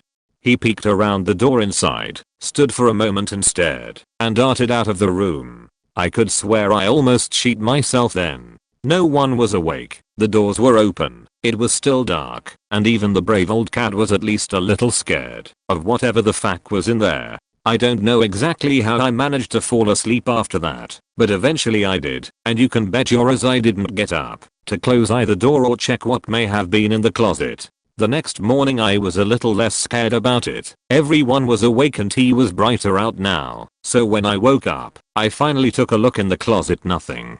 To this day, I have no clue what was in there. It had to have been something to freak out the cat like that. The scariest event in my life, aside from nightmares, is a few months that I rented an old condo, creaky stairs, old wallpaper, and cupboards, in Phoenix with my husband. The first week was fine, just a kind of eerie unfamiliar feeling. Then at night, actually every night, I would hear footsteps coming up the stairs and stop at my bedroom door. Our bedroom was the first room at the top of the stairs. I told my husband, and he shook it off and thought I was just hearing things. Every night I would stay awake and wait for the steps. I was in constant fear that one night they would continue on into our room and that hell would follow. I told my mother about my problem and she gave me a claddagh ring made of malachite, supposedly wards off evil, and it comforted me quite a bit when home alone. One day I was getting ready for a shower and I took my ring off and placed it on my TV, huge projection screen, and took my showering thinking nothing of it. After I was dry and clothed, I went downstairs to retrieve my ring, and it had vanished. I freaked out and started searching everywhere thinking maybe one of my large dogs had knocked it down. I frantically searched for about an hour, then I sat on my floor and cried. When I stopped crying I called my mom and told her what had happened, and when I turned around towards my TV what I saw made my blood run cold. My ring was just where I had left it prior to my shower. I reached for it and dropped to my knees and put it on. No sooner did I hear my toilet seat upstairs slam down terribly hard. I was horrified. I wanted to move, but sadly we didn't have the funds to break our lease. Things were fairly calm for a while, except the footsteps, until one day my sister came to visit me. We stayed up late watching movies and snacking. I got up to go to the bathroom, and as I was walking up the stairs I heard and felt someone say faking sludged into my ear as clear as bells. I screamed and crumpled down. My sister asked what happened, obviously thinking I had fell. I asked her what someone on the TV had just said, thinking maybe I heard that, but it was nowhere close to what I heard. And when I say I felt it, I mean I felt someone else's breath on my face when I heard those words, as if someone had leaned in and whispered harshly. I moved soon after. I felt depressed and paranoid constantly. Much happier away from that place. Never could find any records of abnormalities at the condo. Still, I'm glad to be rid of it. When I was 12, my 8-year-old sister and I visited my grandparents' ranch house in West Texas for a week or so in the summer. We slept in the spare bedroom, which had a huge 4-poster king-sized bed, which my sister and I shared. Across from the foot of the bed was a dresser type thing with a mirror attached up against the wall. One night, a rather loud thunderstorm came upon us. It didn't really bother me. I always liked falling asleep to the sound of rain and thunder. So, I drifted off to sleep and was rudely awoken by my sister covering my mouth. I was about to yell at her to cut the sheet when I saw the look of absolute horror in her eyes and the tears on her face. I was confused. Was she scared of the storm? Did she have a bad dream? Just confused at this point. The storm was still raging outside, and intermittent lighting would flash through the window, illuminating the whole room. She put a finger to her lips and pointed to the foot of the bed. The bed was really tall, so at first I saw nothing. Then I noticed the mirror attached to the dresser. It was old and decrepit, and the mirror had a slight forward tilt. As my eyes adjusted to the darkness, I began to see something on the floor at the foot of the bed.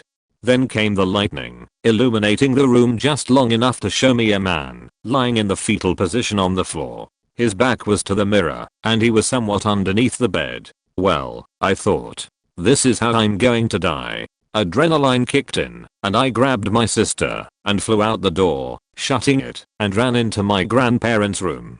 Trying my best to remain calm, I explained what I saw. Then immediately, my grandfather grabbed his revolver off the bedside table, back in Texas, and told us to stay there.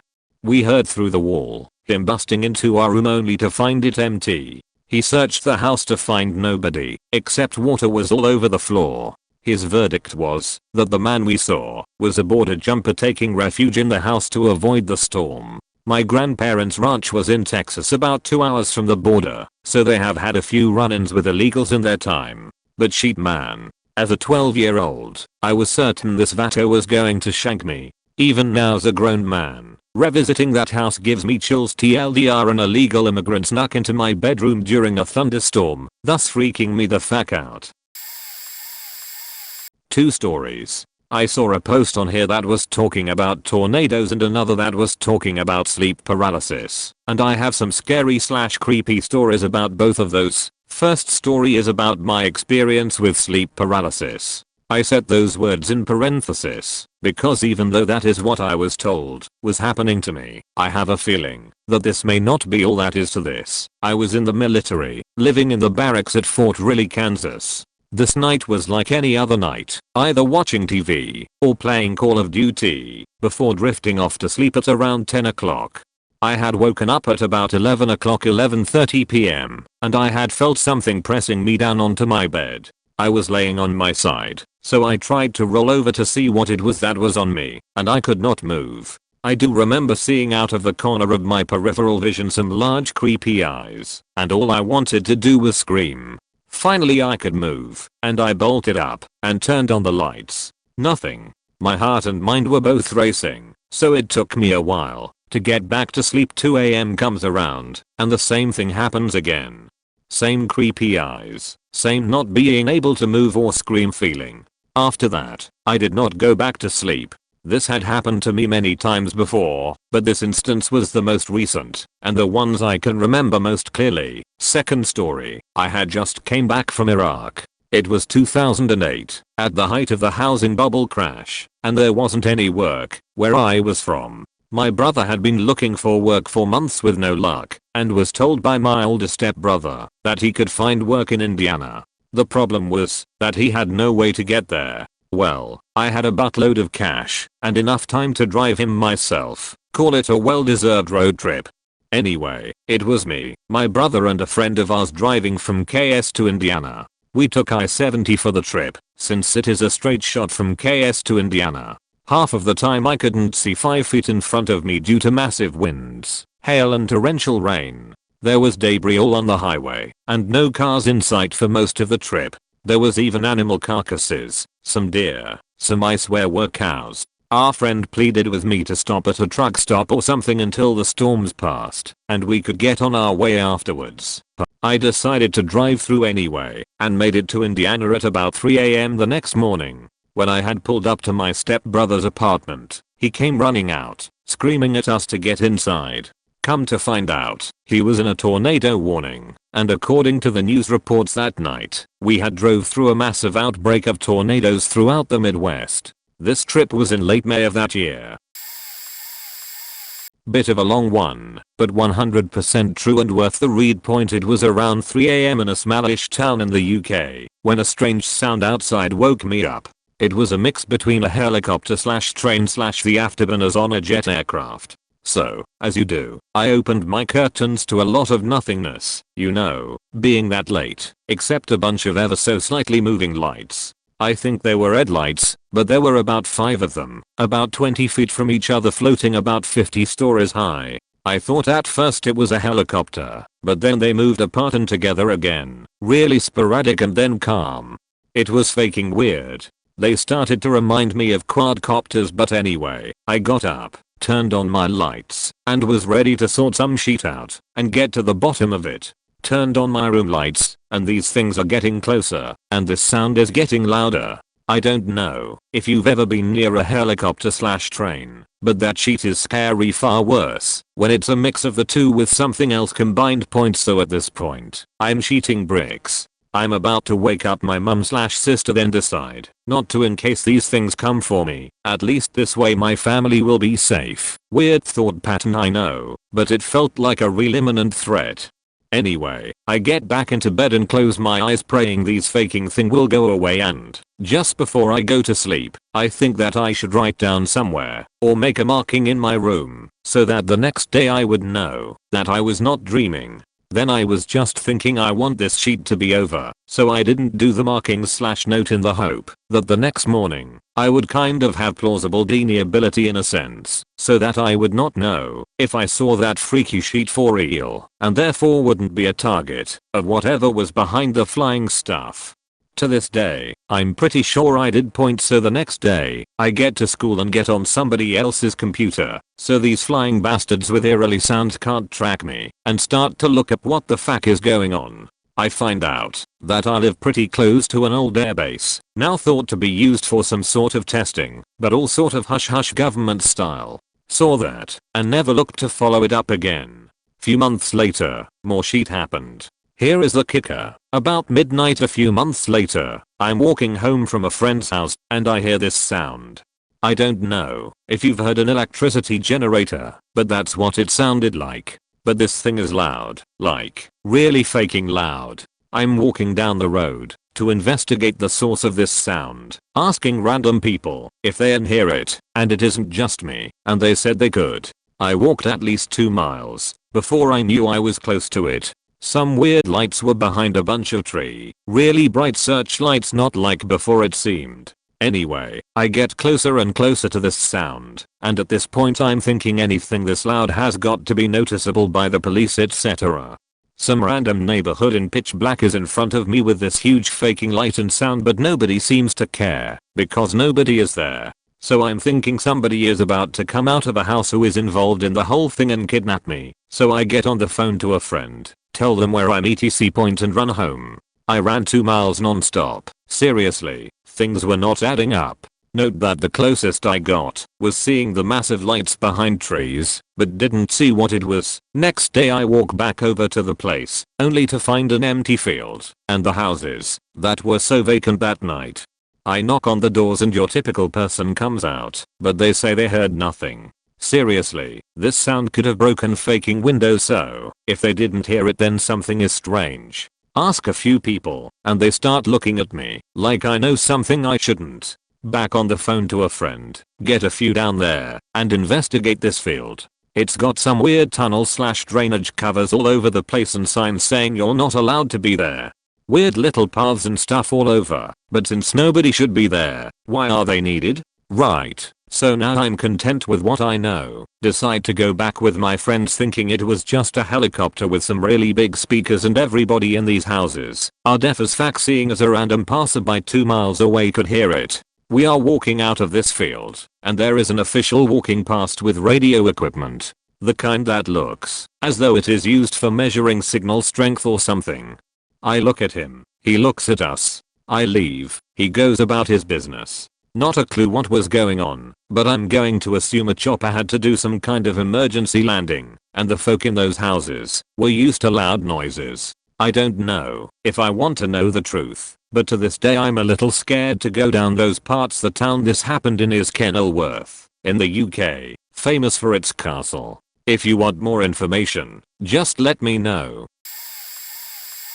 I have two creepy things that happened to me. When I was little, I would go every summer to spend a week at my grandmother's house. At the time, I had a small collection of hand puppets I really liked to play with, so I took them with me when I went to my grandmother's. My grandfather had died, and she lived alone now, so it was just her and me in the house. The room I slept in had a huge 4-post double bed. I had 4 puppets, so I came up with the idea of mounting them on the bedposts when I went to bed.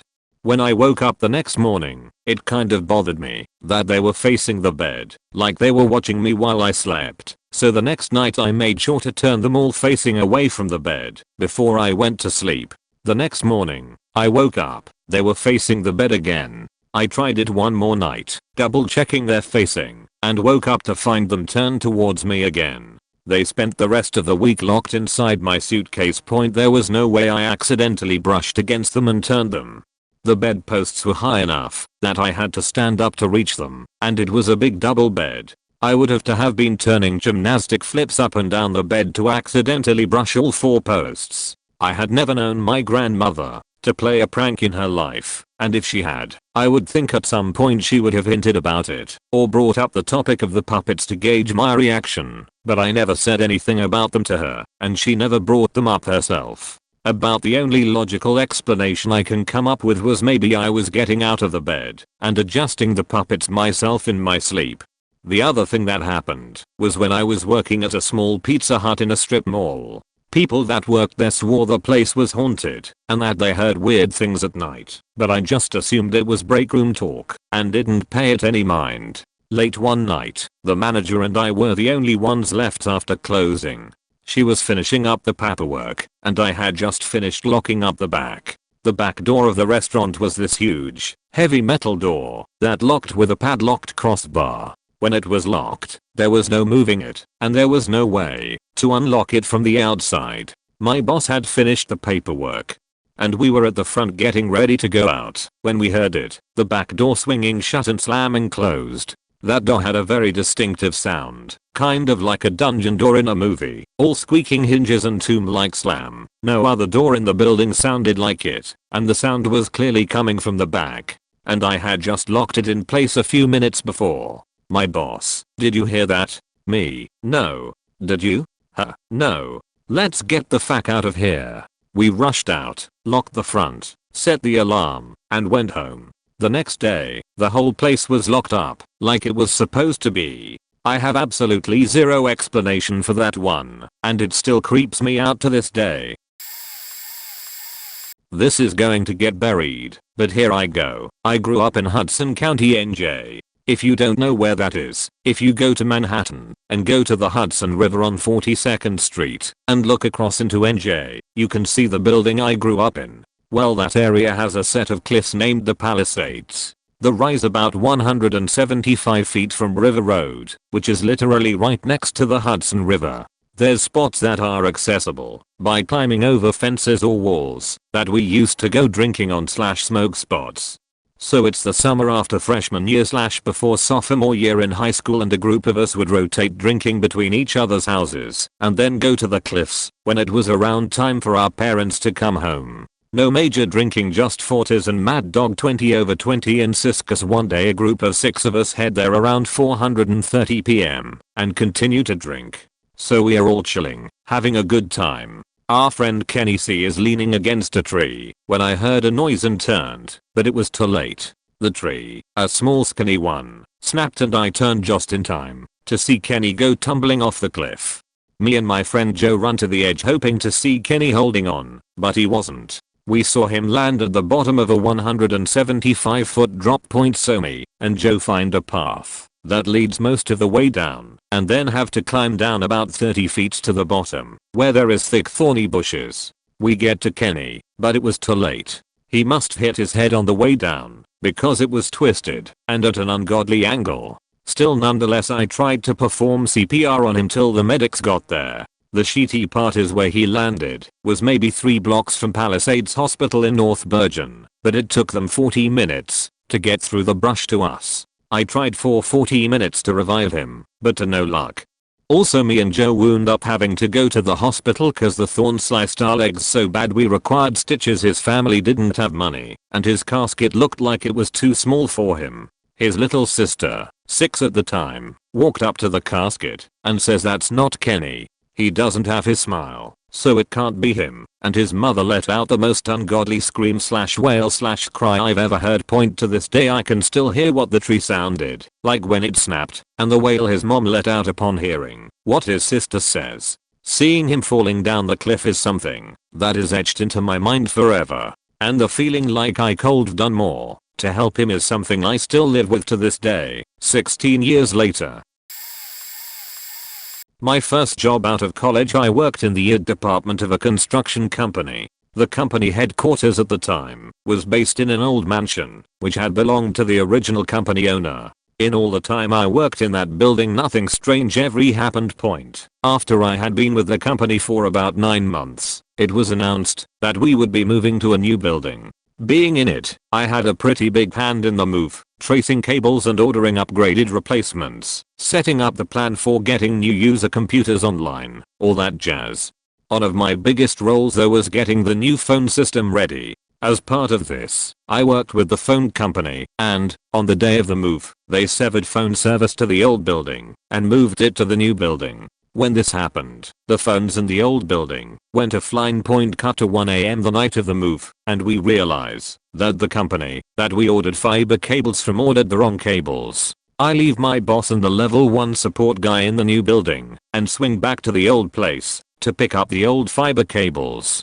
As I'm in the old server room trying to free the old cables from the rat's nest we left behind, I think I hear a phone ring somewhere in the building. At the time, I just disregard the thought and keep working. It takes about an hour to get all the cables free, and then I head back. A week after the move, my boss tells me to go back to the old building and do an inventory of all the phones we left behind. Something about selling them off cheap. I swing over and start on the bottom floor, going room to room marking each phone I find and the type. I walk out of the old staff lounge, a converted kitchen, and into the department when I distinctly hear the kitchen phone ring. There was no way I could deny this. I froze. There was no way that phone could be ringing. The phone system was offline, and we had no outside lines going to the building. I step out of the department and the ringing stops. I'm more than a little freaked out, but I keep going. The sooner I get done, the sooner I can get out. I head to the second floor, and, while I'm in the stairwell, I hear a phone downstairs start to ring again. I freeze again and all I can think is that I want to get out of this building. However, I still had 2 floors to go, and would be sent back anyway if I didn't finish. Going on to the second floor, I open the door and immediately one of the phones starts to ring. At this point, I noped out and ran to my car, sat for about 5 minutes shaking, before writing down a rough estimate from what I could remember. I refused to ever go back to that building again after that, even with people with me. When I was around 11, my mom and I moved into an apartment in South Carolina where I'm from. We had moved around a lot, and it was a nice little apartment. I had my own bathroom for once. The apartments themselves were newish. I have no idea what was there before then, but my apartment was literally a 5-minute walk through the woods that led up to it from the Catawba River, named after the Native American tribe local to the area. A few months into living there, I began seeing a shadow in my dark room at night on the opposite side of my room. I was unsure how I could be seeing a shadow in the dark, and it was quite unnerving. It looked to be around 5 feet 7 inches, and outscared the shit out of me. It would appear every night in that corner and just seem to watch me. After a few weeks of this, one night, I heard my mom get into an argument with her boyfriend at the time. He was yelling very loudly, and I'm still unclear to this day as to what the argument was about, or how it started. I had never heard them argue before, but I heard him scream at my mother that he would kill my mother and I both and bury us in the woods beside the river.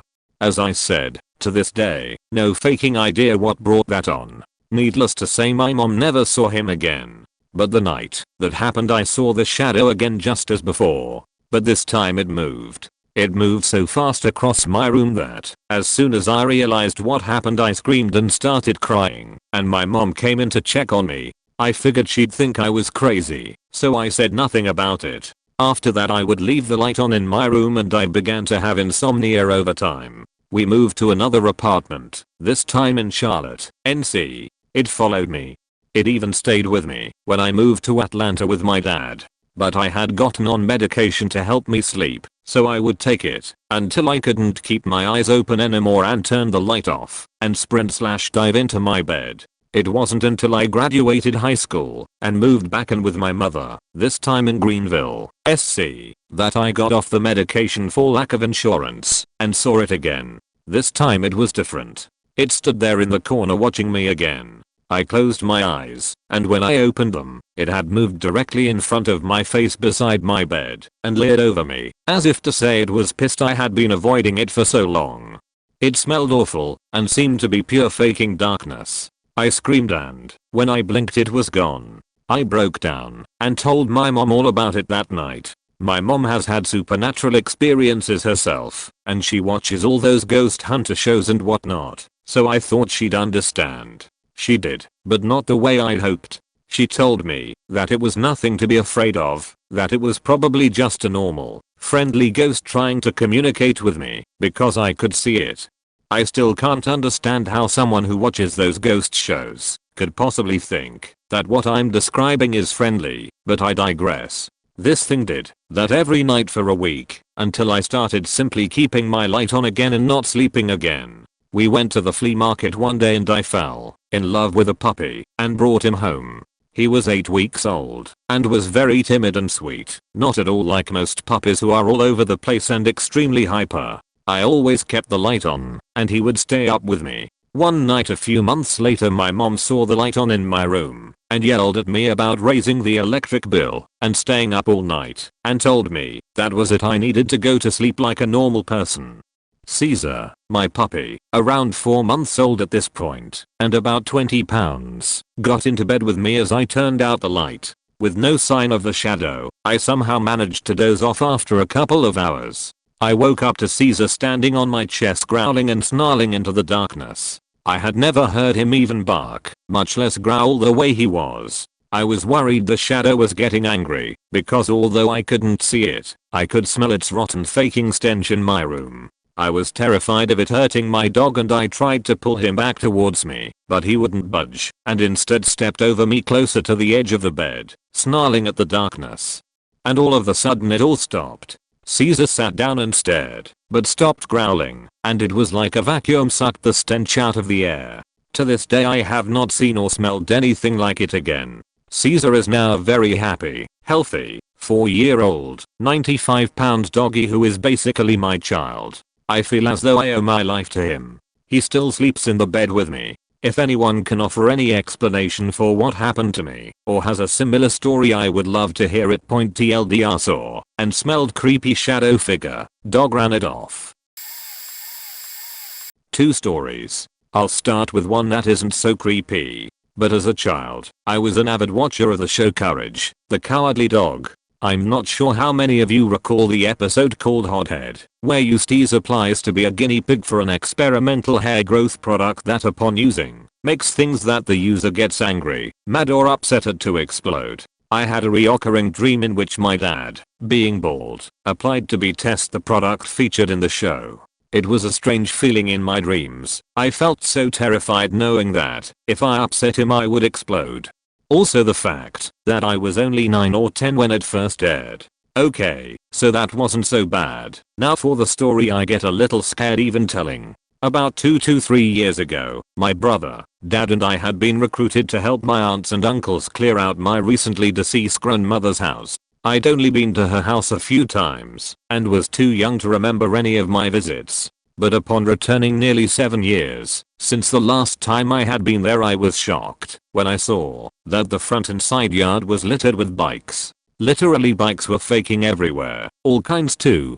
New, old, broken, pristine, you name it. I had wondered why they needed so many people to help clear out my grandmother's house, but I had just got my answer. So after spending 3 days clearing out the front, side and back lawns of all these bikes, we finally began to clear out furniture and other things she had in her house that no one cared to keep.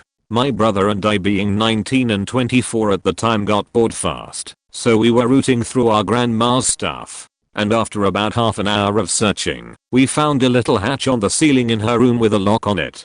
We snipped the lock and pulled the cord attached to the hatch, causing the access staircase as well as what seemed like years of dust to fall down at us. Both of us too scared to venture any further. The typical brotherly, "You're a bussy, do it" beach ensued, causing me to eventually give in and take a flashlight and investigate. I swear to you all, this is not a word of a lie. I wouldn't believe it if I didn't experience it for myself. But when I peered into what seemed like an empty attic, there was nothing but an 18th century tricycle and a book, which I later found out was Bible, that had been set on fire, and all that was left was the leather covers and charred pages. That wasn't too bad, but when I reached to touch the book and further investigate, the tricycle started to creep across the attic, causing an eerie squeak like someone walking across the floor. I've never been able to logically explain what I saw that day, and I know I never will be. Thanks for reading. I hope you found it as creepy as I did.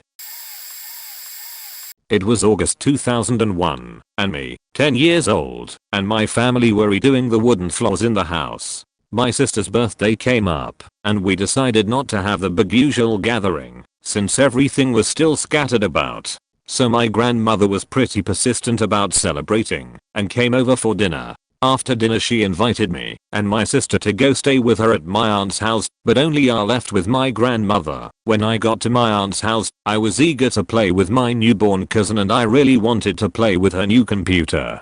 I stayed up late playing Neopets, and around midnight, my aunt said I should go to bed, so I shut everything down and went to bed. I remember tossing and turning and couldn't shake the feeling that someone was watching me. My grandmother and my cousin were in the room sleeping, and my aunt and uncle were passed out in another room. I clearly remember hearing someone walk up the stairs and turn the bathroom light on and off at least 3 times. I didn't question it and tried to sleep it off. Then around 1 AM in the morning, I hear a loud explosion, and I hear a woman screaming out the window. "Oh my god, what did you do?" I thought it was some random crime occurring on the street and tried to ignore it. Then as I watched the window, I saw the glow of the fire and smoke starting to pour in the window. I immediately try to wake up my grandmother, aunt, and uncle. My grandmother looks out the window and realizes it's a fire, and we leave the house immediately. After calling 911, we could only stand there and watch because we did not have access to any hose. We stood there with a woman screaming out the window, "Help, do something." Her cries for help were useless, and neighbors started to come out and watch. My knees were shaking uncontrollably as I watched people attempt to help, but efforts were futile. What pissed me off was, when we finally got access to a hose before the firefighters arrived, was that the neighbor got greedy about using his water. Eventually, the woman stopped coming out of the window and succumbed to the smoke. A few minutes later, firefighters pulled the woman out and her 14-year-old son from the 3rd floor. Later I found out that both had passed away at the hospital from smoke inhalation. The cause of the fire was her father attempting to use the kitchen stove as a light for his cigarette while the place was still under construction. I guess there was a gas leak. When discussing the event with family, I found out that everyone was asleep that night and no one used the bathroom after I went to bed. I still find it creepy, but I'm thankful for hearing that noise. I'm also still haunted by that poor woman and her son. Sometimes I wish we could have done more to help. TLDR, went to my aunt's house randomly and heard weird noises from the bathroom at night. No one was awake, and a fire broke out next door. Woman screamed for help, but couldn't be saved in time. She and her son passed away at the hospital from smoke inhalation. I need to know if this has ever happened to anyone else, and it was a pretty puzzling / creepy moment for my family, so I thought what the hell point for Christmas last year, my mom had gotten my dad a really nice watch. By March, he had lost it for a few days, but found it in the cushions of the chair in the living room. Then, in early June, he lost it again. He's totally scatterbrained. He thought he probably lost it in cushions again, so he looked in the couch and the chair, and couldn't find it. My brother, my dad, and I decided to look a little harder and completely tore apart the house looking for it. We had flipped every cushion, checked every drawer, closet, purse, gym bag, beds etc. point in the entire house. We looked everywhere, and left no stone unturned, so to speak. We still couldn't find it. My dad checked his car, his work, the gym, my grandparents' house, and asked everyone he came across if they had seen his watch. It was a really expensive and nice watch, which is obviously why he was so committed to finding it. Finally, after a few weeks of diligently searching, he kind of gave up and accepted the fact that maybe someone at his work or his gym stole it, or that he had maybe left it at a doctor's office or something like that. Basically, he had assumed that he would never see it again. Fast forward to the middle of July. My dad works really bizarre hours, and, on this particular day, he had to leave for work at 3:30 am. When he woke up, my mom and brother were asleep, and I was staying the night at my best friend's house. When he came downstairs, he found the lost watch just sitting on the kitchen counter, face down, as if he had taken it off the night before, and set it there. He assumed that one of us had found it after he went to bed the night before, so he texted my mom thanking her for finding the watch. She responded to his text saying that neither she nor my brother had found it, and there was no way I found it and put it there, since I was staying elsewhere for the night. My mom had cleaned the kitchen before she went to bed, and there was no watch on the counter, but when my dad woke up, the watch that had been missing for over a month had simply reappeared. No one knows how the watch got there, and my dad still thinks that maybe everyone is faking with him, and that one of us took it and replaced it as a joke. These are my 4 most logical explanations for what happened. My mom or brother sleepwalks and no one knows. Whoever the sleepwalker is took the watch during an episode, hid it while they were asleep, and then retrieved it during another sleepwalking episode. Over a month later, someone broke into our house, stole the watch, felt guilty about it, and broke back in the night to replace it.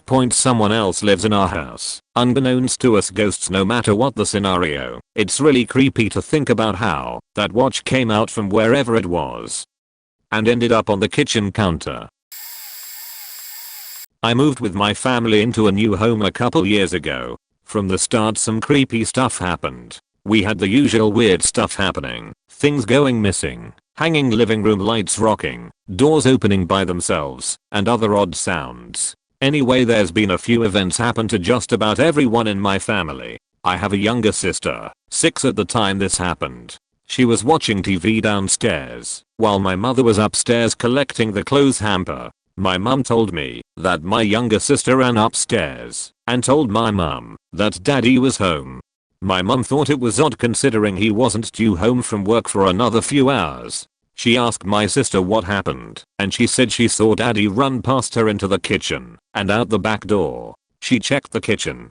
All the doors and windows were still locked. No one was there. A similar situation happened with my father and my sister too. They were playing on the bed in his room, laying there talking, and she says, "Look daddy, can you see the little man?" and points to the corner of the room. He can't see anything there, but she clearly can.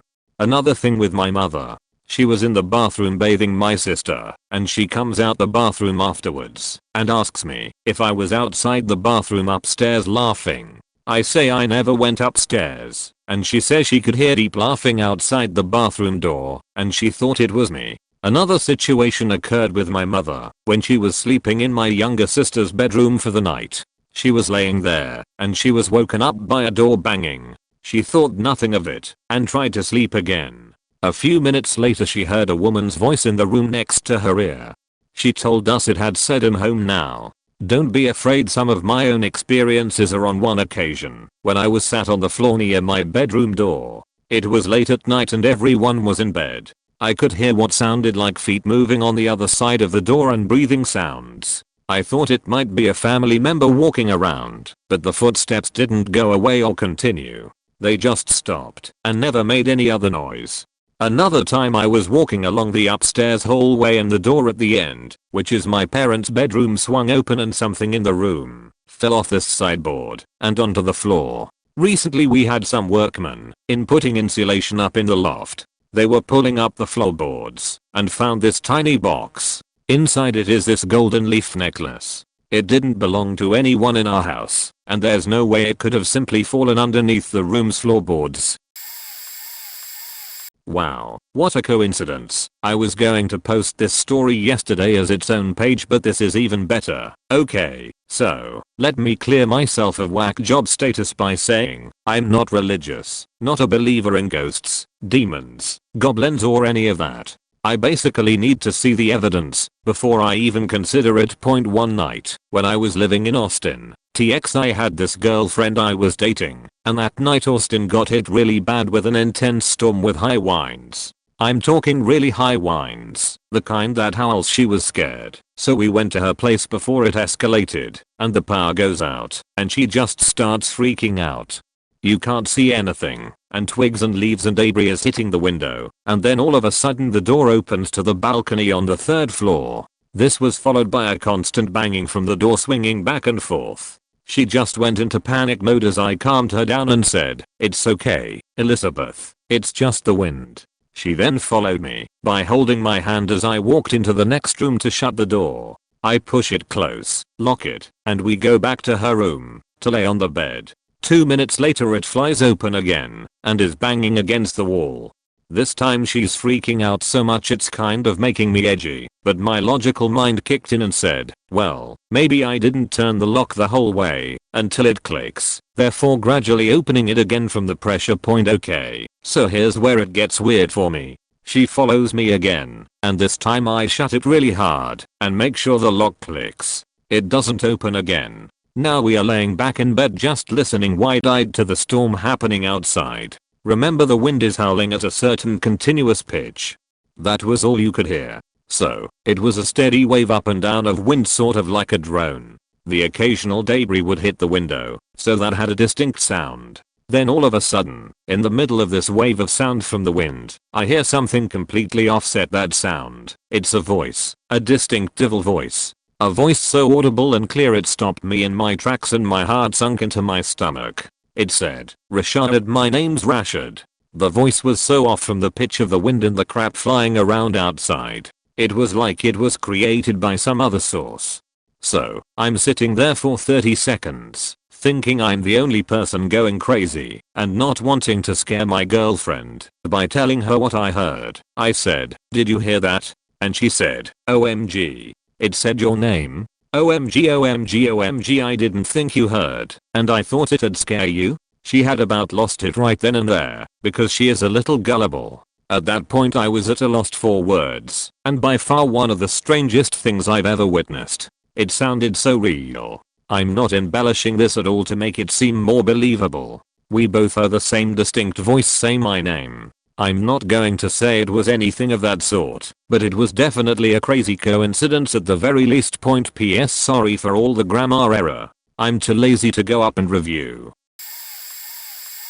Isn't terribly frightening, but it's the creepiest thing to happen to me in my short 20-ish years of life. I work in an adult store that is inside a really old building. The original hardwood floors are in there, over a century old. No one who works there has been able to find info on it from before the early 1920s, back when it was a junk store. There's an apartment complex upstairs that has had a history of suicides and natural deaths. The residents are mainly old alcoholics. We have a basement, but it has an alarm on the entry.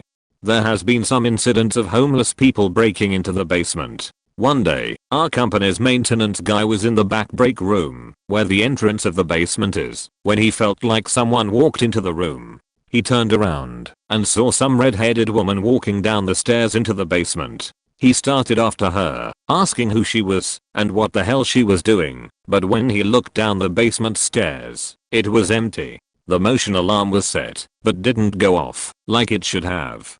Many of my coworkers claim to have had various experiences with the red-headed lady. When I started working there, I worked the graveyard, 12 AM to 8 AM shift. Weird stuff happened to me fairly often. One of the front doors swung open on its own pretty regularly, weird footsteps in the back all the time, and quite often products would fall off the walls/shelves. I'd go to put them back, and they'd be a good foot from the wall. The thing that made it really eerie was something my coworker, who also worked the grave shift, said. She had been working grave at this store for about 3 years, and said that the red-headed lady had never been this active until I started point after 6 months on graveyard. I moved to day shifts, 8 AM to 4 PM. Repeat the weird ghost lady sheet. My day coworker said she had never done anything during the day before I came to the shift. The past 2 or so weeks, I've been covering some 4 PM to 12 AM shifts due to a lack of staff. Again, she has been faking with everyone way more than before. One of our new girls has seen some of the freaky shit I have. Seems she's latched onto the 2 of us. Sorry for the wall of text. The story isn't short, but it is creepy as fuck. Context. A popular history teacher at my old high school takes a group of kids on a backpacking trip through the national parks in southern Utah/northern Arizona every spring, and the year I went, he dropped this story on us at the campfire while we were camping on Navajo Mountain, where the story takes place. By the way, this teacher is very sensible, well liked, and equipped with a keen bullshit detector. He assures us that, while he doesn't normally believe ghost stories and the like, he's convinced the man who told him this story is for real. The tale, Navajo Mountain, which sits on a reservation in northern Arizona, is reputed to be under the patrol of several skinwalker spirits, creatures also known as Native American shapeshifters. Unlike shapeshifter lore attributed to other tribes or locations, the skinwalkers of Navajo Mountain are bloodthirsty beings, whose purpose, it seems, is to protect the cultural relics which can be found at ancient sites around and throughout the mountain.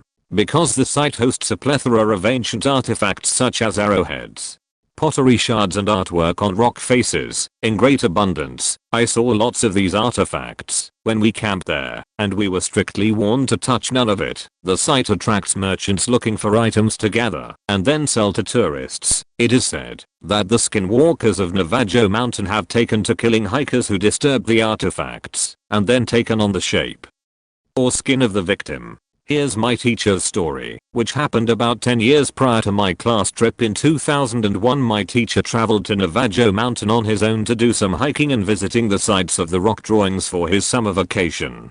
He had been on the mountain a couple of days when a summer storm rolled through, and the lightning got too close to his campsite for comfort. He was only about a mile from his rented car, so he hiked down and headed into the nearby town to wait out the storm and restock on food and water. While he was in town, he took refuge in the local bar and was approached by a man who he said had dead eyes. The man sat down near my teacher and looked at him for a minute before asking, "Doing some camping around here?" My teacher looked at him and said that yes, he was spending some time on Navajo Mountain, but was waiting out the storm with a beer. The man nodded and said, "I've seen some crazy shit on that mountain." Intrigued, my teacher asked him what he'd seen, and the man told him his story. The man used to be a roadside merchant who had a reservation issued permit to pick up common artifacts from the area, such as pottery shards and small stone tools, granted to him due to some Navajo ancestry in his family. The man had 2 brothers, one older and one younger, who would often comb the mountain for objects they could sell at their stand to tourists driving through. One day, the man asked his younger brother to head up to the mountain and see if he could find some artifacts to restock the stand, and told him he would be by in a few hours with the truck to pick him up. The brother said sure and set out to hitch a ride to the site. A couple hours later, business was drying up for the day, so the man set out to find his brother and see what he had been able to salvage from the mountain. He drove up to the dirt lot and parked his truck and started calling for his brother. As he wandered up the path, calling out, he heard a voice, snickering. The voice sounded like his little brother, and as he continued up the trail, calling his brother's name with growing unease, the snickering grew to a very deep laugh. According to the man, the laugh froze his blood, as he was certain it sounded like his brother, except that his brother never laughed like that. After about 100 yards, the laughter had grown quite loud. The man described it as humorless and dead. Rounding a rock outcropping, he saw his younger brother standing, about 50 feet up on a cliff, his throat slit and his eyes glowing, staring at him and laughing. When it saw the man, it stopped laughing, turned its head to the sky, and howled. The man turned and ran as fast as he could, back to his truck. He could hear the creature that used to be his brother in pursuit, and later came to realize he was only saved by the fact that it had been up on a rock face and had to get down. To give the man proper chase point, the man made it to his truck and hightailed it out of the park. Looking in his rearview mirror, the man saw the creature chasing him down the road, pacing the truck about 50 feet back and running on all fours. The creature never stopped grinning for the entire short drive to the man's house. The man made it inside and locked the door. Looking out the window to his front yard, the creature sat in the middle of his lawn, grinning at the window and still dripping blood from where his brother's throat had been ripped open. This continued for 2 days, and the man was unable to leave his house. Occasionally, the creature would laugh its horrible laugh or howl at the moon. On the 3rd day, the man called the local medicine man for advice. The town's shaman was highly disturbed by this news and advised the man to stay in his house until the moon started its waning phase. At that point, he advised the skinwalker should become bored and return to its patrol at the mountain. The shaman expressed his sympathies for the loss of the man's brother and assured him he would chant and pray for the spirit to move on. Fortunately, the man had enough food and water to wait the 5 or so days for the moon to pass its full phase and start to wane. On the 2nd night of waning, the man went to his window and saw that the skinwalker was, indeed, gone. Giddy with relief, the man called the shaman to tell him the good news. The shaman asked the man if he had seen his older brother recently, as nobody in the town had seen him in a few days, and there was no one running the brother's roadside stand. The man said he had not heard from him, but that he was going to head back up and check out the mountain, as he had a sudden feeling of certainty that that is where he would find his older brother. The man got in his truck and headed up to the dirt lot. Upon parking his truck and swinging open the door, he heard a familiar sound, that laughing. Except this time around, it sounded like 2 voices. This time, he didn't even have to get out of his truck to find what he had come up to the mountain for. His 2 brothers were standing on top of a rock face, visible from the truck, both grinning at the human that used to be their brother, and staring, both dripping blood from their gaping necks. The man jumped in his truck and floored it back to town. He didn't even look in his rear view until he got to the edge of town, and when he checked, nothing was following him, only his memories of his brother's dead laughter. TLDR, don't fuck with Native American spirits. I'm probably too late to the party, but just in case, I've got a non-ghost story, but still managed to creep me out a bit. A few months ago, I was working from home on a Friday, so I could finish up a presentation for the owners of my company without the distractions of the office. I had my remote desktop session open to my work server, Netflix, Steam, pre-downloading BioShock Infinite I think, and probably some other random stuff all running on my computer. I had been working on a report for several hours and was watching Futurama on Netflix as I finished up editing/formatting some of the Excel files.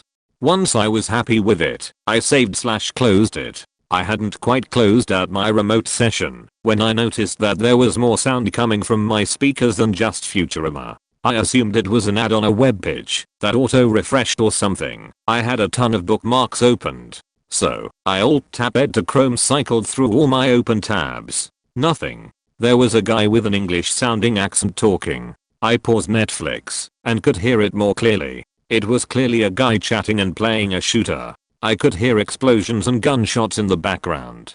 I could hear the one English accent guy talking to someone, or maybe a few others. He was describing the game, like he was introducing friends to it. Figuring that it was some glitch, I sat there listening to it for a minute. I pulled out my phone and tried to record video of it. Of course, my phone was being a pose, and it would only record for 1 second and crash. So I have 2 1-second vids of it. After that, I became more interested in how this could happen. So, I closed every running program on my computer, one at a time. I closed remote desktop, still there. Then, Netflix, Chrome, Excel, Word, logged out of Steam. And it's still here at this point. It dawns on me maybe this could be two-way. I pick up my headphones and ask in the mic, hello? Can you hear me? The English accent guy says, yeah mate, we hear you. Who is this? Please keep this channel clear. I ask, what game are you playing? I didn't join this chat room and your voices just started coming out of my speakers. He says that they are playing Modern Warfare 3 and asks how I joined their private chat. I tell him that I didn't do anything and explain that I was just sitting here and suddenly could hear them in my speakers. I'm not logged into Steam, or running apps on my desktop are closed. I figured I'd go into Task Manager and start shutting things down there. When I ended the task for Steam, it stopped. Bingo, Steam error. I sent them a support ticket and got the default delete everything but Steam apps folder, reboot, and try to reproduce the error point rereading it just now. It's not that creepy now. But, at the time, it sort of freaked me out that suddenly I was connected to a random online chat. It felt pretty invasive. Kind of a wall of text story, but definitely worth it, because even 8 years later I still get goosebumps thinking about it. I worked in a summer camp in the US one time. It was a big thing to start off my round the world trip, and being all of 19 at the time, I was super excited to see how a real life American summer camp lived up to my expectations from all the films I'd seen. The camp was in the southeast and really gorgeous. We were surrounded by dense woods and amazing bluffs and cliffs. The closest town was 20 miles and there was nothing but trees and canyons surrounding the camp and its lake. There were 4 sessions in the season, each going for between 2 to 3 weeks. We, as counselors, would get 1 night off a week and 2 days off between sessions. On scheduled nights off we'd either chill in the staff lounge and watch movies, or hang in our designated cabin upstairs from the kids and read/listen to music, whatever. So one night, towards the end of the camp when everyone's in a groove and comfy, after everyone's turned in and sleeping soundly, I woke up at something like 1 AM. It was one of those times where you wake up and you instantly know something's up. My heart was immediately racing, and for no apparent reason, so I lay there quietly, listening intently. That's when I heard it, a very muted cry for help, coming from outside my window towards the woods. The whole cabin was wooden, with fly screen windows, so even among the sound of crickets and other night noises, I could easily tell it was the cry of a young girl somewhere out in the woods. I got up quickly, awoke the counselor I shared quarters with, and told him to listen. Once we both heard the cry again, we got outside with our flashlights and headed for the sound. It was intermittent, but you could hear her saying help, or I'm lost quite regularly, and quite a way into the woods. She was clearly distressed, so the quicker we found her and got her back safely, the better for everyone. Meanwhile, we are both sheeting ourselves, because it's dark as hell. We have puny flashlights, and she's out there somewhere with no way of seeing/navigating point as we both cross a small playing field where the kids used to play football/baseball and stuff. We ran into a female counselor. She heard the cries while on a night walk around from her side of camp. Boys and girls were at opposite areas and was investigating too. She just felt real. We form a line of 3 and head into the woods with our torches calling out for the girl. She was in more than we would want, but not too far that we didn't feel we'd take long to recover her. We were in about 5 minutes into the woods, calling out and hearing her responses, when we heard her sniffling and crying, so we knew we were close. We'd found her. She was only 20 feet away, and we could hear her saying, "I'm scared. Where am I?" in a low voice. We kept reassuring her, and just when we felt we were going to stumble upon her, she went stone silent. We called out, "Where are you? Call out, we're here honey." But nothing. Then, in the distance, "Help me. I'm lost. Come quick." So again, we started toward her calling out. When we felt that we were almost on top of her again, she went silent. We called. We waited. Nothing. Then, from farther away still, "Help.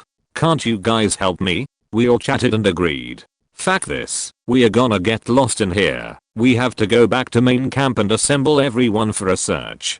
We called out to her that we were going to get help and come back with everyone, and for her to sit tight cause we'll be back soon. We could still get faint whimpers and crying sounds from her, so we told her to stay where she was. We'll be back. We all sprinted back to camp, rang the big bell at the main office, reserved for emergencies only, and the whole camp was put on alert point. The camp heads put on all the floodlights and we all met in the quad for a roll call / head count. All the counselors were present, all the campers and kids were present. Absolutely every single person that was meant to be at that camp was checked off and present. With that all confirmed, we still had a question about the little girl. We had come back from the woods the same way we went in, and rang the bell, and assembled everyone for inspection. In that time, we all know that no little girl without a flashlight had retraced the steps back to the camp. She was a good 15 minutes into the woods with no light, and we had a hard enough time as it was. All accounted for, everyone went back to their cabins and back to bed. The heads felt it was a false alarm, and that what we'd heard were echoes of our own voices, etc. We all knew that was bullshit, but we couldn't rock the boat. It was creepy as hell the way the voice kept leading us into the woods further and further, and while everyone had their versions of camp ghost stories, this was by far the creepiest real scary thing I and the other two had ever had happen. We chatted about it towards the end of the session, and both myself and the female counselor were confident it was something paranormal, and we both couldn't explain it. The male counselor I went with refused it defiantly, and whenever we brought it up about being a ghost / creepy story he would say it was just voices echoing, and that it didn't really happen. Every time he defended it, I could see in his eyes that he was shit scared, and probably just wanted to convince himself it didn't happen.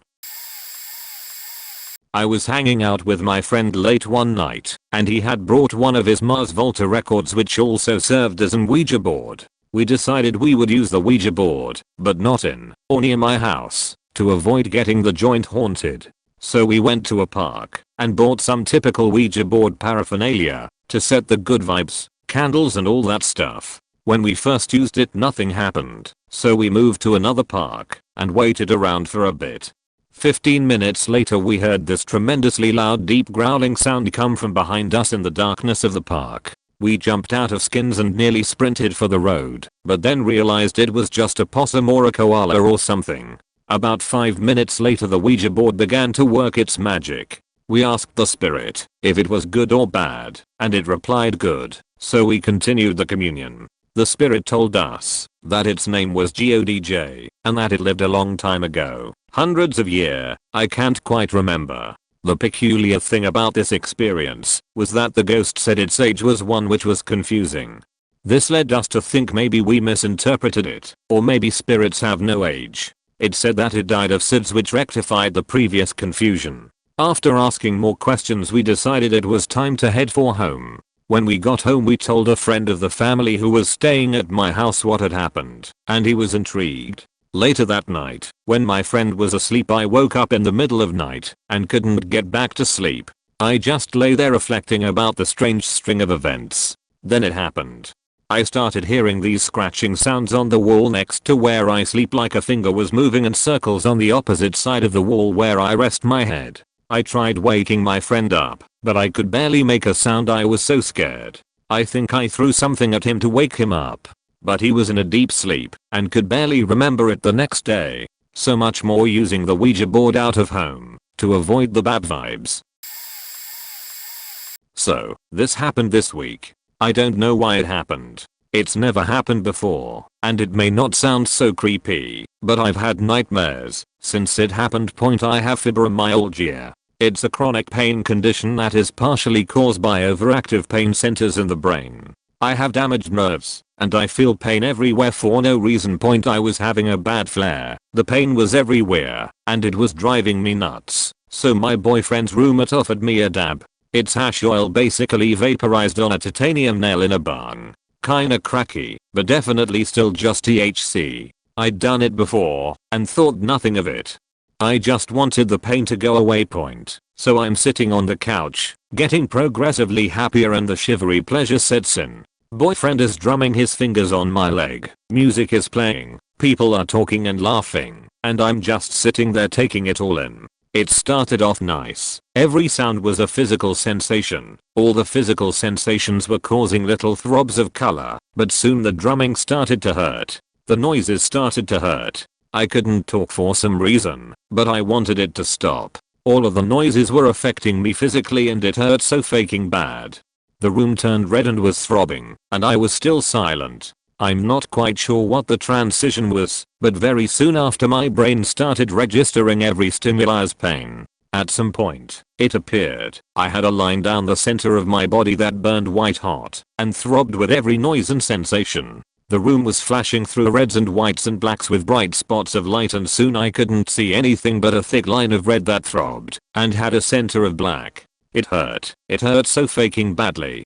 The black was coming closer, and the pain built and built with an impossible pressure. It seemed like I was going to be torn in two if the black got to me, because that ripping feeling intensified as it got closer. Boyfriend and his friend started asking if I was okay, and I started quietly apologizing. I felt so awful for being out of control. I guess tears were running down my cheeks for a while, but I don't remember crying.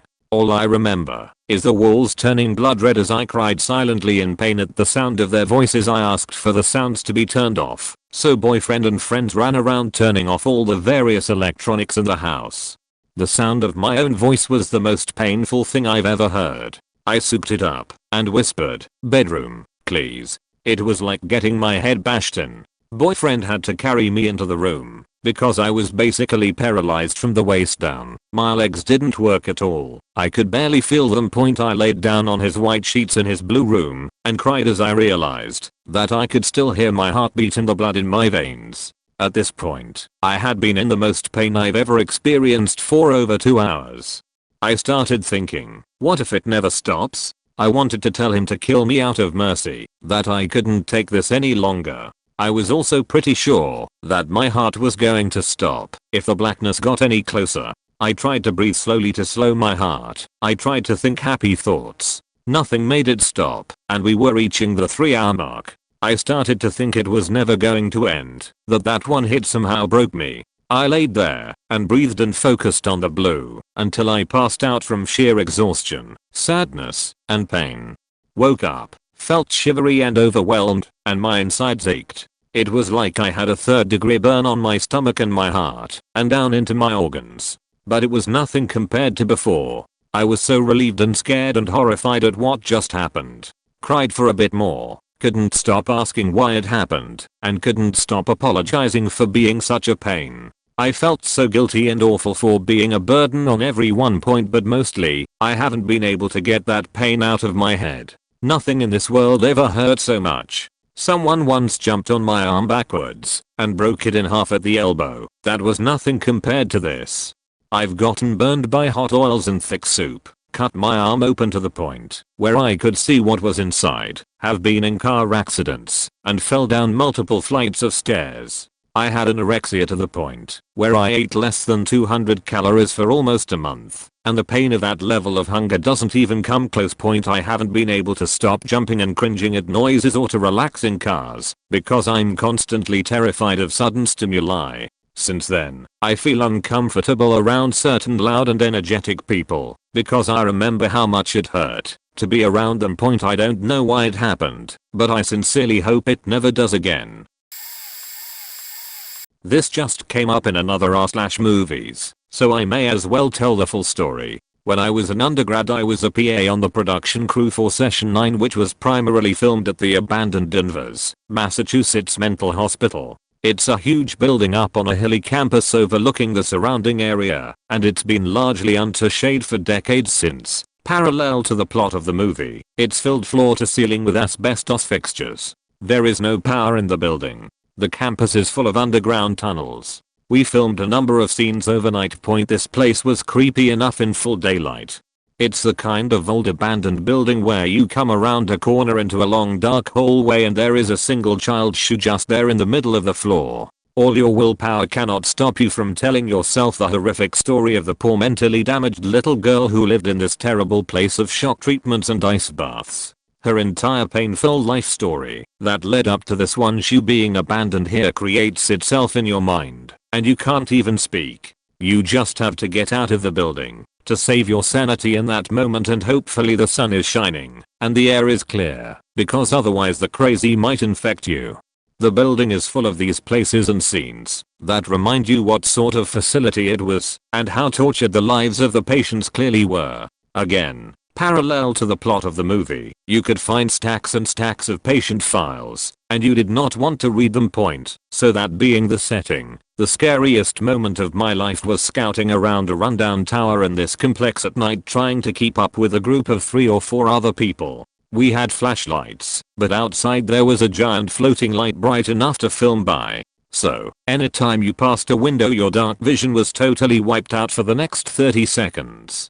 At one point I lost the group around a corner I didn't know was there, because depth perception in the dark, and suddenly I was alone there. I didn't have a walkie on me. I couldn't make sound anyway, because I wasn't sure if sound was rolling for a take nearby or not, and I was so turned around I couldn't have found my way out. I tried to move as quickly toward the last place I knew other people were as seemed safe without tripping and falling into a pit full of rusty metal and crumbling asbestos tiles coated in lead paint dust. The physical danger was a distant second from the traumatic thought of being stuck helpless in a pitch black building rich with the memories of suffering of the sick and deranged. There was this feeling that, if you died there, your story and your memory might be tied to that place forever. It was nearly paralyzing. After one of those terrifying minutes that has more than 60 seconds by an exponential factor, I made it a spot where I could see the light of the group's flashlights and catch up to them, and did my best to pretend I hadn't just flirted with the edge of gibbering madness. I had repressed that memory until someone brought up session 9. I feel fortunate to have not soiled my underwear that day. I have 2 real experiences that still haunt me to this day. The first one happened to me when I was very young. When I was younger I always called my dad into my room before bed. He would check for monsters etc. Well, one night I was calling him and he yelled from the main floor, "I will be up in a little bit." Immediately when he yelled that, I saw someone or something walk into my doorway. He looked a lot like my father, except something was off. He was a little shorter and a odd-shaped head, if I remember correctly. He said, in a strange higher-pitched voice, "I'll be back soon. I have to make sure your mother is okay." Since I was so young I just nodded. I knew something was off, but I thought it was my eyes playing tricks on me. Then what made my heart jump is my dad walking in the doorway a little bit after. I told him what happened. He said the exact same thing that thing said, "I'll be back soon. I must make sure your mother is okay. She was fine." And he still thinks I was just dreaming, but that thing's face still sticks with me. The second story is more recent. My sister and I used to babysit this little kid. Let's call him Irving. He was 4 at the time, every weekday in the summer. One day we were playing hide and go seek. My sister was hiding, and Irving and I were looking for her. We had started counting in her bedroom. Adjacent to her room was a bathroom with a bathtub at the other side. Right as we walked out of the room I could see a girl's hair sticking out of the tub. Then the girl lifted her head. I could just see her eyes and I nonchalantly nodded at her thinking it was her and wanting to prolong the game for Irving's sake. We walked around downstairs and then Irving yelled something that still gives me goosebumps. He yelled, "I found her." My sister then walked out of the closet she was hiding in the basement. I flipped sheet. I said, "Hey, let's play catch outside." I knew I saw someone upstairs, and I was trying to get everyone out of the house in case it was a criminal. We ran outside, and I told my sister what happened. I grabbed a knife and went upstairs to investigate, while my sister distracted Irving. There was no one up there. I thought I was going insane, until my sister yelled for me to come outside. My sister said, "Irving, tell on what you told me." Irving then said, "Can we play with the lady in the window?" I looked up at the upstairs window, which is for the room right next to the bathroom, and there was no one there. We called our parents and we all searched the house, and we found no one. It was the scariest thing I have ever experienced. I drew a sketch of my upstairs to help explain the stories. http://imgur.com/tookkrprqw I have plenty of scary stories, fortunately, unfortunately, but this is one I haven't talked about for a while. When I was a kid, my brother, my sister, my cousin and I got lost in the woods one summer. Really lost. My brother insisted on taking this trail that wasn't marked on the map, and it didn't work out so well for us. We had to stay overnight in a heavily forested, deep gorge. We built a huge fire and huddled in a circle around it. The darkness was something I'd only read about in books. There was the light that the fire made, and past that tiny sphere of light about 3 feet out from the fire, it was pitch black. You could put your hand out and sink it into the blackness, and it would just vanish, like you were putting your hand into black water. It was terrifying. And then there were the eyes reflecting the light of the fire in the darkness. A lot of eyes that glowed green and yellow. Eyes at every conceivable level, on the ground, in the bushes, at head level, up in the trees. We are talking tens of pairs of eyes, small eyes and big eyes. We were being watched all around by a multitude of unknown animals out there in the pitch black. At one point all the eyes just vanished, and a minute or two after there was a crashing thudding sound in the underbrush. And then there were big orange red eyes staring at us. They winked out on one side and appeared on another side, so close that I'm convinced that if we reached out into that blackness we would have touched that animal. There was a low growling and heavy huffing noise. The eyes were fairly close to the ground at one point, but another time they were very high up, maybe 7 or so feet. It circled us for at least 40 minutes, but it felt like hours. Then those eyes went away, and about a half hour later all the other eyes came back. I can't describe how scary it was. I understand why ancient peoples were so afraid of the dark. We somehow all managed to fall asleep in front of that fire and woke up in the morning to the embers of the fire slowly dying in front of us. We later found tracks in the mud of the nearby stream that looked like these. Needless to say, my brother never chose the trail we hiked from then on. Actually, I don't think I ever went hiking with him ever again. I had a short stay at a mental institution about a decade or so ago. I was one of those young adults who had a bad reaction to antidepressant medications. After spending a few days in the high-risk area, I was admitted into the low-risk area. The second day of my time in the low-risk area I come back to find a very pretty girl as my roommate. Just luminescent. No more than just over 5 feet and just under 100 pounds. About 20 years old. She looked quite a bit like Jessica Alba or Jennifer Lopez, but tiny like Alba. She wore a light blue cardigan, a cross necklace, and a severe bun.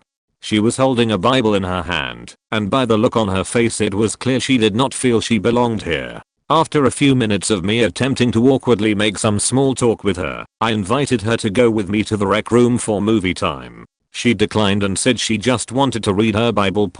When I came back, she was asleep with the lights on, Bible still in hand. I turned the lights off and went to sleep myself. Around 4 AM, I was shaken awake by this girl. She drags me into the bathroom and closes the door. She is terrified.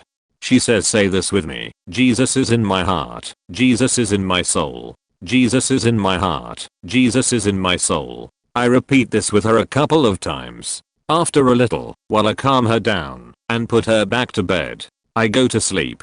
I wasn't frightened. I was in a loony bin after all. I should expect to meet some colorful people. At 7 AM I'm awoken with the rest of the floor for our morning meds and breakfast. After I come to get my meds, I return to the room to see a nurse over by the girl's bed and a small crowd of 2 to 3 other patients. My roommate is in an odd state.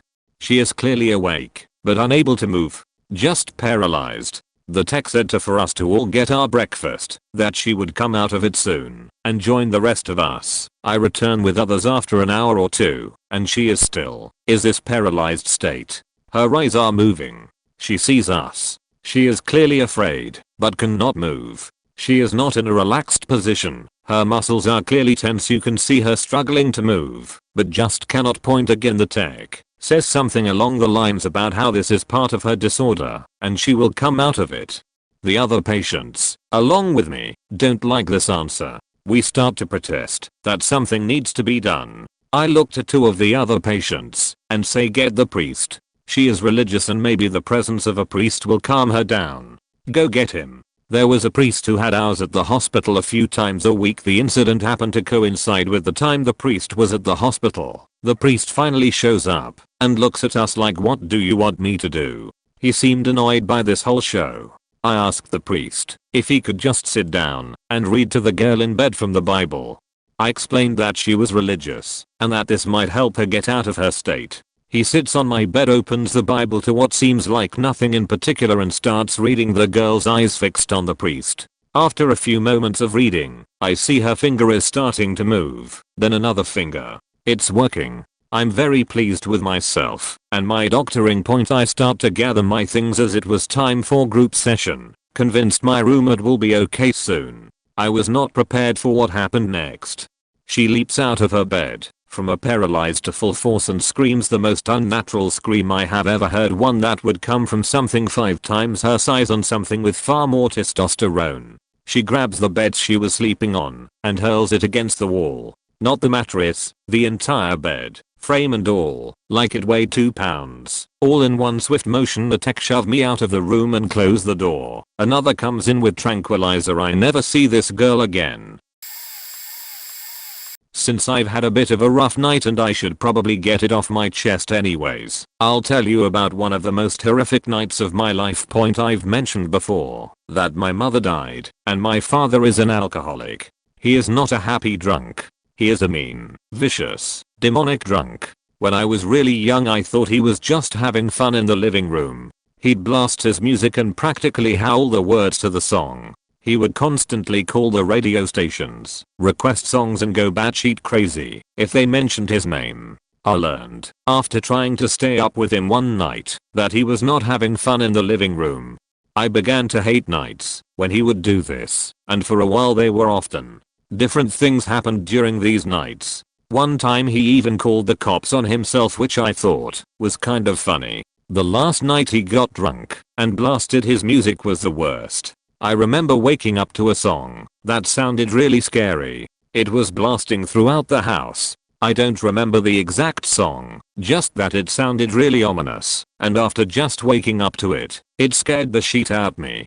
So I wake up my sister's mom. We don't get along to this day because of how she treated me as a child, but I still regret waking her up that night. I should have just stayed in my room and kept my mouth shut. I remember I told her that that song was scaring me and I started crying.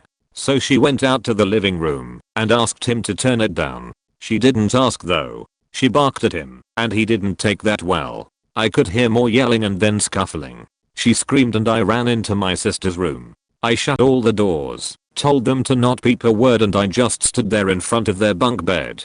At some point my sister's mom was crying for me to call 911 and I was going to, but then I heard my father rip out the phone. I was too scared to run into the other room and make the call. The timing is still a bit hazy. I remember the sun was coming up when he came into my sister's room. He said, "Sometimes adults do things that children don't understand." I think I said something along the lines of, "Just because you're an adult doesn't mean you get to do those things." And I immediately shut my mouth and was mentally kicking myself for saying that. He took a step closer. He made a fist and said something about how children shouldn't talk to adults that way or something. I can't remember. I just remember the immediate relief when he walked out of the room. I went back to bed, and when I woke up there was a policeman in our house and our parents were nowhere to be found. I guess my sister's mom had gone to neighbors, leaving us alone with my dad. What the fuck? And my dad had actually gone to work that day. I guess they picked him there and even impounded his car. Probably because he left it parked there. After that my life changed drastically. I was stuck with my sister's mom who would leave us alone all night. My dogs were given away. Our birds and plants died. My lizard that I didn't even get to name died. I remember having a birthday party and a big group of kids showed up, and then they left after seeing the kitchen. TLDR, my father scared the shit out of me and my sisters as children one night after beating the crap out of their mother. He even chopped some of her hair off. This happened about a week ago. I get nervous every time, thinking it's going to happen again. I live in a large city without a car. Instead I bike everywhere. The city is pretty cycle friendly, so it's not really that big a hassle. The only annoying part are the many hills, especially in my neighborhood. I work all day and usually go out afterward, so I'm often biking home late at night alone on the road. So one night I'm riding home from the bar at about 2 AM. I'm almost home, about to go over the last hill before I get to my house. This hill is a particular pain in the ass because there's a red light intersection right in front of it. The hill's steep, so if you miss the light and stop you lose all your momentum. Instead of riding up the hill you have to get off and push. Sure enough, as I'm racing to get the green, the light changes. There are no other vehicles on the road, but I dutifully stop anyway. Cars often come flying around turns here, and I don't feel like getting surprised. As I'm sitting there waiting for the light, my eyes wander past the intersection and up the hill. Immediately, my heart starts pounding. At the top, coming down towards me is the creepiest person I have ever seen in my life. He was about 6 feet 5 inches with long greasy blonde hair, kind of shambling down the street. He wore all black including a long trench coat, even though it was about 75 degrees out. He also carried a half-full black garbage bag, which somehow made him even scarier. Obviously, in my mind, it was full of organ/mutilated babies/decapitated heads. Seriously, this guy was spot on for the serial killing hitchhiker of urban legend. Now this wouldn't be that bad if I was riding by him, but to my dismay I realize I'm not going to have enough speed to make it past him. I'm going to be walking my bike when we pass each other. I'm nervous when the light turns green, but not yet terrified, so I ride towards him. I keep watching the figure as I start up the hill. Soon enough, I run out of speed and have to swing my leg around to start walking. The guy is about 20 feet away at this point. As soon as my feet hit pavement, he stops dead in his tracks. Now I'm terrified.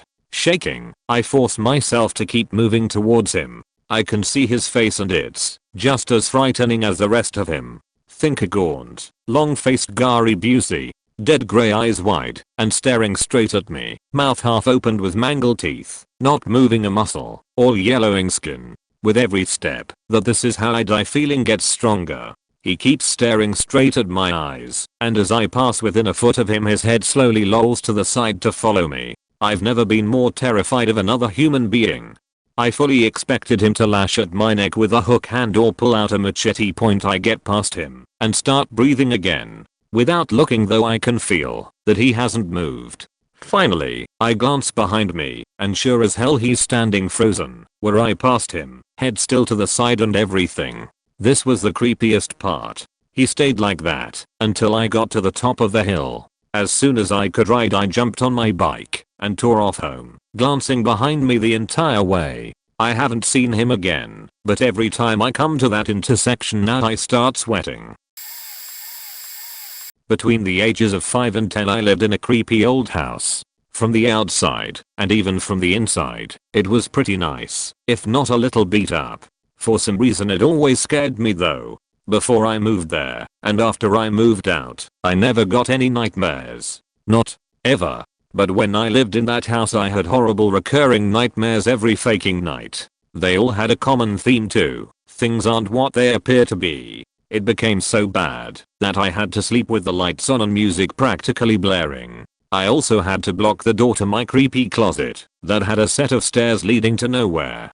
Even when I was awake I was constantly afraid, but only in that house. About 2 years after I had moved away and had come to actually enjoy sleeping, I suddenly got extremely vivid nightmares again. I was living in a modern apartment in a completely different country, and yet somehow I had that same feeling I had when I was younger. I was constantly afraid, but only when I was at home, and in the hallway I had this horrible sense of being watched. I couldn't understand why, after all that time, I was reverting back to being that scared little kid. Then my parents told me something that chilled me to my very soul. Apparently, my old house had a cistern beneath it that had been covered for years. One of our family friends had been doing construction on the house since we had moved away, and in an attempt to even out the driveway, he had uncovered it. He was a nice guy, and so would sometimes bring his daughter to work with him, so he could spend more time with her and give her mom a break. After he uncovered the cistern though, her behavior changed. She became more quiet and withdrawn and began to ask if she could go play on the porch with the girl with no legs. The people living in our house at the time also told us about some strange things that had been happening to them. The lights had been flickering and they had been feeling like they were being watched. Sometimes it was as bad as seeing something move at the corner of their vision or even feeling a hand in their hair. These were the exact same things I had experienced at that house and then in my new house 2 years later. Then, suddenly, as quick as they had come, the feelings disappeared and I was sleeping easy again. I didn't really question it because it was just so nice to be comfortable in my own home. Turns out though, that the family and the man working on the house eventually just got so freaked out that they covered the cistern. That was when everything stopped. Since then I haven't had a single nightmare, and I actually enjoy my incredibly vivid dreams. I've actually become someone who rarely gets scared, and I enjoy horror stories / movies. Not much rattles me anymore. I did go back about a year ago to visit the house though, and as soon as I stepped in the door the horrible feelings were back. I know there is something wrong with that house, I just don't know what it is. And, to be honest, I'm not sure I want to find out. I'm probably way late to the party, but I'm gonna tell my story anyway. Hopefully at least one person will get to read it. I've seen / heard / read some creepy stuff in my life, most of it on the internet and whatnot. But as for the creepiest story I've ever been told firsthand, that may or may not be true. This is a one point, when I was in college, I dated this guy who lived in an old house that had been turned into 3 apartments. All the houses on his street were like that. One of the houses, next door to his, was empty. It was a small 2-story brick house with a concrete driveway and a chain link fence partly surrounding it. It was obviously abandoned, with vines and moss growing all over it. Every time I walked past it, I imagined it being haunted or something, having a dark and mysterious past. One day, I decided to ask my then boyfriend about the house. I was honestly expecting a boring answer. I think I asked, "Does anyone own that house?" He replied, "Well, so and so owns the house and property now, but they don't go in it anymore." When I asked why, he said there were 2 reasons. The first reason was simple enough. The foundation of the house was cracked, and the house was condemned. It wasn't apparent from the outside, but if you stood in just the right spot, you could actually see daylight coming through the crack down the middle of the house. It remained standing, but obviously was not safe to enter. The second reason was a bit more disturbing. The previous tenant was a seemingly normal and kindly old man. He liked cats. He had several cats inside and outside his home. Eventually he died in his home. It was from old age, nothing out of the ordinary there.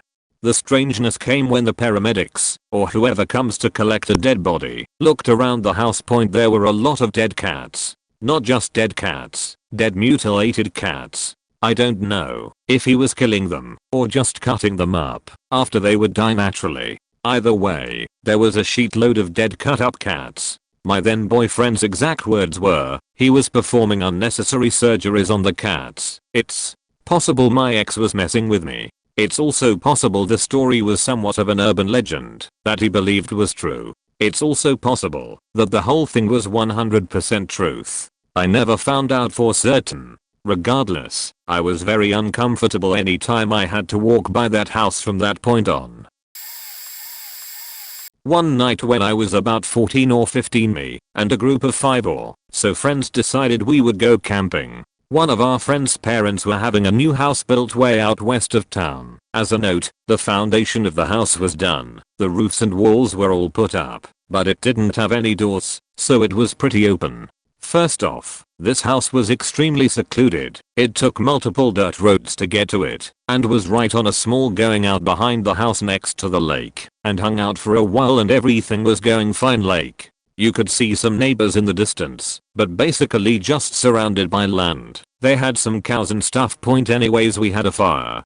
Then we decided we'd move inside, since there were lights inside. My one friend fell behind to take a piss, and then regroups with us inside, and seemed very distraught, and says, "I saw somebody out there." At first we are like, "Bullshit bro," but he insisted. So then we start getting a little worried, and grabbed weapons, or whatever we could find.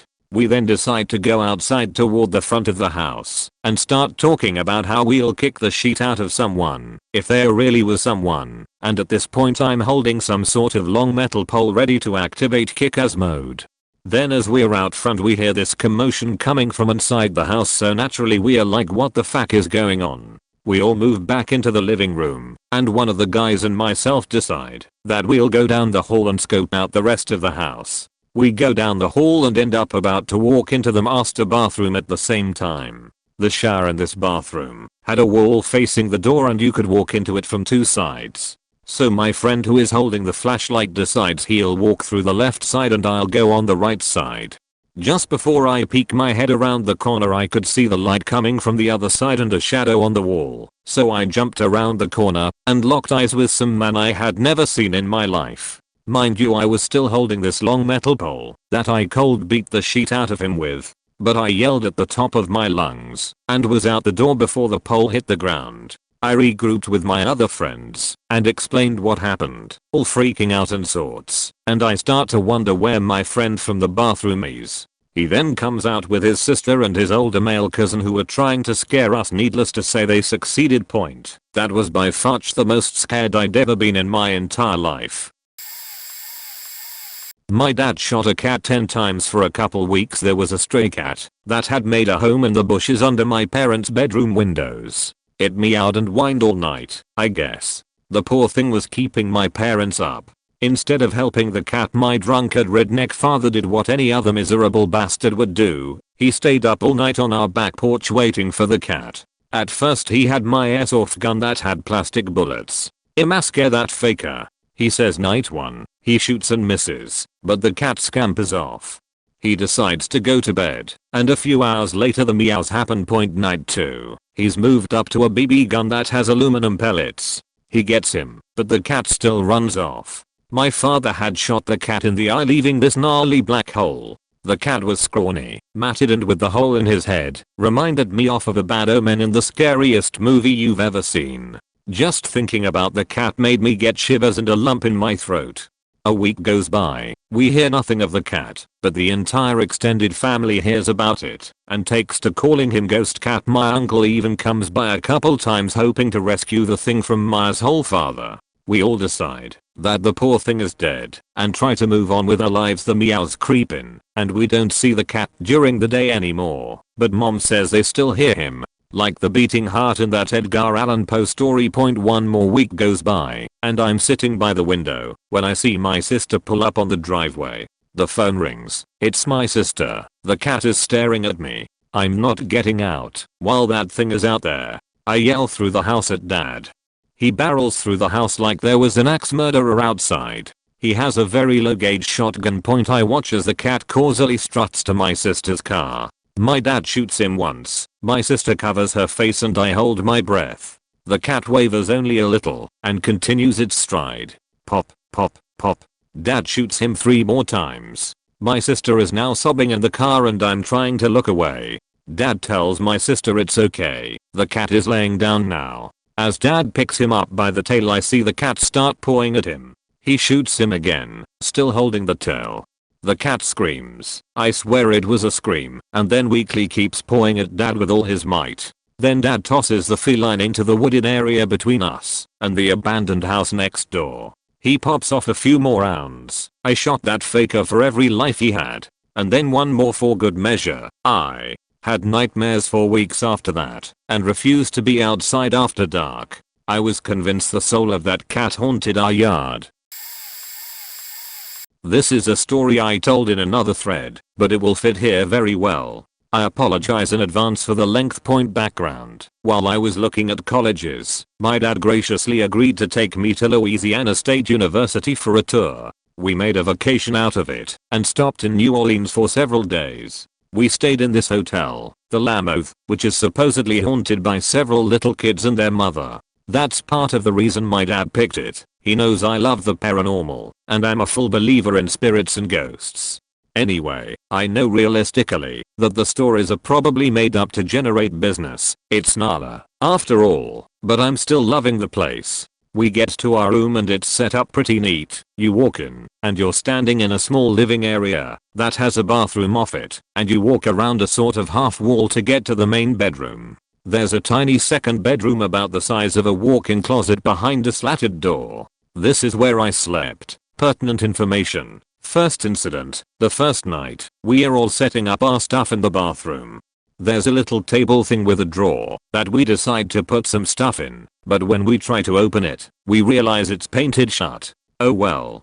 We get settled in and decide to sit out by the pool a while. We come back an hour or two later, and my then 9-year-old, easily spooked brother goes to the bathroom and discovers this drawer pulled all the way out. Dad ends up telling brother that he's opened the drawer before we went to the pool and left it open as a joke. Dad pulls me aside later and nervously explains that he did no such thing and has no idea how the drawer came to be open. Gives me goosebumps, but I think it's cool more than scary. Second incident, our second and last night there.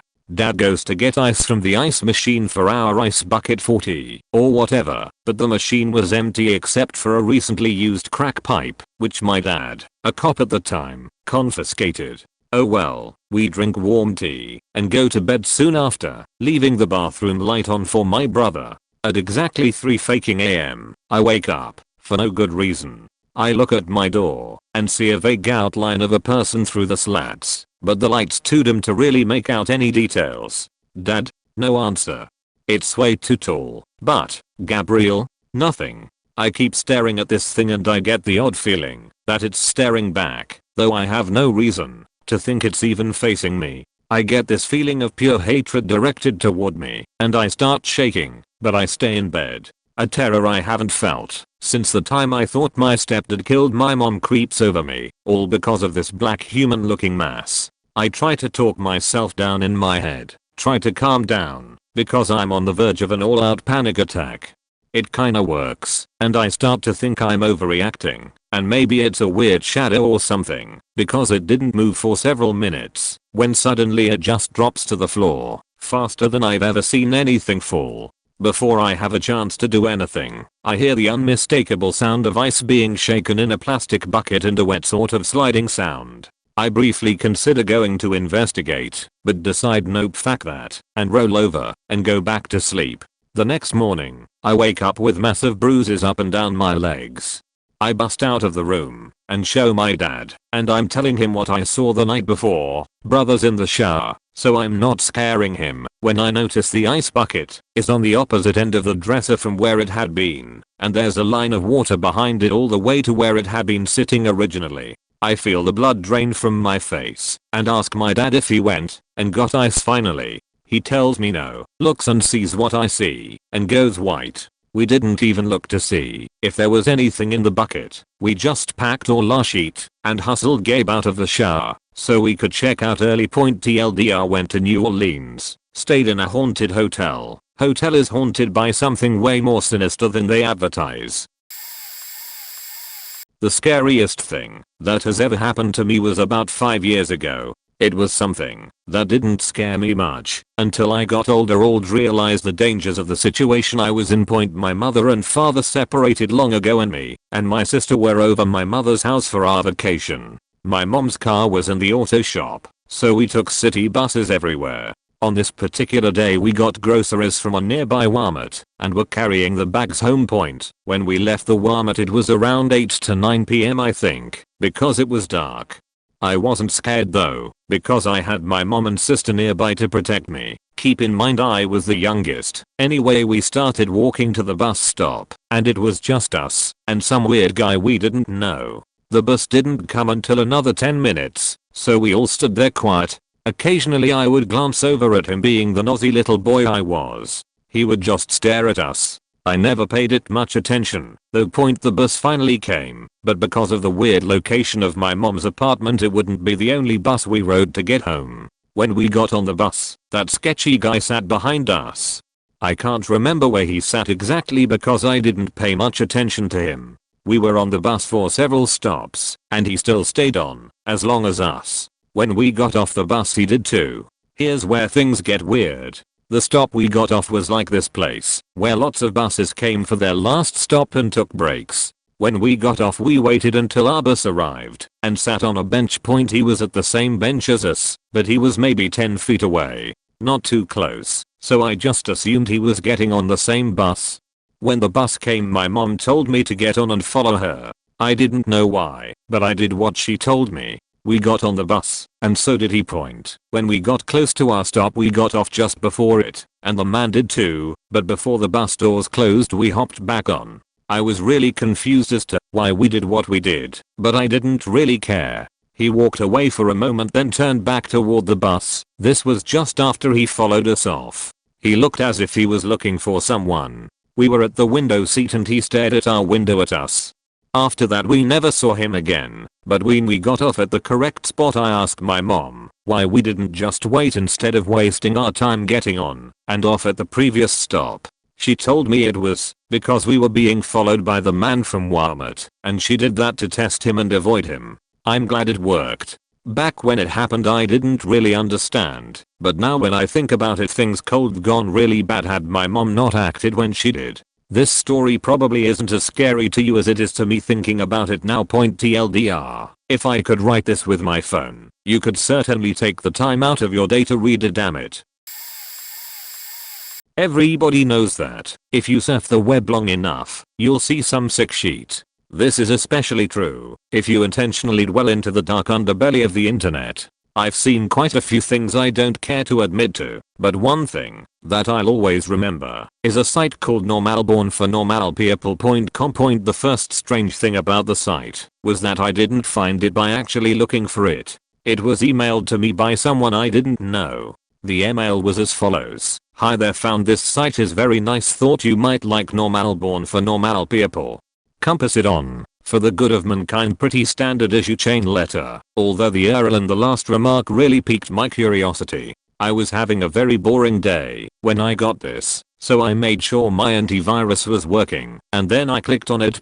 It was a very average, very generic looking site. It gave the impression that the creators just barely gave a shit about making it look professional. The author seemed to have a very tenuous grasp on English, and on the front page was a long, boring, and incoherent rant that I don't remember or have saved. The site had a strange tagline, which even today people haven't figured out the meaning of, which was, "Normalborn for Normal People, a website dedicated to the eradication of abnormal sexuality," and from the sound of that, I wasn't sure whether I was here to watch porn, or if I had stumbled onto some kind of eugenics program. But I was here now, and I was very curious to see what normal people get their rocks off to, so I scrolled down through the rant, and nothing.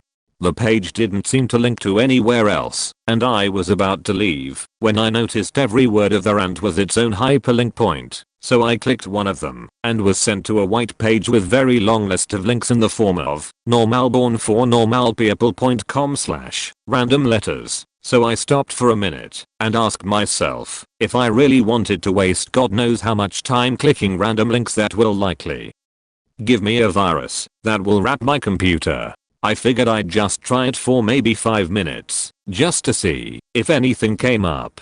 I clicked one of the links and was sent to another page. This page apparently had totally different URLs than the last one. I was just about to say fuck this when I clicked on the third link and a video download came up. It was called Peanut.avi. It was a 30-minute video of a man, a woman and a dog in a kitchen. The woman would make a peanut butter sandwich, and the man would set it down for the dog to eat. This was all that happened for 30 minutes. It was obvious that the cameraman had to stop filming and wait until the dog was ready to eat again, and the dog seemed rather sick by the end of it. I know what you're thinking. What the hell does that have to do with porn? I have no clue. I've seen a little over 24 videos from this site, and the majority had no sexual activity at all.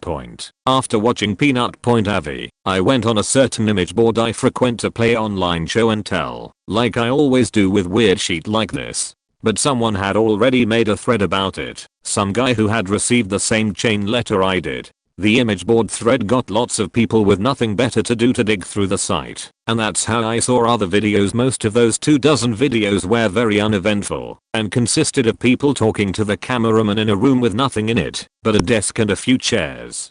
I mean literally nothing on the walls or in terms of furniture. The whole room had a very cold, sterile feel to it. The conversations were just idle banter about previous jobs or embarrassing childhood moments. I kept expecting some kind of discussion about what the people were filming or what the site was about, but of course, nothing. You would never know these videos had anything to do with porn if you saw it out of context. I will say one thing though, the people who appeared in these videos were quite attractive.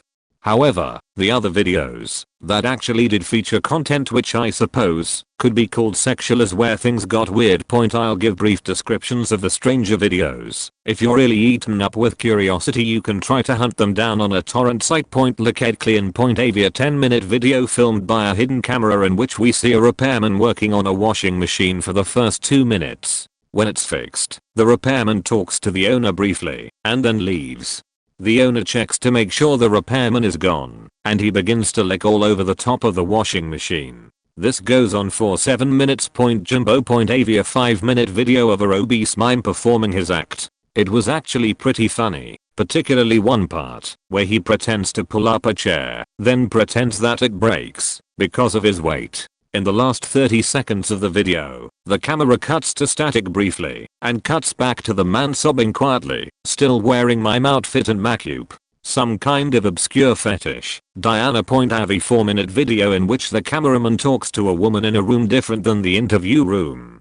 This room looks like one you'd find in a normal person's house. Exactly where they are is never specified, as Diana only talks about her violin playing. She obviously plays her violin, but she keeps getting distracted by something. I didn't notice this until someone on the image board thread pointed it out, but if you look at a mirror in the background, you can see a fat man in a chicken mask masturbating. Jessica. Av another 4-minute cameraman video. This time he's outside a house, talking to another young woman. They talk about canoe rides. The camera zooms out to reveal the city streets behind them occasionally. The strange thing is, no one so far has been able to identify where this street is. Guesses have ranged everywhere from Europe to Australia to the Philippines, but there's yet to be a match for the street shown in the video. Tunguatid. Av 10-minute video. The first 5 minutes consist of an elderly woman making out with a mannequin. The video cuts out, like it did in Jimbo. Av halfway through, and the scene is now a group of mannequins huddled together in a circle around the camera. The lights have been dimmed, and the elderly woman is nowhere to be seen. From this point on, there is no sound. Stumps. Av 5-minute long video where a man with no legs is attempting to break dance on a DDR mat in what looks like the kitchen from Peanut. Av, but much dirtier. There's a radio playing music unseen in the background, but it stops at the 4-minute mark when the man collapses on the mat in exhaustion. He breathes heavily and pleads with someone off screen to let him rest. This off-screen person becomes terrifyingly enraged and yells at him to keep dancing, which he does. You can hear this off-screen person begin to scream as the video ends abruptly. Privacy. Avid woman from Diana. Av is masturbating on a mattress in the interview room, while the man from Stumps. Av walks around on his hands while wearing some kind of goblin mask. The door in this room was always closed in other videos, but it's now open. In this video the only light is in the room, and the hallway is dark. Near the end of the video, you can see an animal quickly run through the hallway. And finally the last video we uncovered, which was useless. AVI in this 18-minute video, a blonde woman from one of the previous interview videos is tied down to a mattress in the interview room. She attempts to scream, but her mouth is taped over. After 7 minutes, a man in a black suit and mask opens the door, but he does not enter. He holds the door open for the animal that was running in the hall in the previous video. It's revealed to be an adult chimpanzee, its hair shaved, and its entire body painted red. It seemed to be starved and abused, with several wounds along its shoulders and back. When the chimp enters the room, the masked man closes the door behind it. The chimpanzee sniffs the air for a moment, it may have been blind, and notices the woman tied to the mattress. It goes into a frenzy and begins to maul her. The assault goes on for a grueling 7 minutes, until the woman finally dies. The chimp eats flesh from her corpse for 4 minutes. As the video ends, the thread exploded with activity after this video was uncovered, and people discussed it long into the night. When I came back to the image board the next day I found that the thread was deleted. I tried to start another one, and they banged me. I tried emailing the guy who sent me the chain letter with the side Cyril, sent him 5 messages, and never got a response.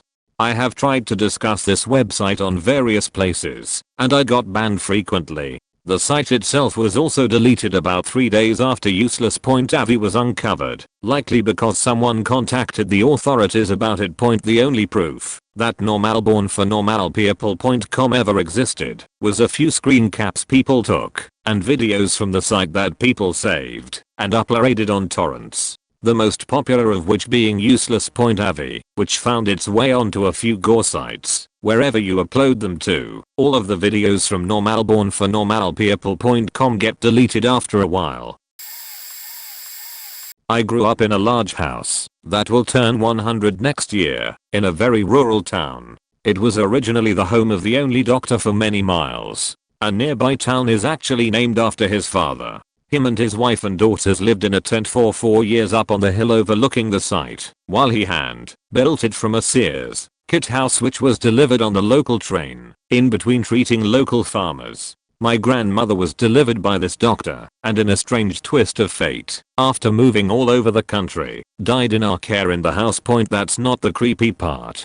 Over the years my parents did several renovations on this house, and early on we discovered a secret area behind the main fireplace behind a wall. In it we found many old newspapers, one of the doctor's medicine bags, a woman's hat, 2 men's straw hats, in perfect shape, and strangest of all, a beat to hell French horn. Soon after uncovering these things, my mother donated 2 of the hats and the doctor's bag to the local town museum. The bag was locked, though I remember trying to open it, and failing before we donated it. It had some stuff in it, but mostly it was empty. I remember seeing a bandage through the small crack in the opening. She kept one of the straw hats. The French horn went missing soon we found it, and though I didn't know it at the time as I was still very young, it had gone missing. Before we donated the other objects a few years later we went to look at the display in the tiny local museum and I noticed the French horn was not in the display. I asked her about it. She told me only that she felt it was evil, and that it needed to be out of the house. She had placed it for sale in a flea market for $1. Now, my mother has always claimed to be very psychic, and I never really knew what to think about it, being more like my father, and trusting in things I can see, not feel. So I don't take many of her stories very seriously, having never seen anything myself. For example, she claims that, when she first looked at the house, I wasn't present for this. She went upstairs and saw a little girl sitting in the corner of one of the rooms, and that occasionally she can feel or hear people moving from room to room, and on occasion sees them. If I were to believe her stories, I suppose it might make sense, as this house served as both his family home and his office. Essentially it was a frontier hospital in its early days, and I know of at least one story of someone dying in the house besides my grandmother, though I'm sure there were many others as he performed surgeries there. The only one I know for a fact was a soldier who had just finished basic training and was about to leave for active duty during WWII, but drowned in the lake just outside our front door. He was brought up to the house by his fellow soldiers after they discovered him floating face down in the lake, and the doctor tried to resuscitate him, but was unable to, and declared him dead.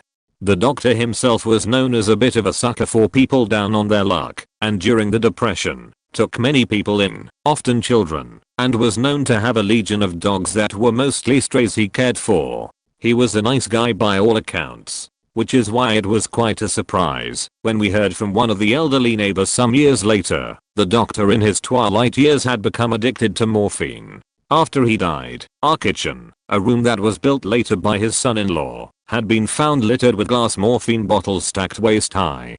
We actually found a couple of these bottles stuffed into the walls in various parts of the house. Now the creepy part. So it turned out, the house next to ours was actually built by the doctor and his son-in-law a few years after one of his daughters married the guy. I ever so briefly visited this house soon after we moved into ours, and had playdates with the boy next door. The house itself had to have been only a few years younger than ours. Well, at first it was a rumor we heard, but we later found a newspaper article that confirmed it. Originally the story went that this son-in-law had gone missing and was found many miles from his house, along a country road. The official newspaper story we saw said he appeared to have been killed by a car, in a hit and run, and that he had been intoxicated. A sad, cautionary tale about the dangers of drinking. The stories we heard from older locals who apparently had seen the body were far more chilling. He appeared to have been beaten to death by a blunt heavy object. But it doesn't stop there. According to a few of the old timers, this all happened soon after the doctor had found out his daughter was being beaten on a regular basis in the house next to his by his drunken son-in-law. I could of course have it all wrong, and it all may be entirely innocent. No one will ever know, as all potential suspects are long dead and buried. But my theory? The French horn was beat to hell because it was the murder weapon. The doctor seems to have murdered his abusive stepson.